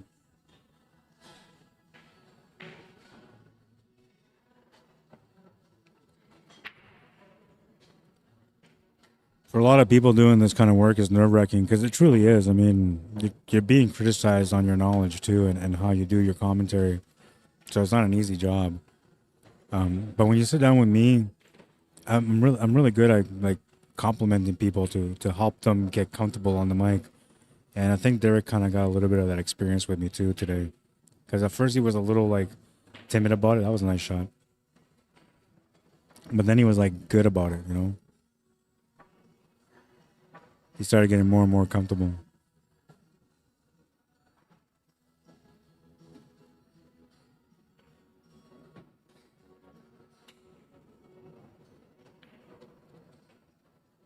Shot on the 8 is good. He's on the hill.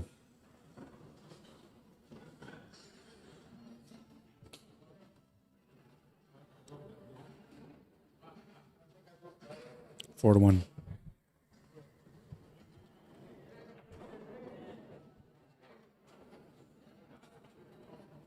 Before the night is through.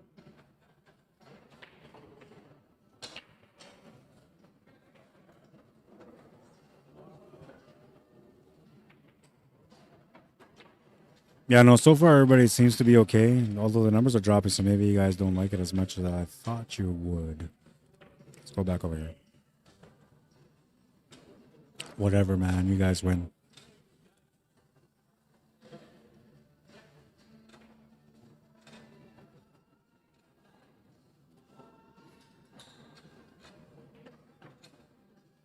Nice little positional shot here off the 3 to get onto the 8 ball. Very nice. Very good execution on that one.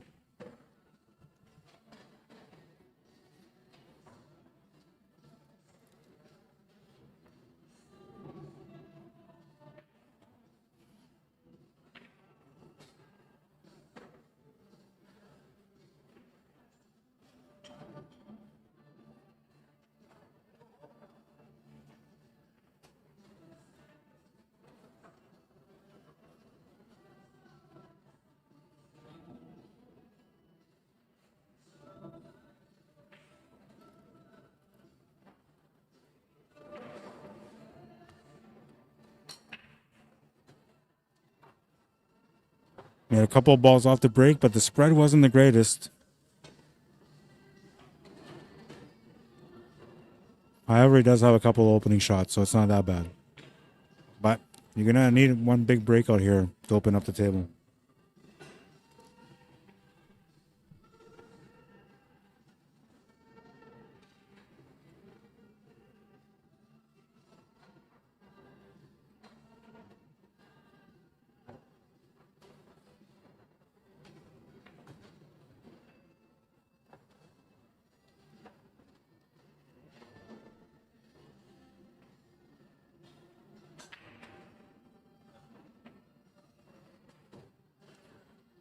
Looks like he's trying the combo on the 14. 13 to the 14. That's going to go, and that's going to open up the table really nicely. Needs that one ball to drop. Oh, no. Well, he didn't really have a shot on the 9 ball there anyway, so it doesn't matter about the 1 ball. But now the 9 ball's in trouble because of that 1 ball. Looking at a back cut option here, if it goes.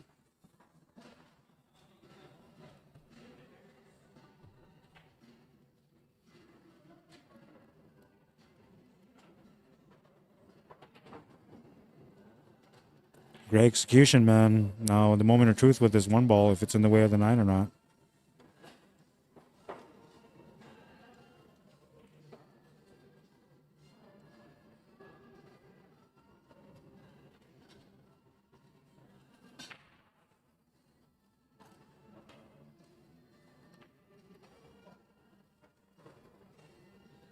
It might go past that 1 ball, but you have to hit it like perfect on the 1.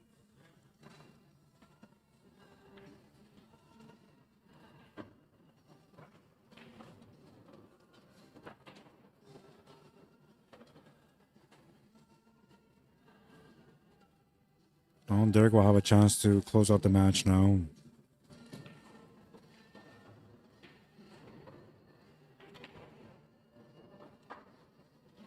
Not an easy starting point.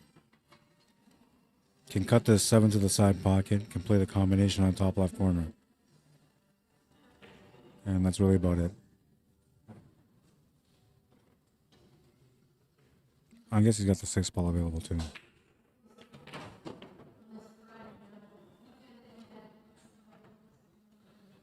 Oh, he's missed that shot, but he missed it on the pro side. Didn't leave anything easy here for Roland to work with. Just a shot on the 15 ball, and that's it.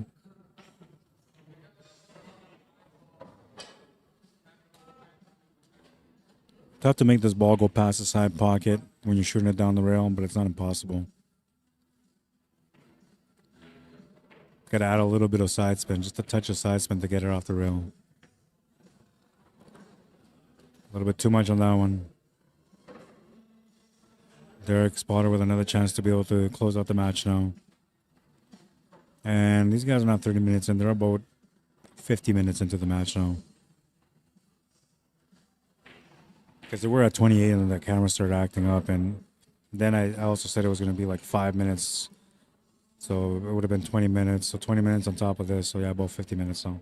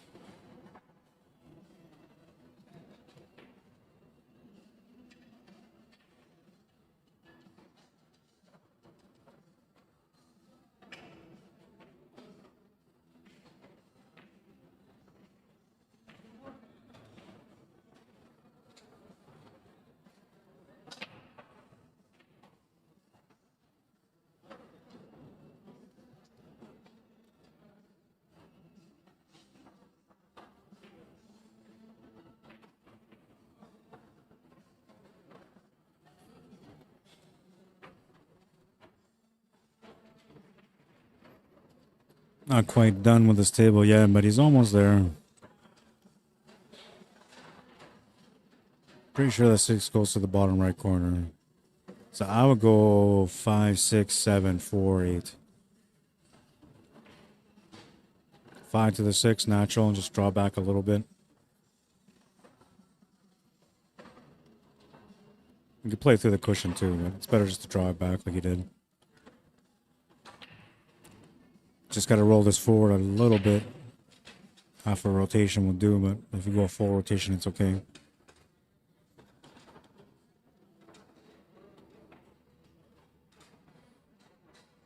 You don't really want to play a stop shot here. Well, not here, but on the 7 ball.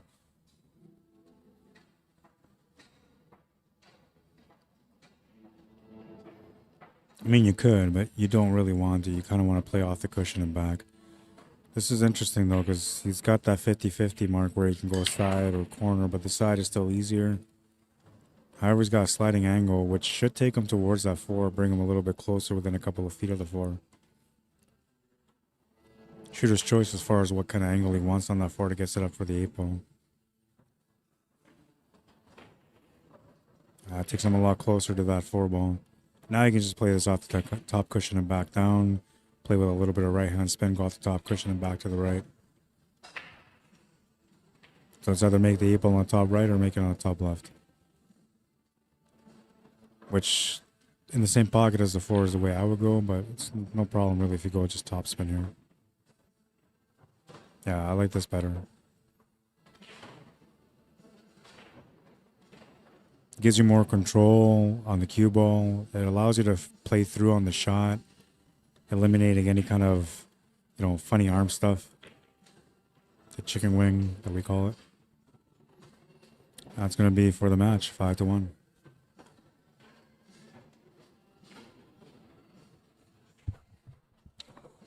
So now I got to find out what the score is on the other match. I'm going to go to that table right now.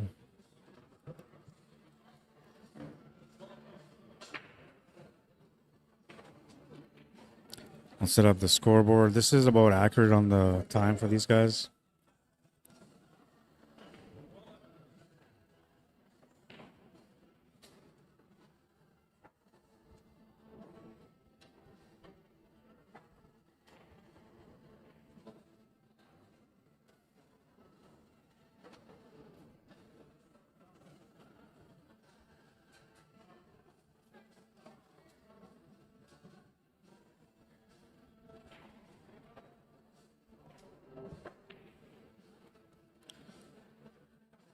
All right, so that is the updated score. Well, the scoreboard, but the score is not updated yet.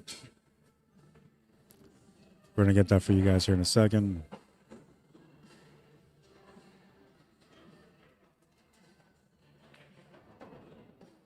This is an A-side final, by the way. Score is 4-2 for Joey.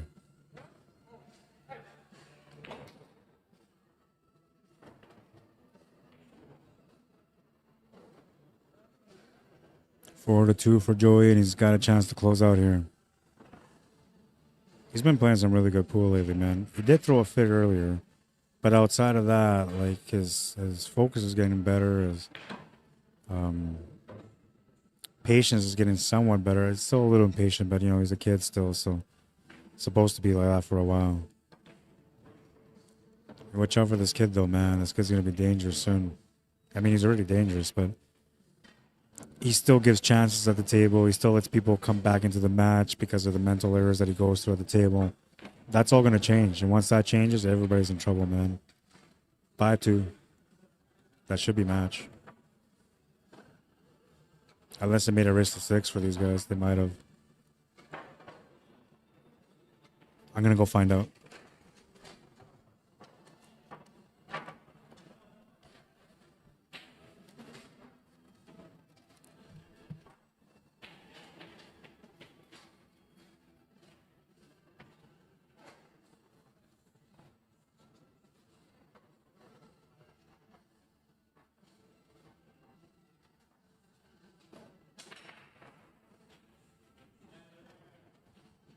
So they are racing to 6. Change it up right now for you guys. It is 5-2 for Joey, and he's got a chance to close out now. I know I just said that, right? But I was wrong about what they were racing to.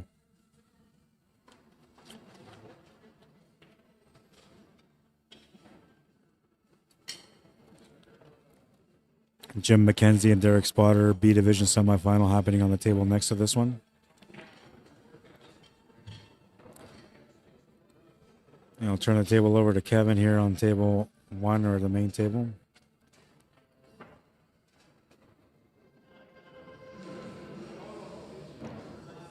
I like the way Kevin plays the game too. He's got a good eye for the game.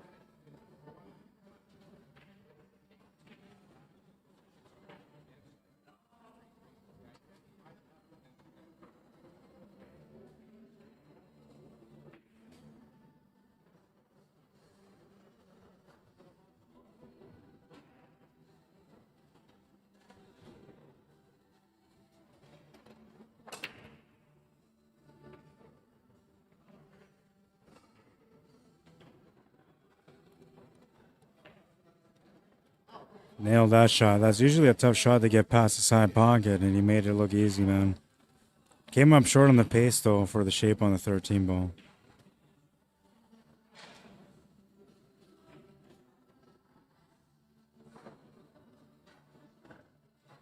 Just making sure he's got the proper angle here for the finish, because he's got to go all the way back up table for the 8 ball.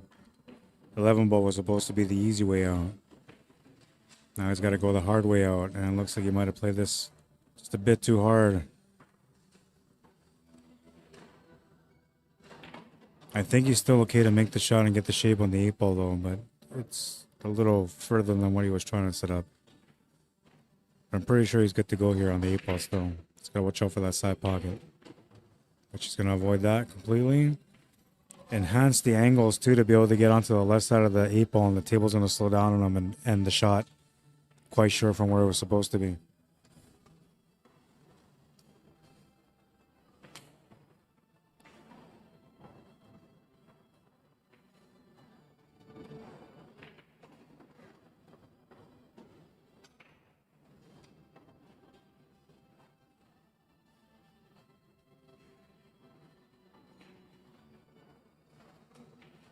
Oh, he made good contact with it, but he did not make the 8 ball, and Joey will have a chance to close out now.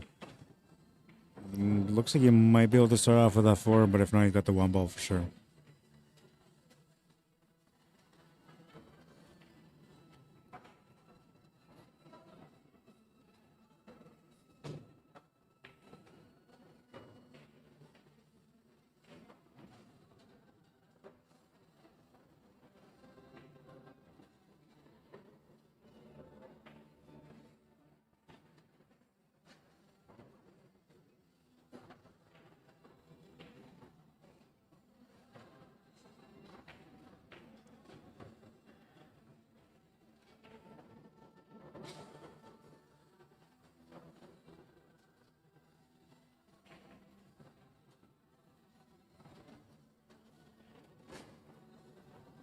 Having to pick these balls around the 8 ball because the 8 ball's blocking the pocket on all of them.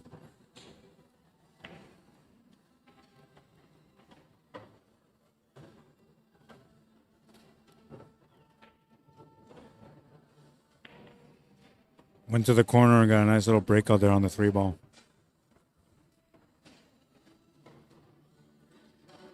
That's for the match. Just the 8 ball left. No problem, he says.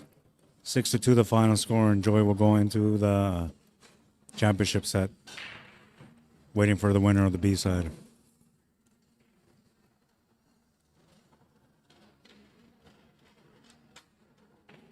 Nice little cut. Perfect little breakout angle on that 3.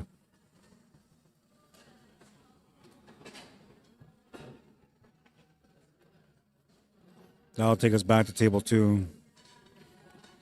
And we got a matchup between Jim McKenzie, Derek Spotter.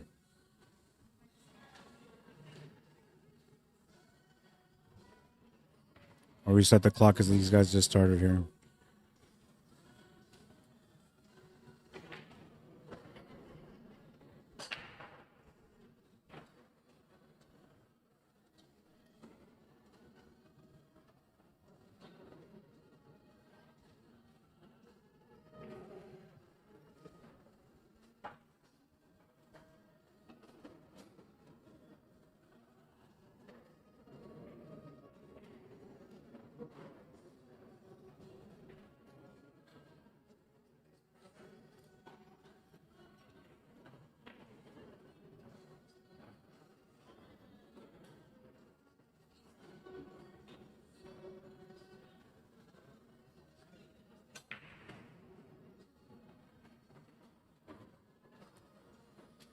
And this matchup is to get into the A-side final. So this is a semifinal now. 1-0 for Jim on a race to 5. And he's at the table right now.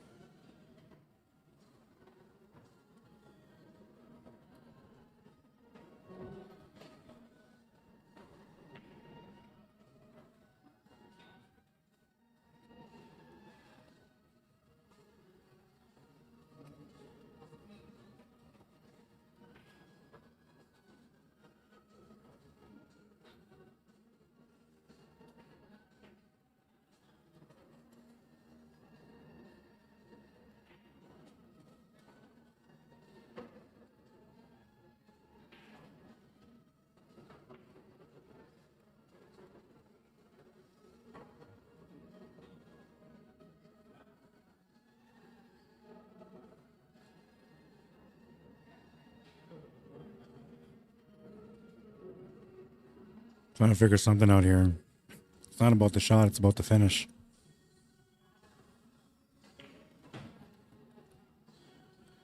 I'm assuming that his biggest concern is probably that 10 ball. And how to set up for something on that 10 ball, which would be the 15 ball to the side. Because then you can go off the 10 and bank that 10 ball out of the pocket. You try to open things up right there and then, and he's lucky to have a shot on this 14 ball. Push the 10 ball in a bad spot, but still lots of play left on this table with the 3 stripes remaining after this 14 ball to the side.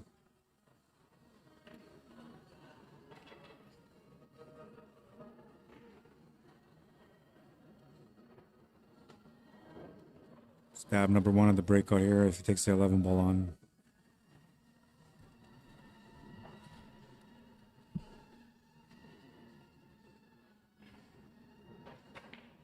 This is obviously a lot harder to execute, but he did a good job there. And now he's kind of all in on this breakout.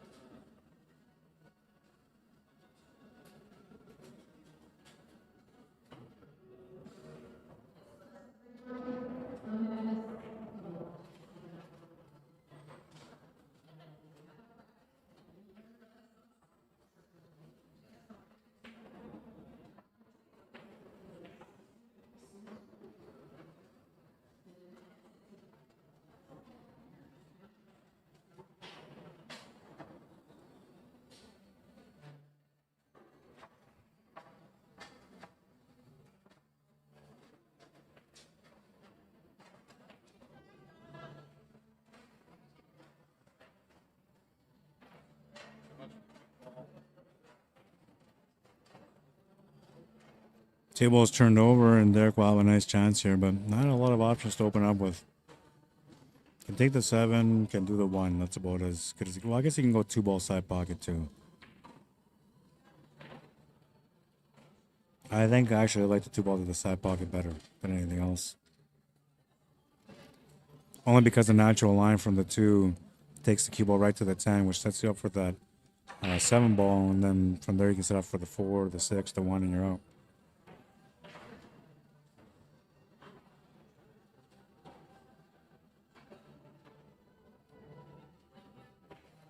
As a pool player, what you're supposed to do at the table is look at all your angles that you have available on every shot that's available to you, and then pick the best angle that works for the next shot. That will help you complement the pattern so you can finish the table.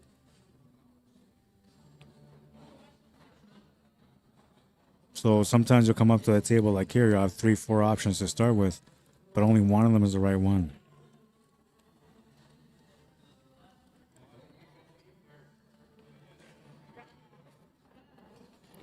I'm going to leave the cue ball in a safe spot. Should be able to come back to the table here on this one. We got a ladies showdown too on the table to our left. It's going to be Donna Blackbird against Tracy Shanakapo.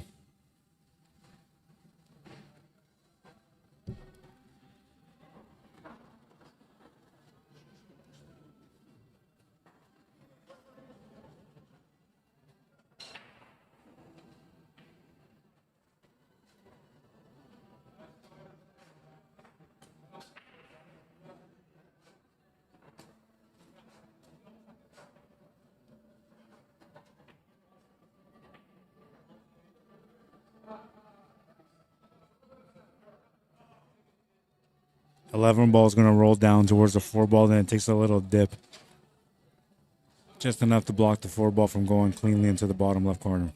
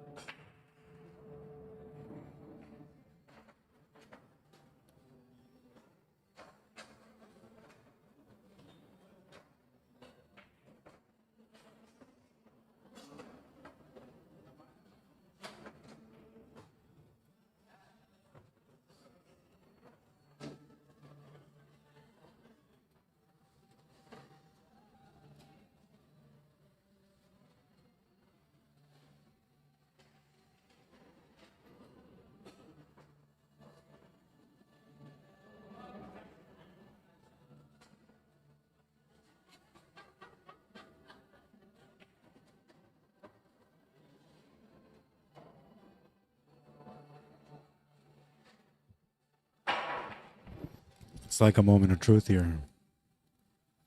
Especially because he's not trying to break out this 4 ball, he's just trying to play perfect shape on it.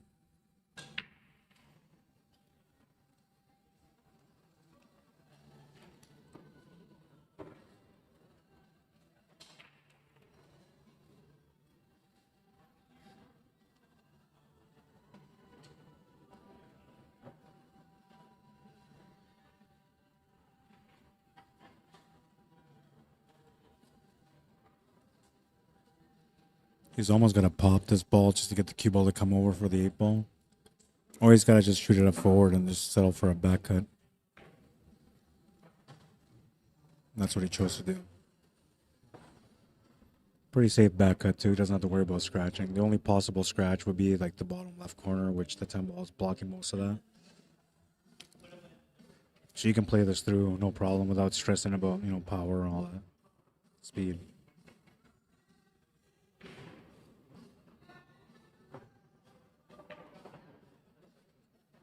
One.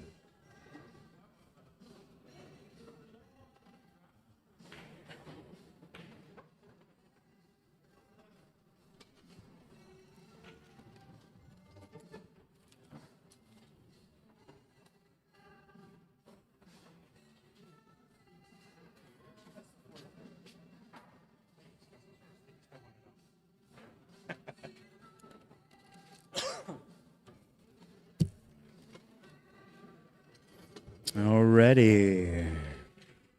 So the winner of this match plays against the winner of Andreas WOMBDISKA and Rolando Oliger.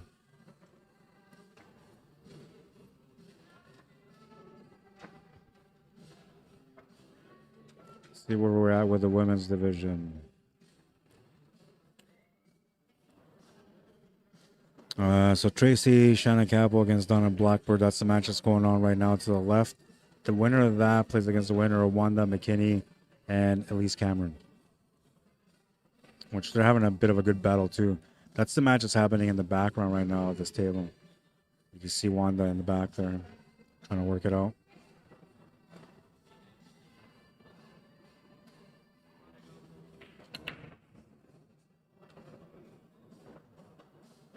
Huge break, but he lost the cue ball.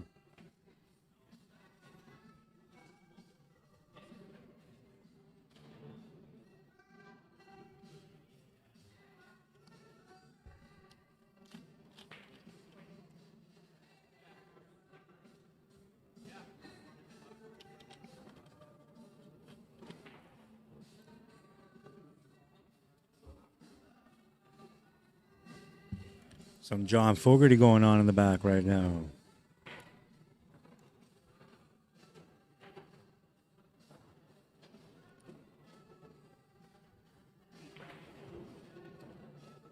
Teenage Wasteland, how you doing? Says, where is this at? This is out here in Winnipeg. Oh my God, I am from Winnipeg, Manitoba. This is out here in Sioux Valley, Dakota Nation, Manitoba, which is about almost just under 3 hours west of Winnipeg, Manitoba. But we are in Manitoba, Canada, which is like the center of Canada, where all the great players come from, or so I say.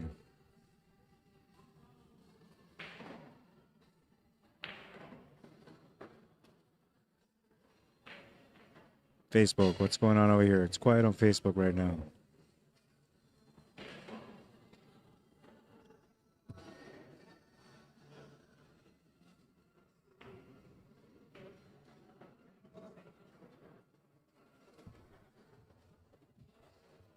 Tomorrow we're going to have the team event here. It's going to be a good time. It's one mandatory female player per team.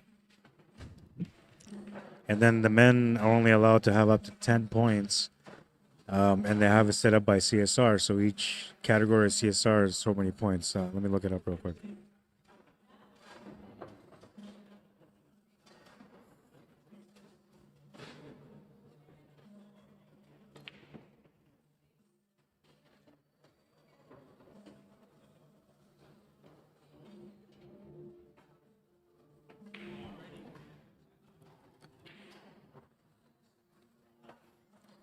So it's a 4-person team, one mandatory female, 16 team maximum of $500 entry per team.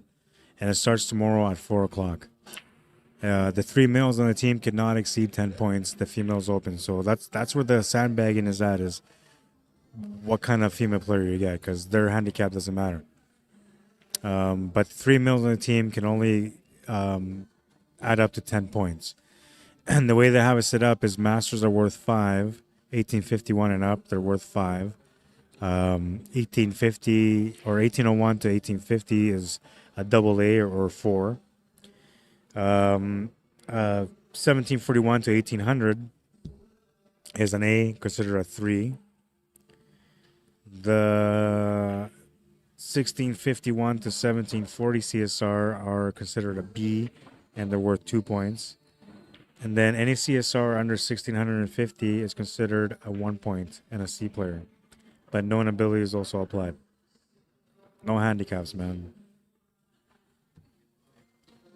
The handicap is the scoring or the team point system.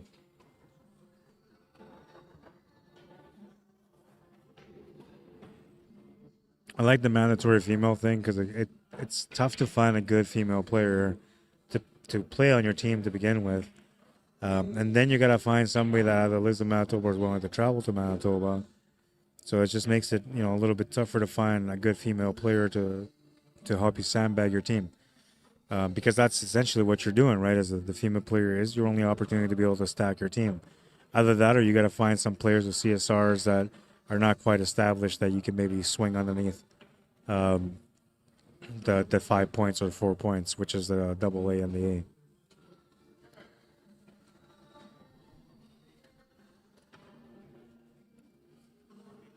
But why I like it so much is because it involves the women into team play, and it just makes it interesting. It's a really good factor to add into the format But when that one slopped in, man, but it's going to go in anyway. And it was all more or less about position on the 12, which he's got perfect position on it right now.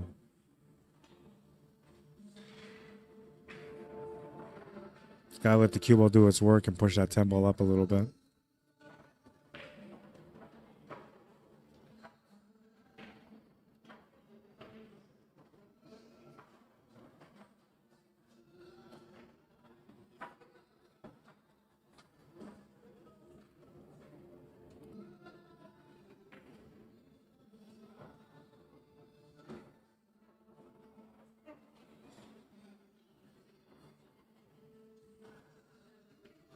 Yeah, he's not sure about it. Perhaps feeling a little bit of nerves, or maybe the shot feels like a high pressure shot. We were talking about this earlier with him about how people feel in these situations and how they deal with it. So I think that's what he's trying to do there, is trying to reset a little bit.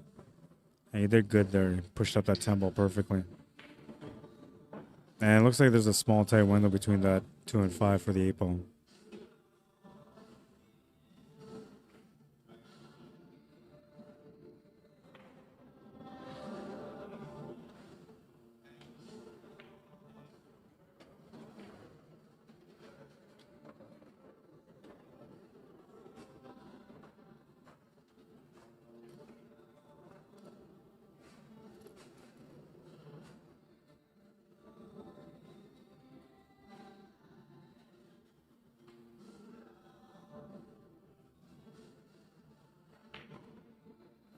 Good little punch off the cushion.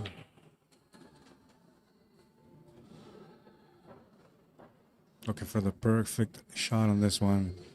Tiniest window between the 2 and the 5, so there's no room for error. Contact has to be clean. The line to the pocket has to be clean as well.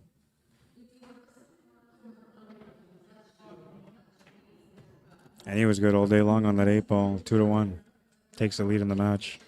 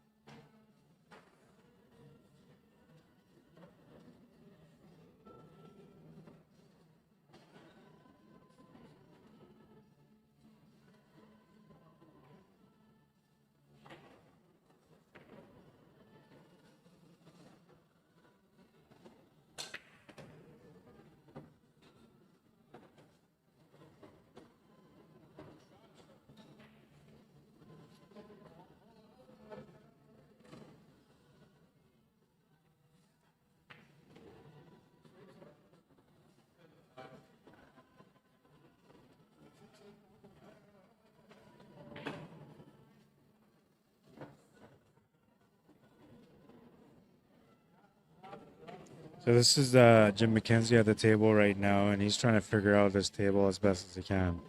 But what I want to do is I want to show you guys his shot that he made earlier today, which is currently qualified as the highlight of the day for today.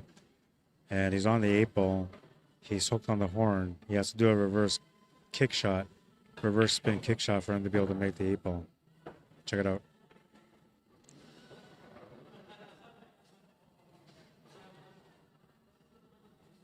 Just a beautiful shot, man. Perfect weight, perfect angle. And the fist pump to go with it, man. Amazing shot. Play your best game with Q Sports Live, and I'll be waiting for you in the highlight of the day. Make it a good one, though, eh? And that was like Moses spreading the waters there. Everything kind of shifted out in the open.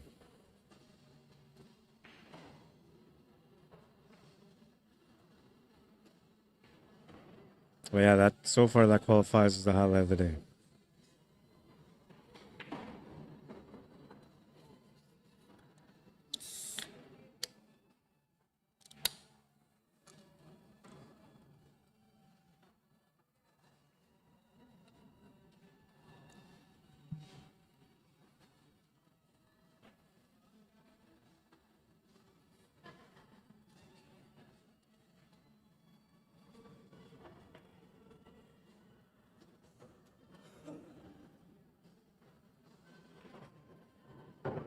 little too much pace on that one. Two things happened there. One, he lost the cue ball. Two, he tied up that 11 ball. So those are two things that he didn't want to happen. He had the right idea, but he just put too much in it. He just needed a little touch, just push it out to the open a little bit and settle for another ball and then come back to that ball. But he tried to get it right open, and fortunate for him, lost the cue ball, turned the table over. Derek, who's got a 1-game lead, looking like he can maybe get 2 here. He just has to work it out.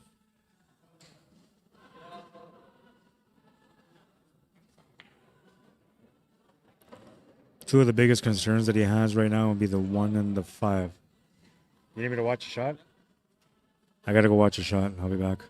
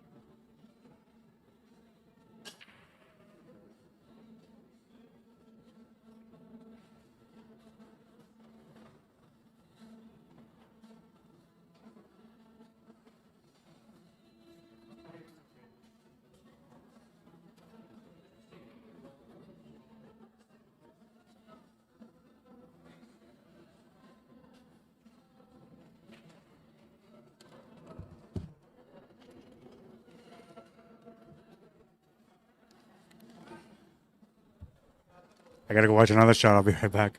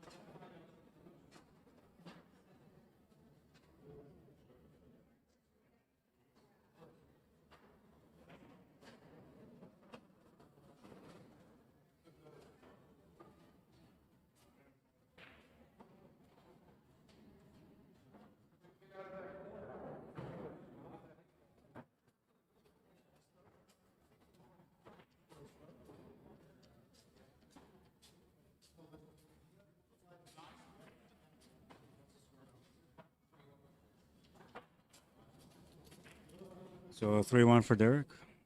I got to go show these guys their shot because I wasn't 100% about it. I called it a good shot because of the tangent lines, but I wasn't 100% on it.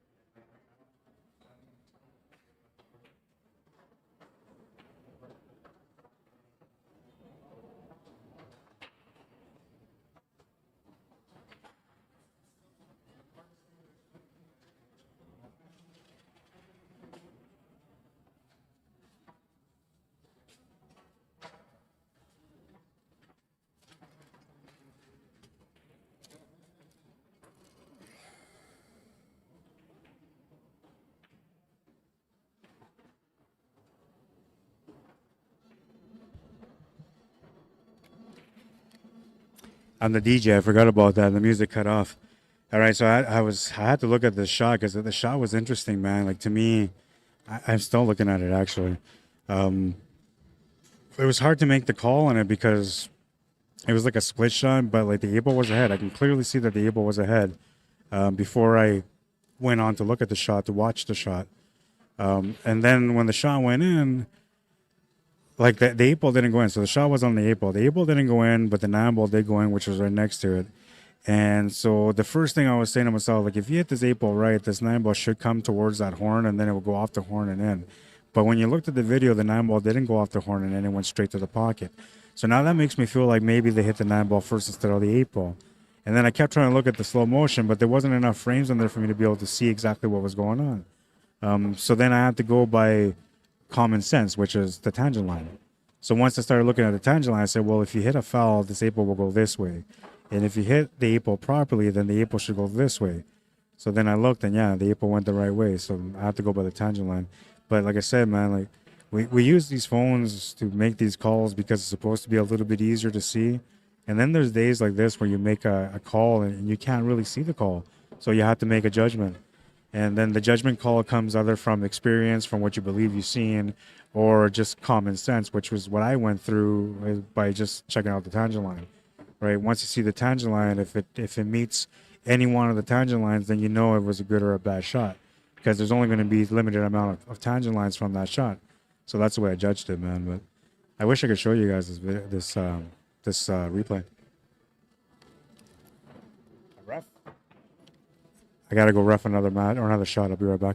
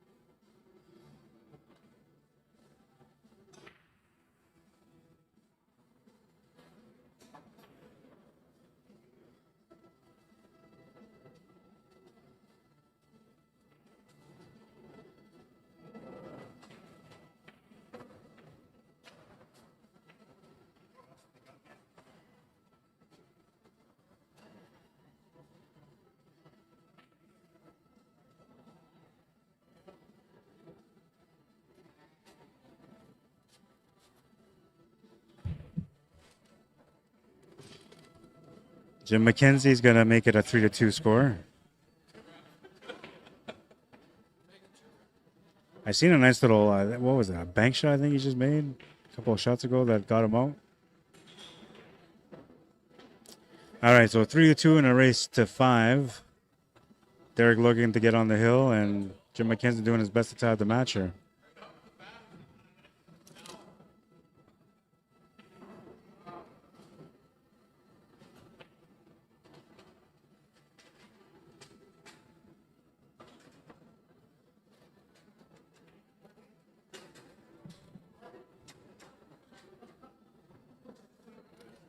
All right, so Jim McKenzie is on his way to try to tie this up.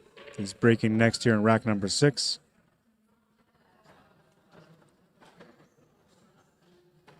Having a good tournament so far. Still on the A side, competing really well.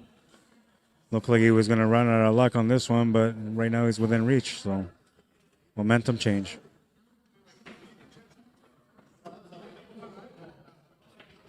I've been busy, man, making these calls as a ref. It's starting to kill my legs a little bit.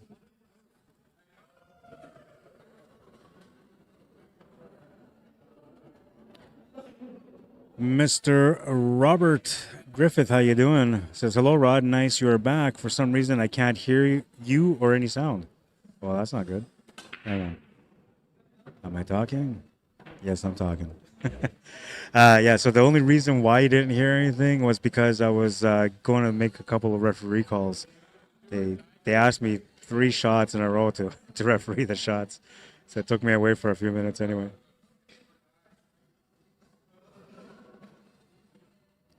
Let's see where we're at in the tournament. So in the women's division, they're down to the B-side semifinal. Tracy Shanacapo just won her match against Donna Blackbird, and now she'll be playing the winner of Wanda McKinney or Elise Cameron. That matchup is tied at 2 right now. Oh, it's Hill, so it's race to 3. So they're Hill right now. And let's see, the A division. Joey Bolio won the A side. Dryden Gage, Daryl Laquette playing the B side semifinal. Winner of that match plays against Kevin Cardinal in the B side final. And Dryden Gage and Daryl, I believe, are on the first rack.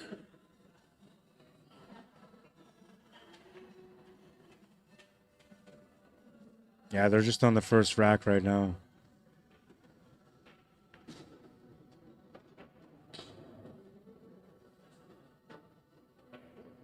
And on the B division, which is what we're watching right now on this TV table,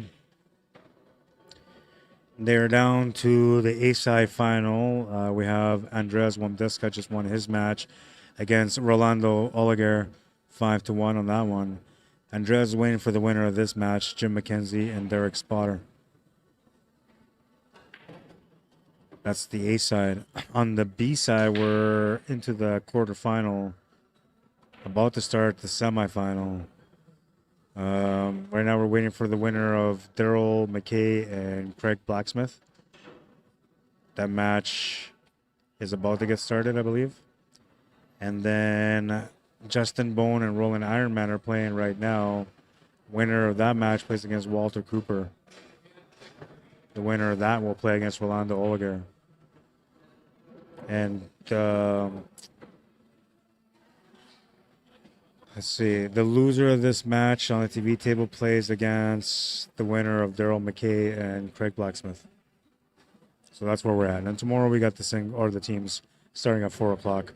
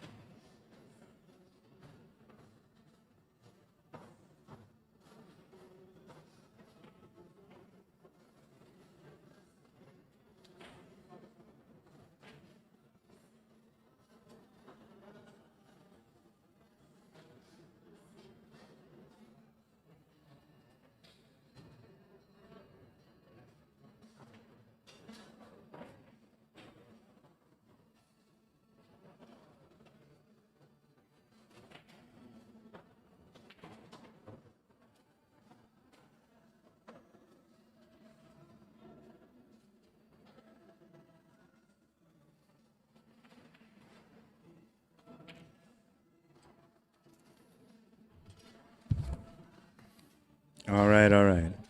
So I believe it's still 3-2 on this one. B division, refresh. 3-2, yeah.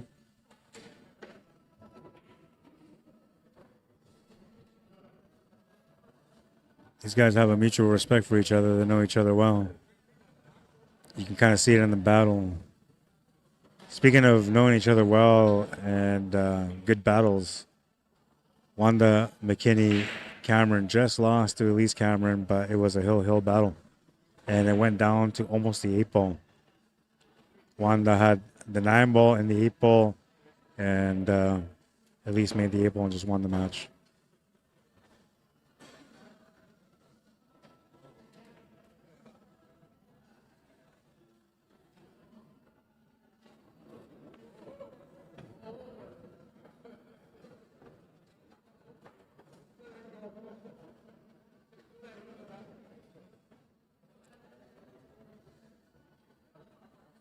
Got a little weird on the 6 ball. Like, he's straight, so that's not the problem. But like, he has no angle to set up for that 2 ball, so he might be forced out to play this through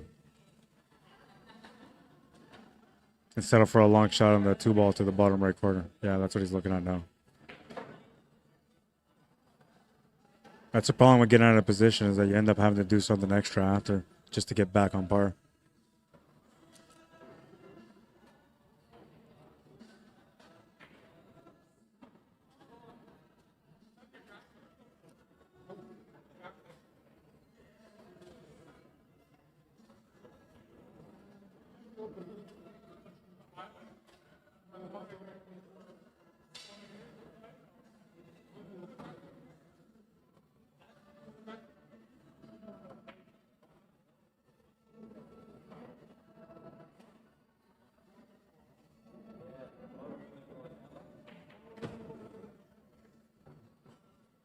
Uh-oh. Convinced himself to put some extra pace on it. It didn't work out. Good job, Elise.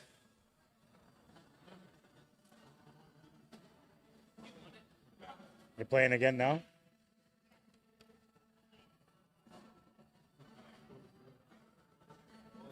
Try out that table. It's got, I think this cushion is the slow one. I seen I seen people try to go off 3-4 rails and it gets to 3 and it dies.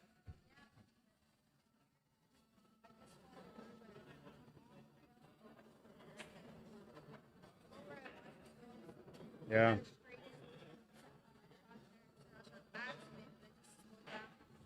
Oh yeah. I seen some of these tables have little dips too, but a lot of that is because they're settling now, right? They're starting to set in, so they got to be releveled, which they're not going to be. By Sunday, the tables will be rolling funny.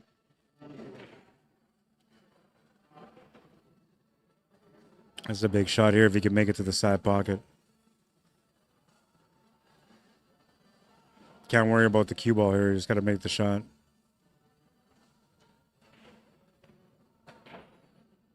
Oh, what a shot, man. Very nice shot. Get something for the 8 ball here, too. Not a whole lot, but he can cut it or bank it. Tough decision to make here, because one way or the other, you're going to leave a shot for your opponent if you don't make the 8 ball.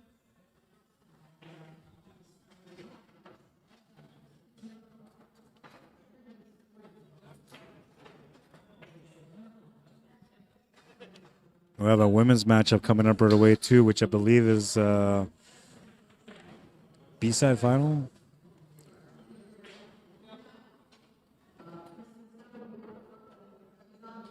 No, it's a B-side semi. So the loser of Dion Walls and Lisa McNabb, which the score now is 2-1 on that one, a race to 4. Dion up 2-1. The loser of that match plays against the winner of Elise Cameron and Tracy Shanakapo. That's going to be a really good matchup, too.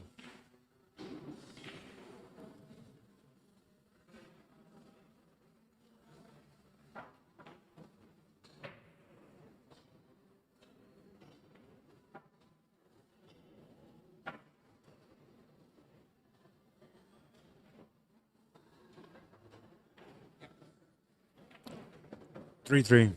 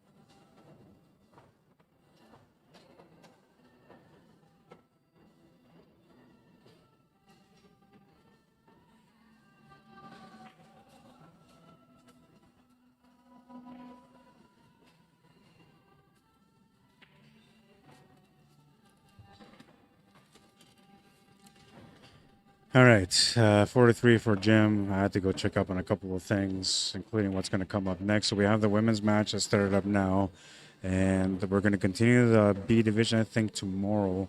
So there's probably going to be, I'm assuming, like another A division, maybe one more of the women's division, like the B final, and that's probably going to be it for today. Then tomorrow we come back. And it's day 2 of the event. We finish off the singles. And then in the afternoon, the start time right now is set for 4 o'clock. So at 4 p.m., it's going to be the team event. 3 male players per team and 1 female player per team. Mandatory female player.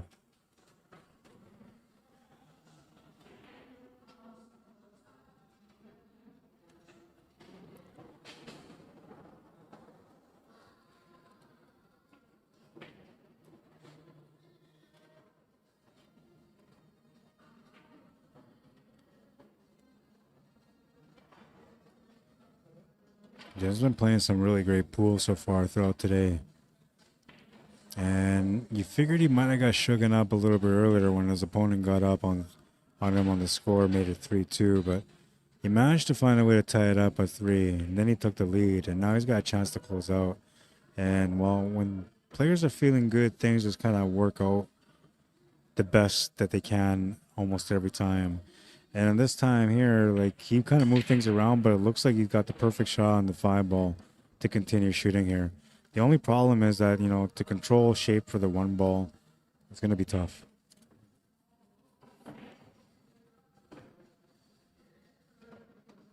And when you're focusing on this 5 ball, because that ball is in the side pocket, the 15 ball makes it a little bit tighter on the 5.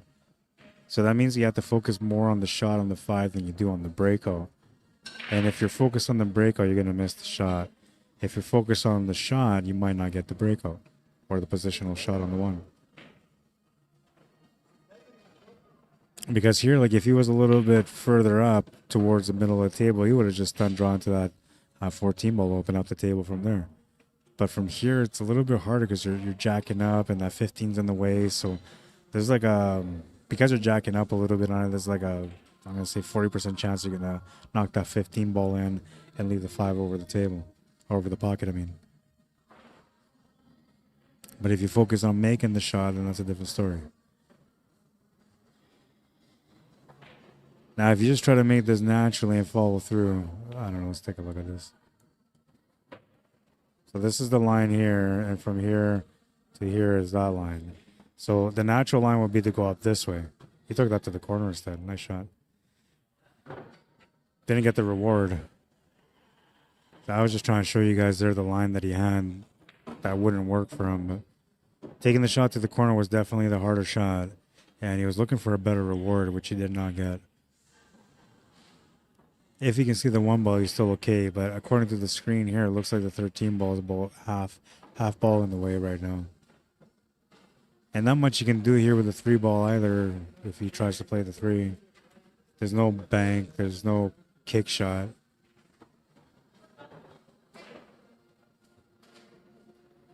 Is there some way that he can maybe play the cue ball off the 3 into the 1 for the billiard shot? It's a bit risky. No control on this 3 ball either, but oh, and he went for it. I was just saying that, man, like, is there enough room for something like that? And he went exactly for that. Now, that's an advanced level play because, like, a lot of players won't play that shot that way. They just won't.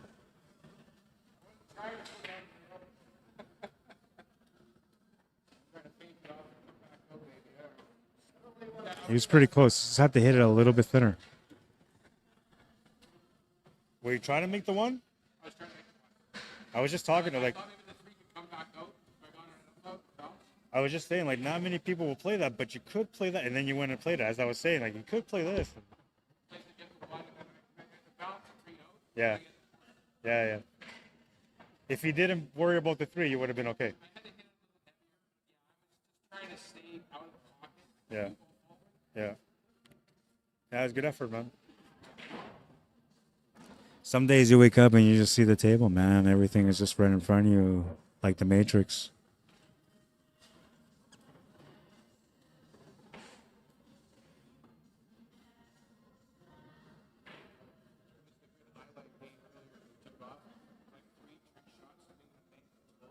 I seen that.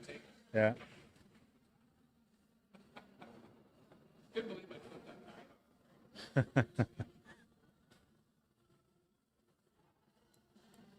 And when you see it, man.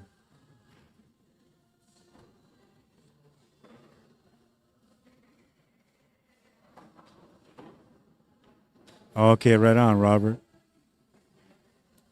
Let's see. Melissa Shanakawa was a split screen and show the ladies for a bit, please. Okay, I got you.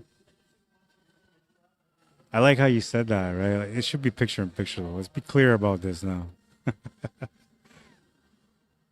All right, so there it is. So that's the ladies' matchup between Elise Cameron, who's at the table on the top left of the screen. She's playing against Tracy Shanakapo, and this is the first rack between them.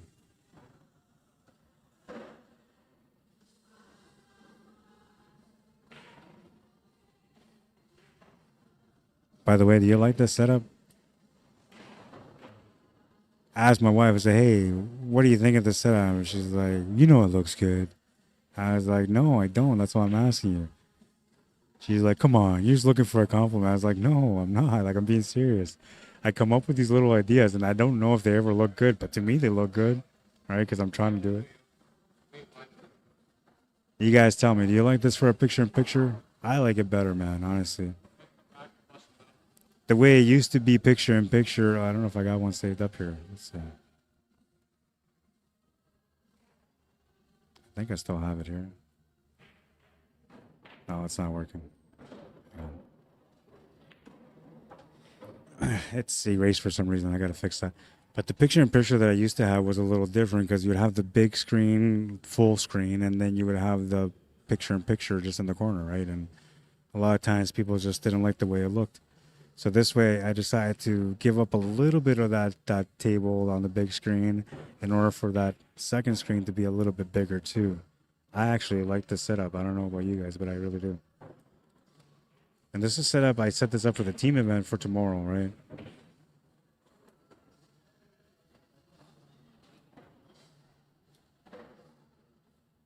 And I got the reverse too, so here's the reverse. Right, so now the ladies match is on the big table and the B division match is on the smaller one.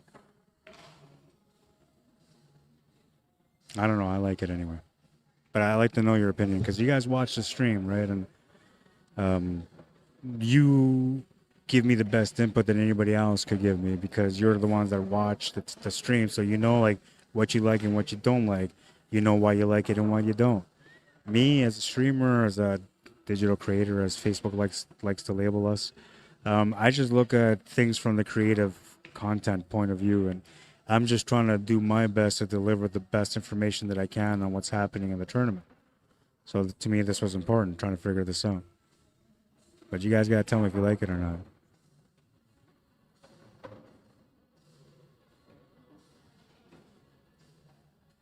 If nobody says anything, I'm gonna assume that everybody likes it, so we're just gonna go with that. Dennis Burton says bottom right is better when the little screen is the bottom. Okay, I got you. But that's the reverse, right? So the little screen, right now is table 1. The big screen is table 2. So when I switch over here, table 1 becomes the big screen, table 2 becomes the smaller screen. And the score is the one for the smaller screen. In this case, when you switch it the other way, the score is for the bigger screen. I'm going to figure out how to do the score for the other one too, but like the software requires extra stuff all the time and times are changing. So is the software. It's starting to change, and a lot of people are switching over to different softwares, starting to abandon this one. And so like a lot of the project is kind of standing still right now. So some things I'm able to do right away, and some things I got to figure out how to get it done.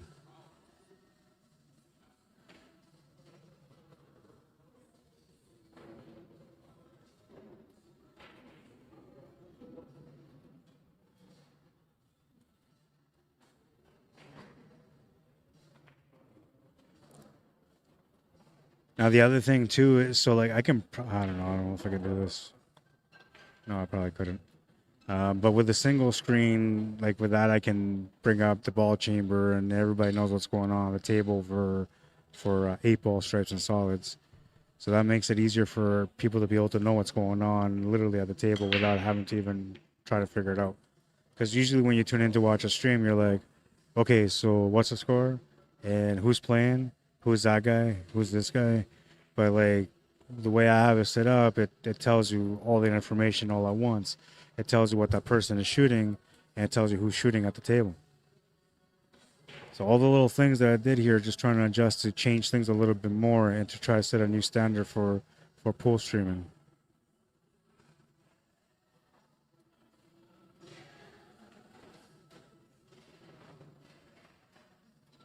I'm not the guy that has to set the standard either, but I just like doing things the right way for everyone, and I want to represent these people that call me up and organizations that call me up for any of their events the right way. So it's not just pool, man. Anything else that I do with streaming, I pay attention to the details there too. It's part of what I consider being a professional, is paying attention to everything, not just what you want to pay attention to. So Tracy Shanakapo coming to the table right now. So Mackenzie trying to close out on table 2. Ball in hand will get him that opportunity. Let's switch over here real quick so we can watch the finish of this table if he ends up winning the match.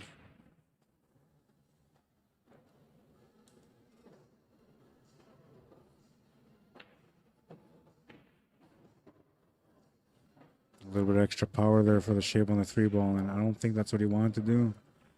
And he's left himself in a spot where he can't really do much with his 3-ball, so he's in tough right now.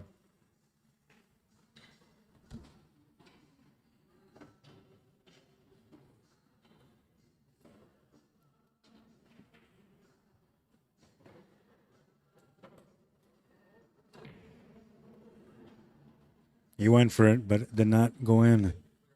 And Derek will get a chance to tie it up now. Tracy's still working on the table on the small screen at the moment. Little red Corvette. Dennis Burton says, my best bud, Tim. Timothy Bone says, can you please change it back? Oh my God, you guys, I just can't make you happy, can I? Well, the thing is that this match is almost over here. It's either going to be over on this rack or it'll be over on the next rack. And the match for the ladies is only on the second rack, so there's still some time on that one. Eventually we'll switch back.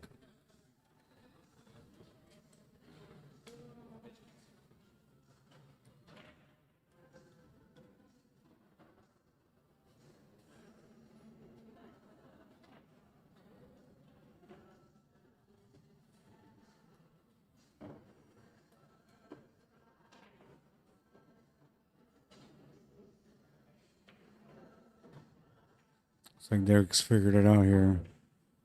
Just the 14, 10, and 8 ball remaining. Tracy working the table over there. She's working the solids, and she's almost done on that table.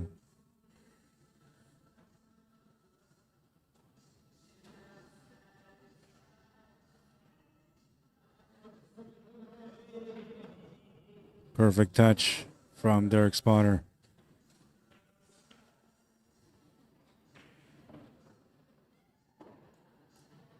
Different options for the 8 ball. It's going to be up to him what he chooses to shoot at. Quickest shot will be a set up to the side or corner. Extra effort would be to the bottom left corner or to the bottom right corner. You usually don't want to do too much here, so I'm thinking he's going to go top left.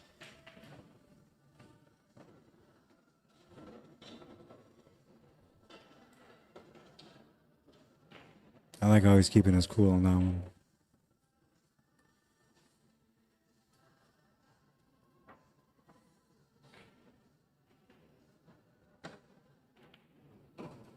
Makes the 8 ball into the corner. We'll switch over.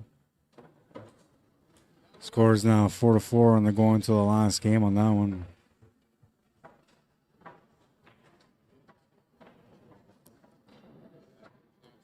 been a lot of hill matches on the TV tables throughout today. I consider that a blessing.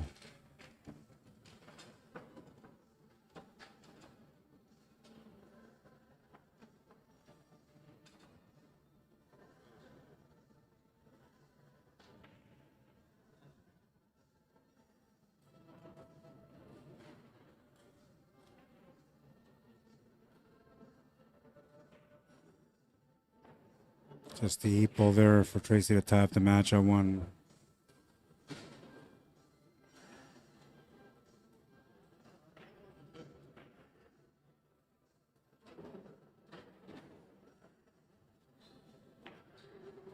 Oh, it's going to bobble in, but it goes in nonetheless. And that's a nice little finish from Tracy Shanakappel. Switch up. Jim McKenzie waiting for an opportunity here. If Derek will give him one. Looks like Derek's going to make a ball off the break, so that opportunity may or may not come. It's not a nasty table, though, which is the way it usually goes with a hill matchup. The only good thing here is that he's got an option to start. But this table's a lot of work.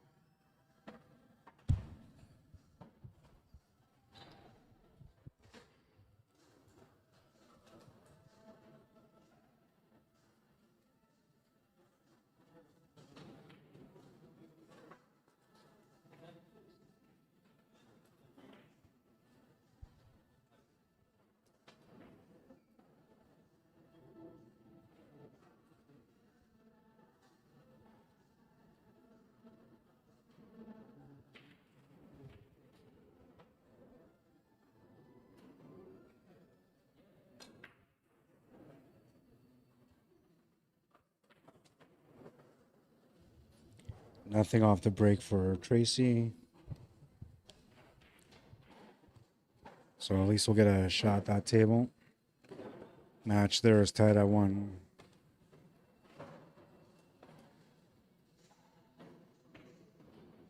It's a B-side match, so I believe it's a race to 3.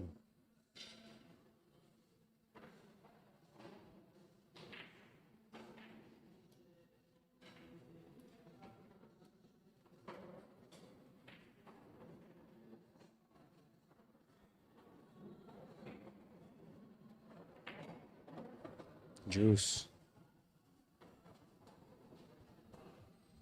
Not bad.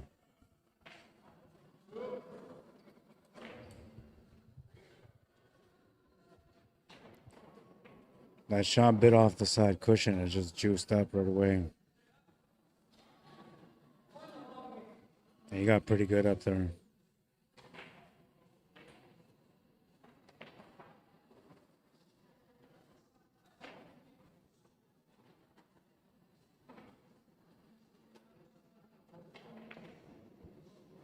At least Cameron will take the solids on that table.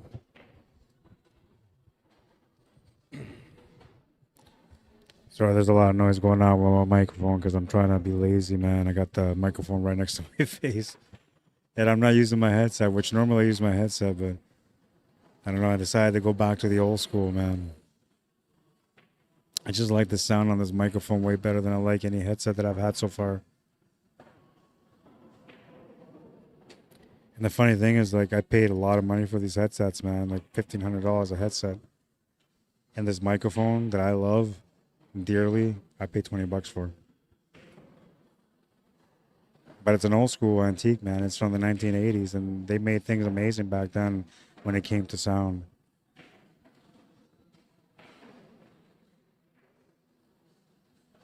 I actually just picked up another one of these old school microphones. It's from like the mid 70s. It's a Pioneer one, which I didn't even knew that Pioneer even made microphones, but apparently they made microphones back in those days. I haven't tried the sound on that one yet, but I'm going to try it out this week at home.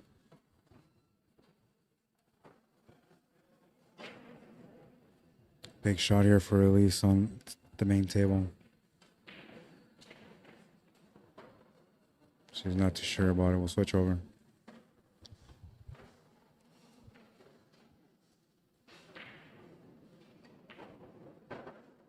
I just love the way that Elise plays the game. She's so down, you know, and she knows exactly what's happening at the table almost at all times. Her shot selection is good. Her execution is top notch. Her confidence carries through every time she plays, even when she's not feeling her 100%. It's just really nice to watch her play when she plays pool. Huh? I didn't see, man. I was looking. I have you guys split, right? So I'm switching back and forth. And I just switched on that table because she was making a crucial shot on that table. But if you're missing, it usually is the head. Yeah. The best cheer for that is snooker.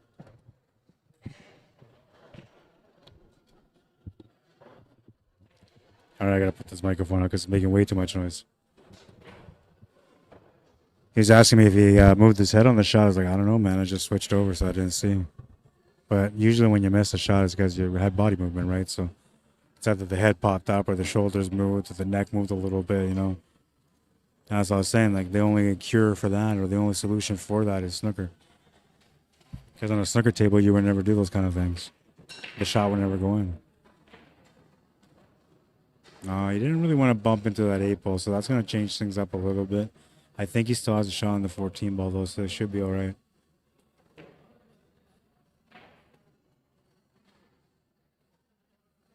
Little poke draw here on this one. Cue ball took a little extra dip there, which is setting him up nicely for the 11 to the side. He's got a better angle because of that.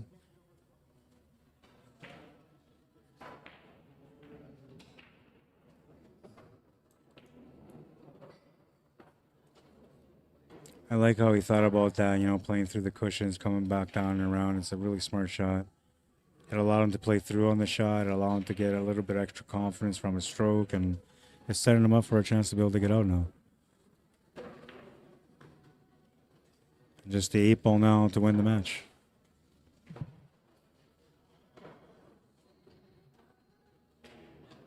Eight ball's good. That's a 5-4 score. And what a battle we had on that one. Nice little battle. The switch up. And let's bring this back to the right table. I'll set up the scoreboard here as well.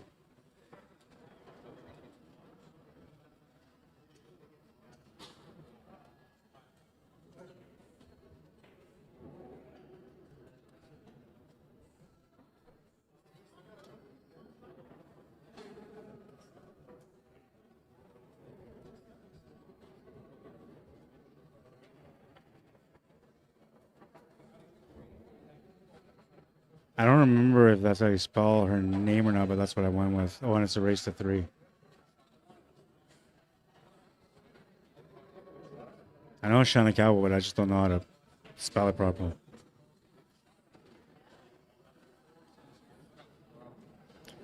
And we'll stop the timer because this match hasn't been going on for an hour. We'll reset it. We'll just start it fresh here.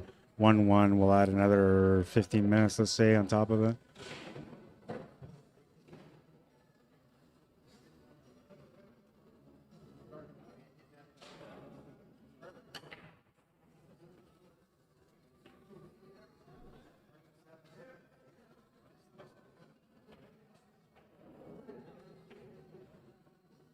Going to come up short on the shot, and Tracy will get a chance to take the lead in this match.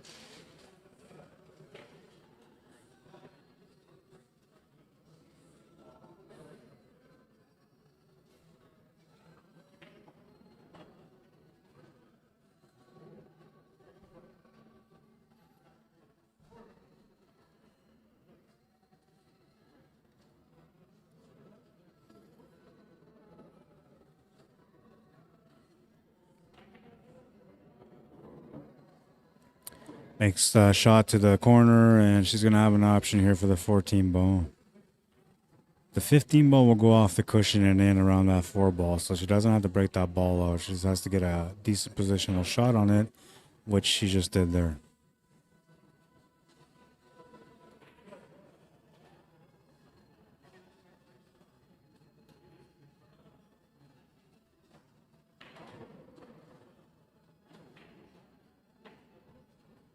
Didn't want that 4 ball to move, and it almost blocked that 13 ball. It is blocking the 13 ball in a sense, but I think she can still make it. If she can't, then she's in trouble here. She has to go for the shot on the 13 ball, I feel like, no matter what. If you can't hit it directly, you have to go off the cushion first. If you go off the cushion first, there's a small chance you might go off that 4 and scratch. No, she can see it straight. Doesn't want the 4 ball to get in the way again, and it does a little bit. However, this time it pushed the 9 ball further out to the middle, which almost opened up perfectly for the shot on the 9 for Tracy. She does not see it. She can swerve around there. She can jump on the shot, but direct contact is just not there.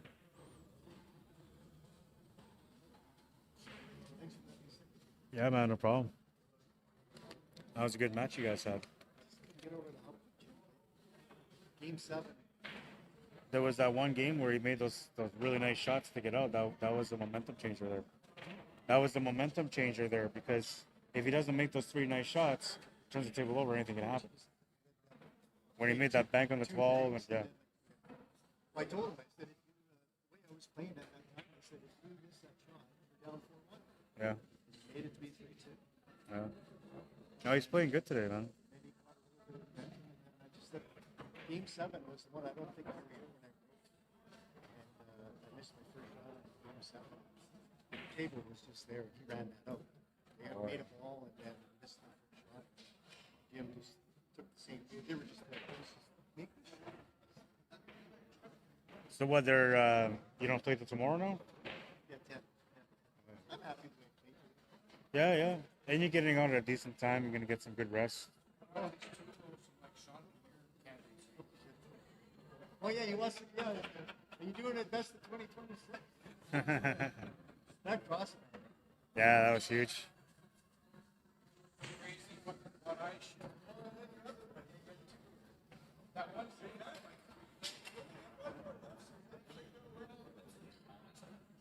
Yeah.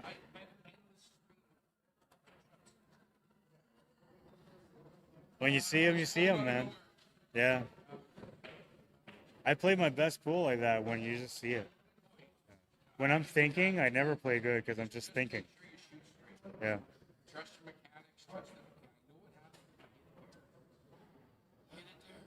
Yeah. To be honest, that's what really pool is. But a lot of people have a hard time figuring that out. It's really that simple, though. It's just hit here, it's going to go there. That's all there is to it. Yeah.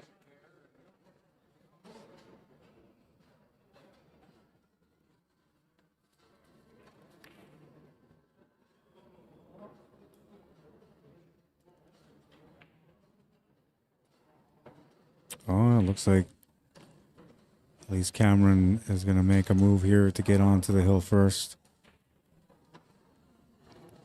I know it says like 5 minutes on the match timer, but they're literally about 15 minutes and 20 minutes in now into this match, which I think is pretty fast paced. Oh, a little bit too much on that one. She got into that 50-50 mark.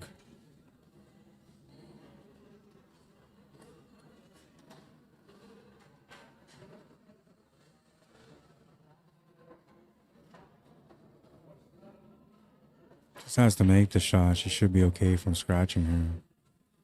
And she'll make the shot, no problem. She's on the hill. I don't know if they have any other matches coming up for the other table.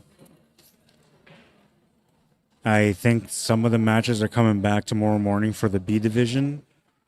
And then I don't know about A division and women's division, because I think the A division is almost done. And the women's division is 2 matches away from being done.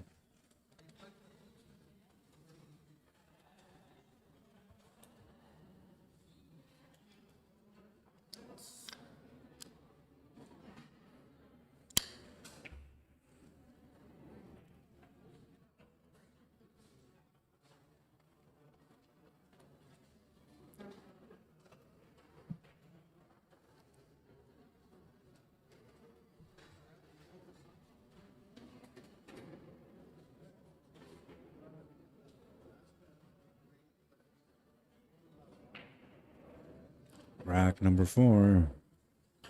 Elise Cameron to breaking for the match.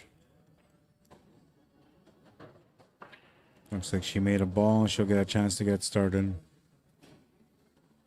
Made the 12 ball off the break.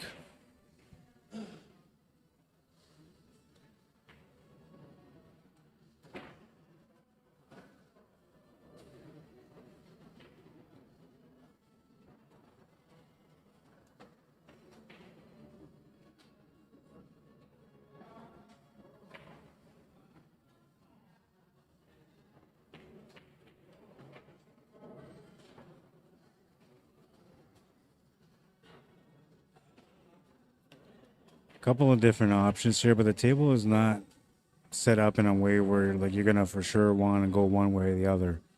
It's a 50-50 whichever way you go. There's gonna be work no matter what.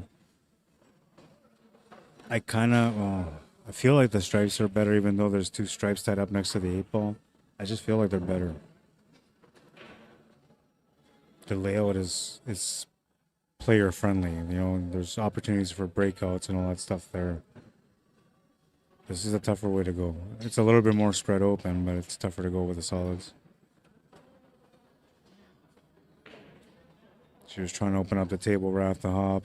Well, missed the shot, and the table is still open. They saw the choice of solids or stripes.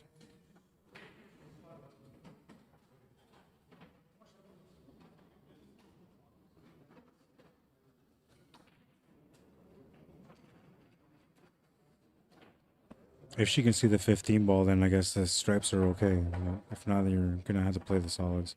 I mean, you could also play the 10 ball.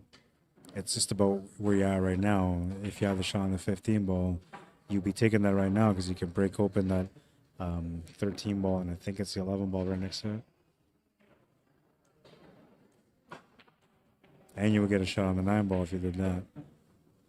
Came up short on it, though.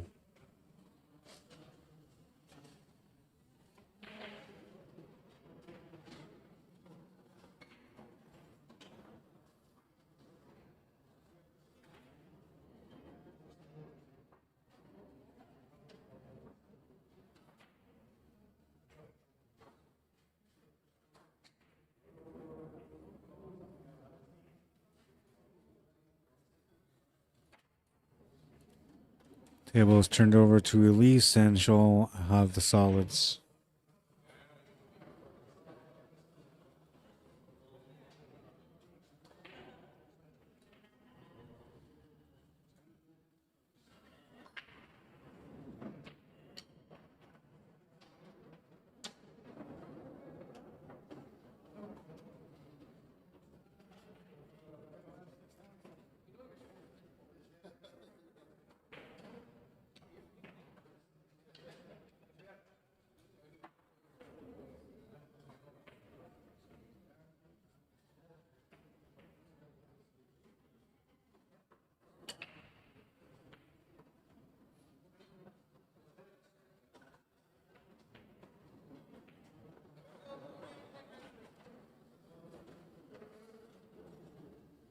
Good shot on the 6, and she's going to get okay here. I think she still has a 3.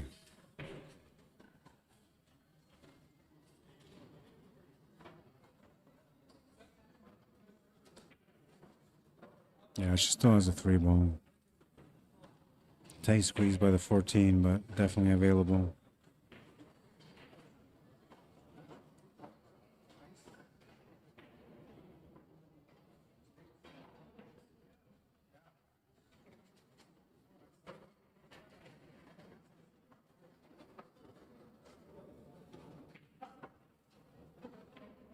Two ball doesn't have a pocket available yet, but she just opened that up.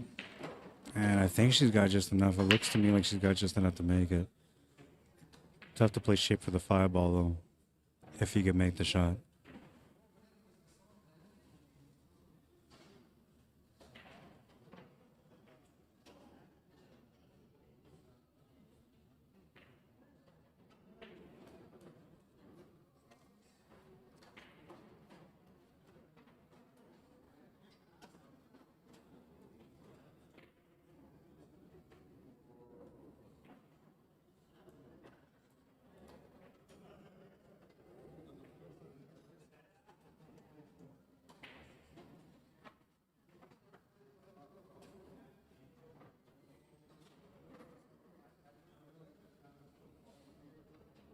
Yeah, it looks like she does have it.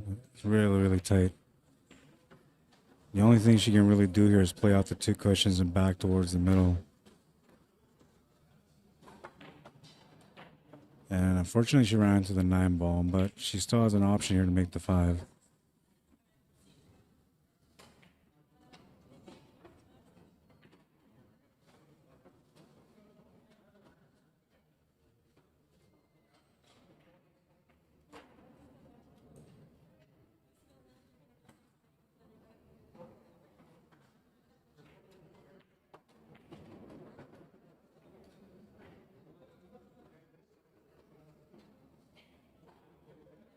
Huge shot here.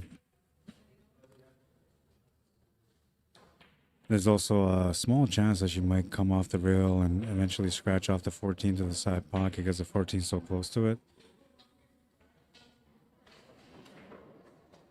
But I'm assuming she's going to try to play the shot to avoid that altogether. Although she does run into the 14 ball, that would get her the perfect setup on the 8 ball to the top left corner.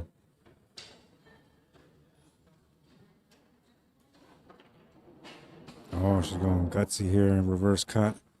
These are tough to see, man. I'll show you guys, though. So in order for her to make this shot, she's got to play it like this. You can also make it by playing it like this, but you're going to come up a little bit short. But if you play it like this, it would be too much. She made a great shot, but she doesn't have much to shoot at here on the 8 ball.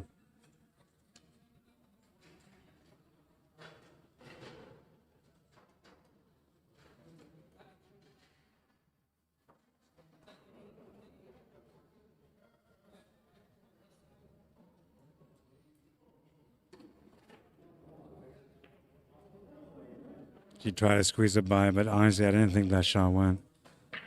So Tracy with a golden chance here to tap the match at 2, take it to the last rack.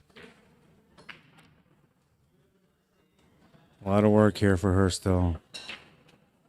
But the angles are all complementary. The table's set up in a positive way for her to be able to get the finish. You just have to go through the motion and make sure that you get the proper angles from one shot to the next. Sounds simple, right?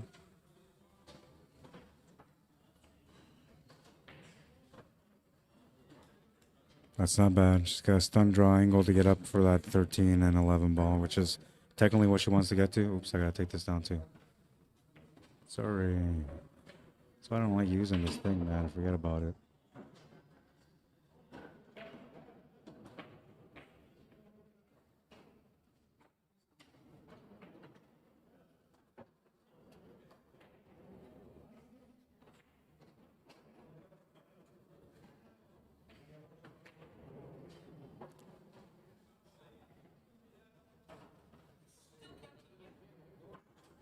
It almost goes, but it doesn't go. But it looks like it almost goes. I guess this is the last match of the night because, like, everybody's gone already, man. There's, like, nobody sitting around here no more. So I'm assuming this is the last match of the night. They're going to come back tomorrow at 9 or 10 in the morning. Oh, the shot did go. What a shot. And she played it as a safety. But that shot went. I didn't think it went. I don't think she thought it went either because she... And, that, you know, that's what I was thinking too. Like, if you just nick off the 8 ball. Wow. That's how I know my pool game's on point right now because I can see those little things. Oh, and she already made the 5. Jeez. Why is a 9 in there? That shouldn't be in there. Oh, that's the wrong person. There we go. Thinking, why is that 5 in there? She's just on the 8 ball. That's all that's left.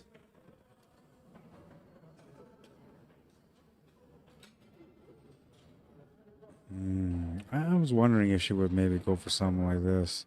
It's about the only real option she has. It's a tough shot, though. And the thing about this, like, there's no direct contact because of the 9 ball, so you actually have to spin into this, and this is going to be tough to do. It's going to be really tough to do. She's got to, well, I'll show you guys here. So the contact point from the ball to the 8 is right here. Okay. That means that she's got to make the ball come off a cushion like this angle, like this. This is what you're looking at for the shot. And it's tough because you're not really cutting into it. You're cutting to the side, but it's the spin that's happening to make that work.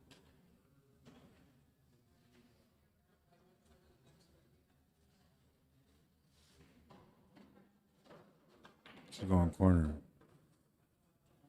I think that's a harder shot than going side. But you got to go with what you know. Makes a really nice contact on the 8 ball. We'll turn the table over to Tracy.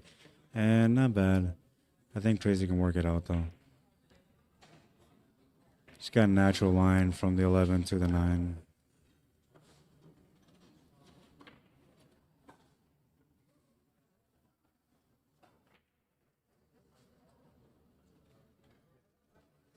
Oh, there's no 13 there. Sorry.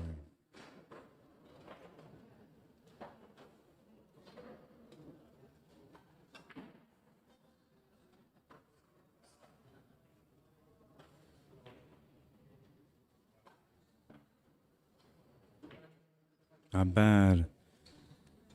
She's got a nice line from the 9 to the 8. She just has to stun over. That's going to complement the shot on the 9 ball as well.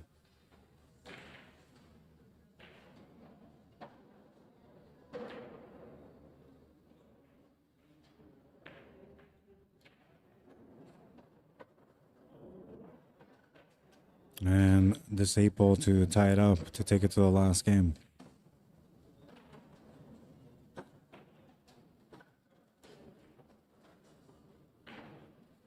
Nice finish.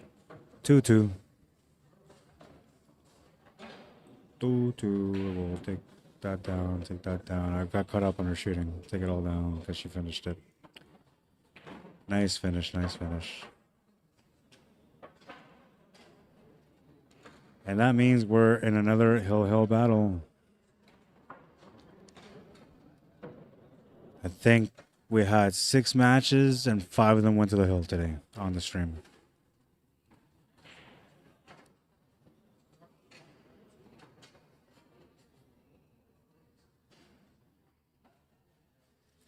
We all like this kind of setup when it's time to have some fun.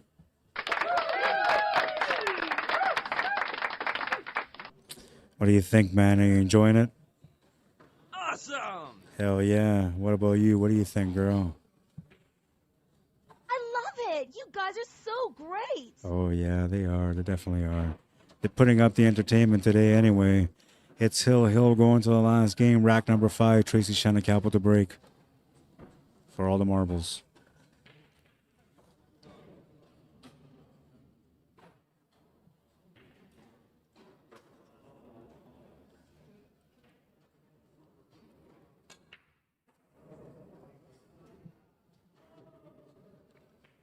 $13 is trying to make its way to the pocket, but it'll come up just short.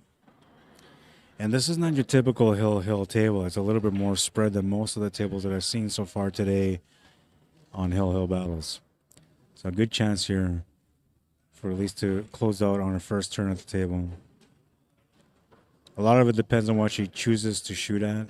And like I'm looking at this table, I feel like stripes are a little bit better than the solids, but because the 8 ball is wedged between the 7 and the 1, makes it a little bit hard to get out. However, you can open that up right away here if you take that 14 ball to the corner with some topspin.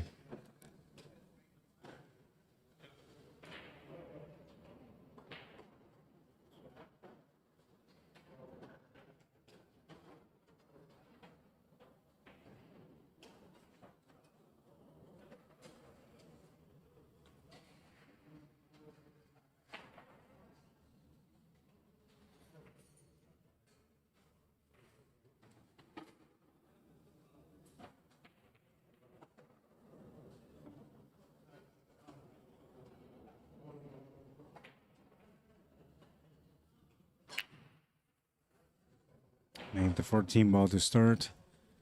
This was one of the concerned areas here, was trying to address that 12 and 10. She's going to get on it right away.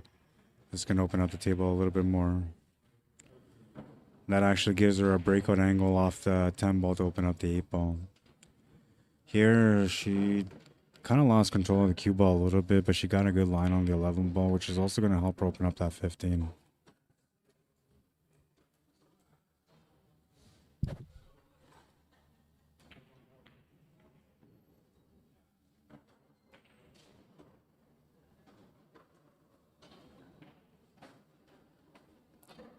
So the 15 ball wasn't open, and she got herself into a weird spot here. Not much to shoot at.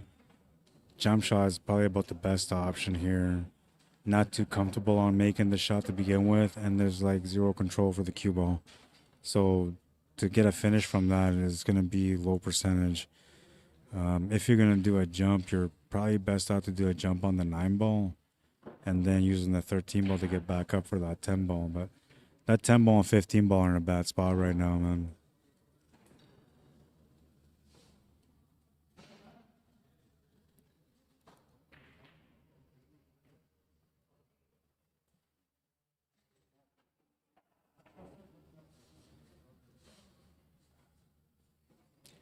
Donovan Leo, how you doing? It says, good games, good video. Right on, man. Thank you.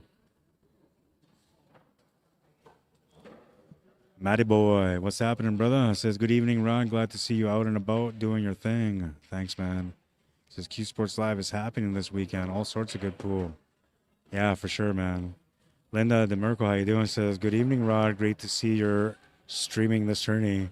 Thank you. I'm happy to be here. It's the first year for these guys doing it, and it's a huge honor for me to be out here, honestly.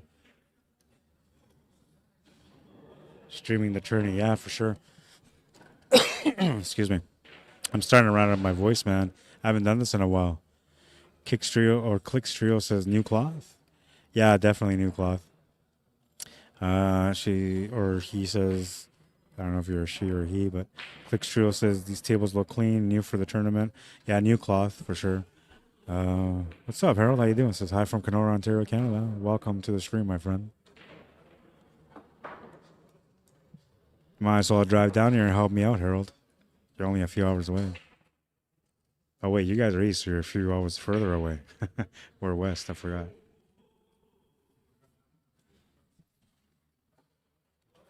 So,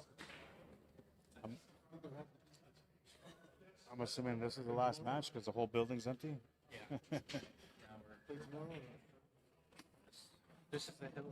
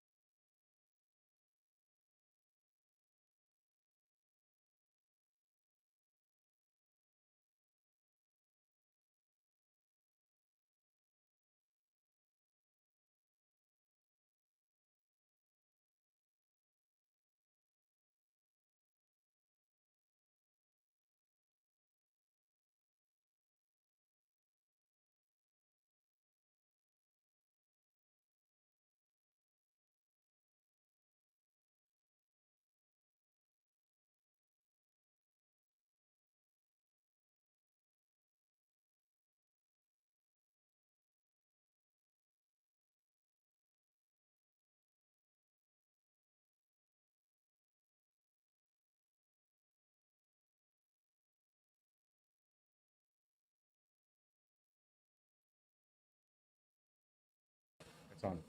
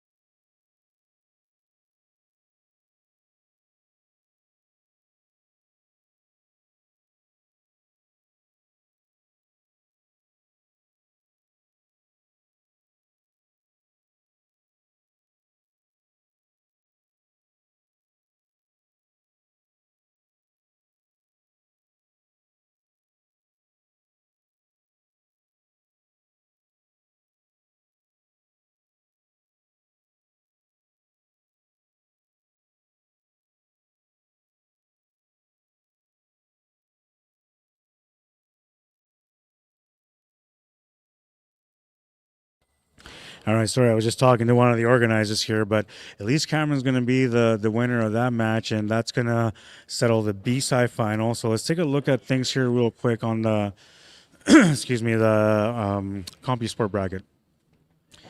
For the men's division, or not the men's, but the B division, we have Andreas WOMBDISKA playing against Jim McKenzie. I got to refresh that. Yeah, he's playing against Jen McKenzie tomorrow on the A-side final. That match is starting at 11 a.m. Then they have Daryl McKay. No, Derek Spotter is waiting for the winner of Daryl McKay and Craig Blacksmith, which they're still playing right now. That match is almost done. It's 3-3, race to 4. Roland Ironman and Rolando Oliger, the all-Filipino. Oh, no, wait, that Roland is not a Filipino. I was talking about Romel, sorry. Roland and Rolando Oliger. So Roland Ironman and Rolando Oliger, they're going to be playing tomorrow. That's starting at 10 a.m. That's B-side semifinal, and that's the B division. On the A division, we're down to, I believe, just the finals. Let's see. So Kevin Cardinal, Dryden Gage, B-side final tomorrow. Joey Bolio waiting for the winner of that for the championship match. That's where we're at with the A division. That action starts at 11 a.m. tomorrow as well. In the women's singles, we have Lisa McNabb being the winner of the A side. She won against Dion Walsh 4-2, and she's waiting for the winner of the B side, which that's going to be decided tomorrow. And a matchup between Elise Cameron and Dion Walsh. That matchup is slated for 10 a.m. tomorrow. So it should be a lot of good battles tomorrow for you guys for these singles. All the finals coming up, all the best players coming up. They're going to get some good rest for tomorrow, and I promise you're going to enjoy it. You're truly going to enjoy it. And then we have the team event tomorrow also, which is going to be top-notch, man. It starts at 4 o'clock. Lots of great competition for that. And I think you guys are going to really enjoy the team event. The format is really sweet. I think it's going to be amazing, man. My jet is in the shop, says Harry. Natural bank to the corner on the 9-ball, says clicks, and thanks, Rod. Great job as always. Good night, Harry. And she didn't call the 8, even though it's obvious. Yeah, you didn't really have to call it. Obvious shots are just obvious shots. They don't use a patch either, thank God, because the patch is horrible, man. What happened to the sound, says Donovan Leo. Sorry, I was talking to one of the organizers here, and so I got caught up on that. But my voice is here now. You guys can tune in tomorrow starting around 10 o'clock in the morning to tune in to watch all the singles. I will run until about 3 o'clock. Then at 4 o'clock, we got the team event. I'll be here today. I'm almost done now. And then tomorrow, all day long, all night long. And then Sunday, we come back for the championship day. It's going to be the team event. The final matches is going to be really exciting. You guys don't want to miss any of the stuff. I know there's other stuff going on right now with Pool 2, but I'm telling you, the competition out here is insane. And yeah, on that note, we're going to call it a night. We're going to go over here and let's switch this up real quick. There's nothing going on over there anyway, so let's just leave it at that. That's going to be it for now. I hope you guys enjoyed the coverage. It's been a good time. I hope you guys enjoyed my new intro. I worked on a highlight video type thing for an intro for future purposes. It was my first shot at it, so like it's not the greatest, but I'm going to do another one in a couple of weeks. And all the shots that are in this one are all from 2022, so I'm going to make one with a 2023, 2024, and then 2025 highlights, because I have a bunch of highlights that I got to go through. But hopefully you guys enjoy all this stuff, and you let me know. The music too, you know, I paid these guys some good money to come up with a good intro song for me, and I hope you guys enjoyed that too. We're going to be back tomorrow at 10 o'clock with some action for you guys. It's going to be amazing, man. I promise it's going to be amazing. Let me take this off because that's wrong. Yeah, so live from Sioux Valley, Dakota Nation, starting tomorrow at 10 o'clock in the morning. Tune in to watch the action. It's going to be amazing, man. I promise you. Until then, have a good night, everyone. Oh, wait, no, I can't do that. I got to go to the last highlight and then the pool wisdom. All right, last highlight. I thought this ball was going off the 8-ball, but she called just a shot and playing a safety.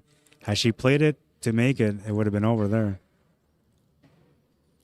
The more you sweat in practice, the less you'll bleed in battle. What that means is you got to put out there and put all your efforts in on the table while you're working on your game. Don't go there and start playing rack after rack after rack and working on your break. I mean, you got to work on your break too.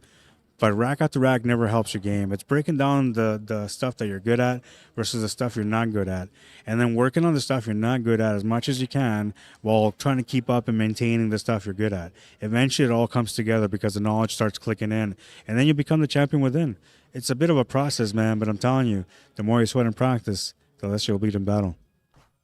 And I hope you guys enjoy the stream. That's it for today. As usual, I'm having a good time and I'm over talking like I do. Hope you guys enjoyed it. We're going to be back tomorrow with lots of action for you guys. It's going to be an all-day thing. I'm going to try to get it on Q Sports Live Facebook page, but it's been a big battle just trying to get some time on there, right? Every time the Calgary guys go live, like, they just don't give me room to get in there. So I have to stream on my own personal Facebook page, but it is what it is. Tune in tomorrow. You're either going to watch it on Q Sports Live Facebook or you watch it on my page, which you can find me under Rod Arriagada, Q Sports Live, one word, then space Manitoba. Look me up. Well, let's go back here. Got to go back here so I can show you, because I just want you to know, man. Where are we? All right, so here we go. Rod Arriagada / CSL Manitoba on YouTube. Rod Arriagada, Q Sports Live, one word Manitoba on Facebook. And where's my... Gosh, man, I had everything set up here. Oh, yeah, right here. So when you look for me on Facebook, this is my profile picture. That's how you find me, okay? If you see me standing in front of the Las Vegas sign, that's me. Legit. It's the only account I have right now.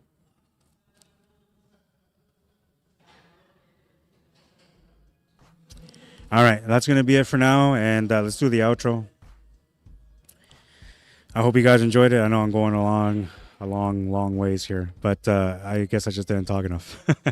I'll see you guys tomorrow morning for some great action starting at 10 o'clock in the morning. Make sure you tune in to watch, and thank you to everybody that took the time to like and share the stream today. You guys are awesome, man.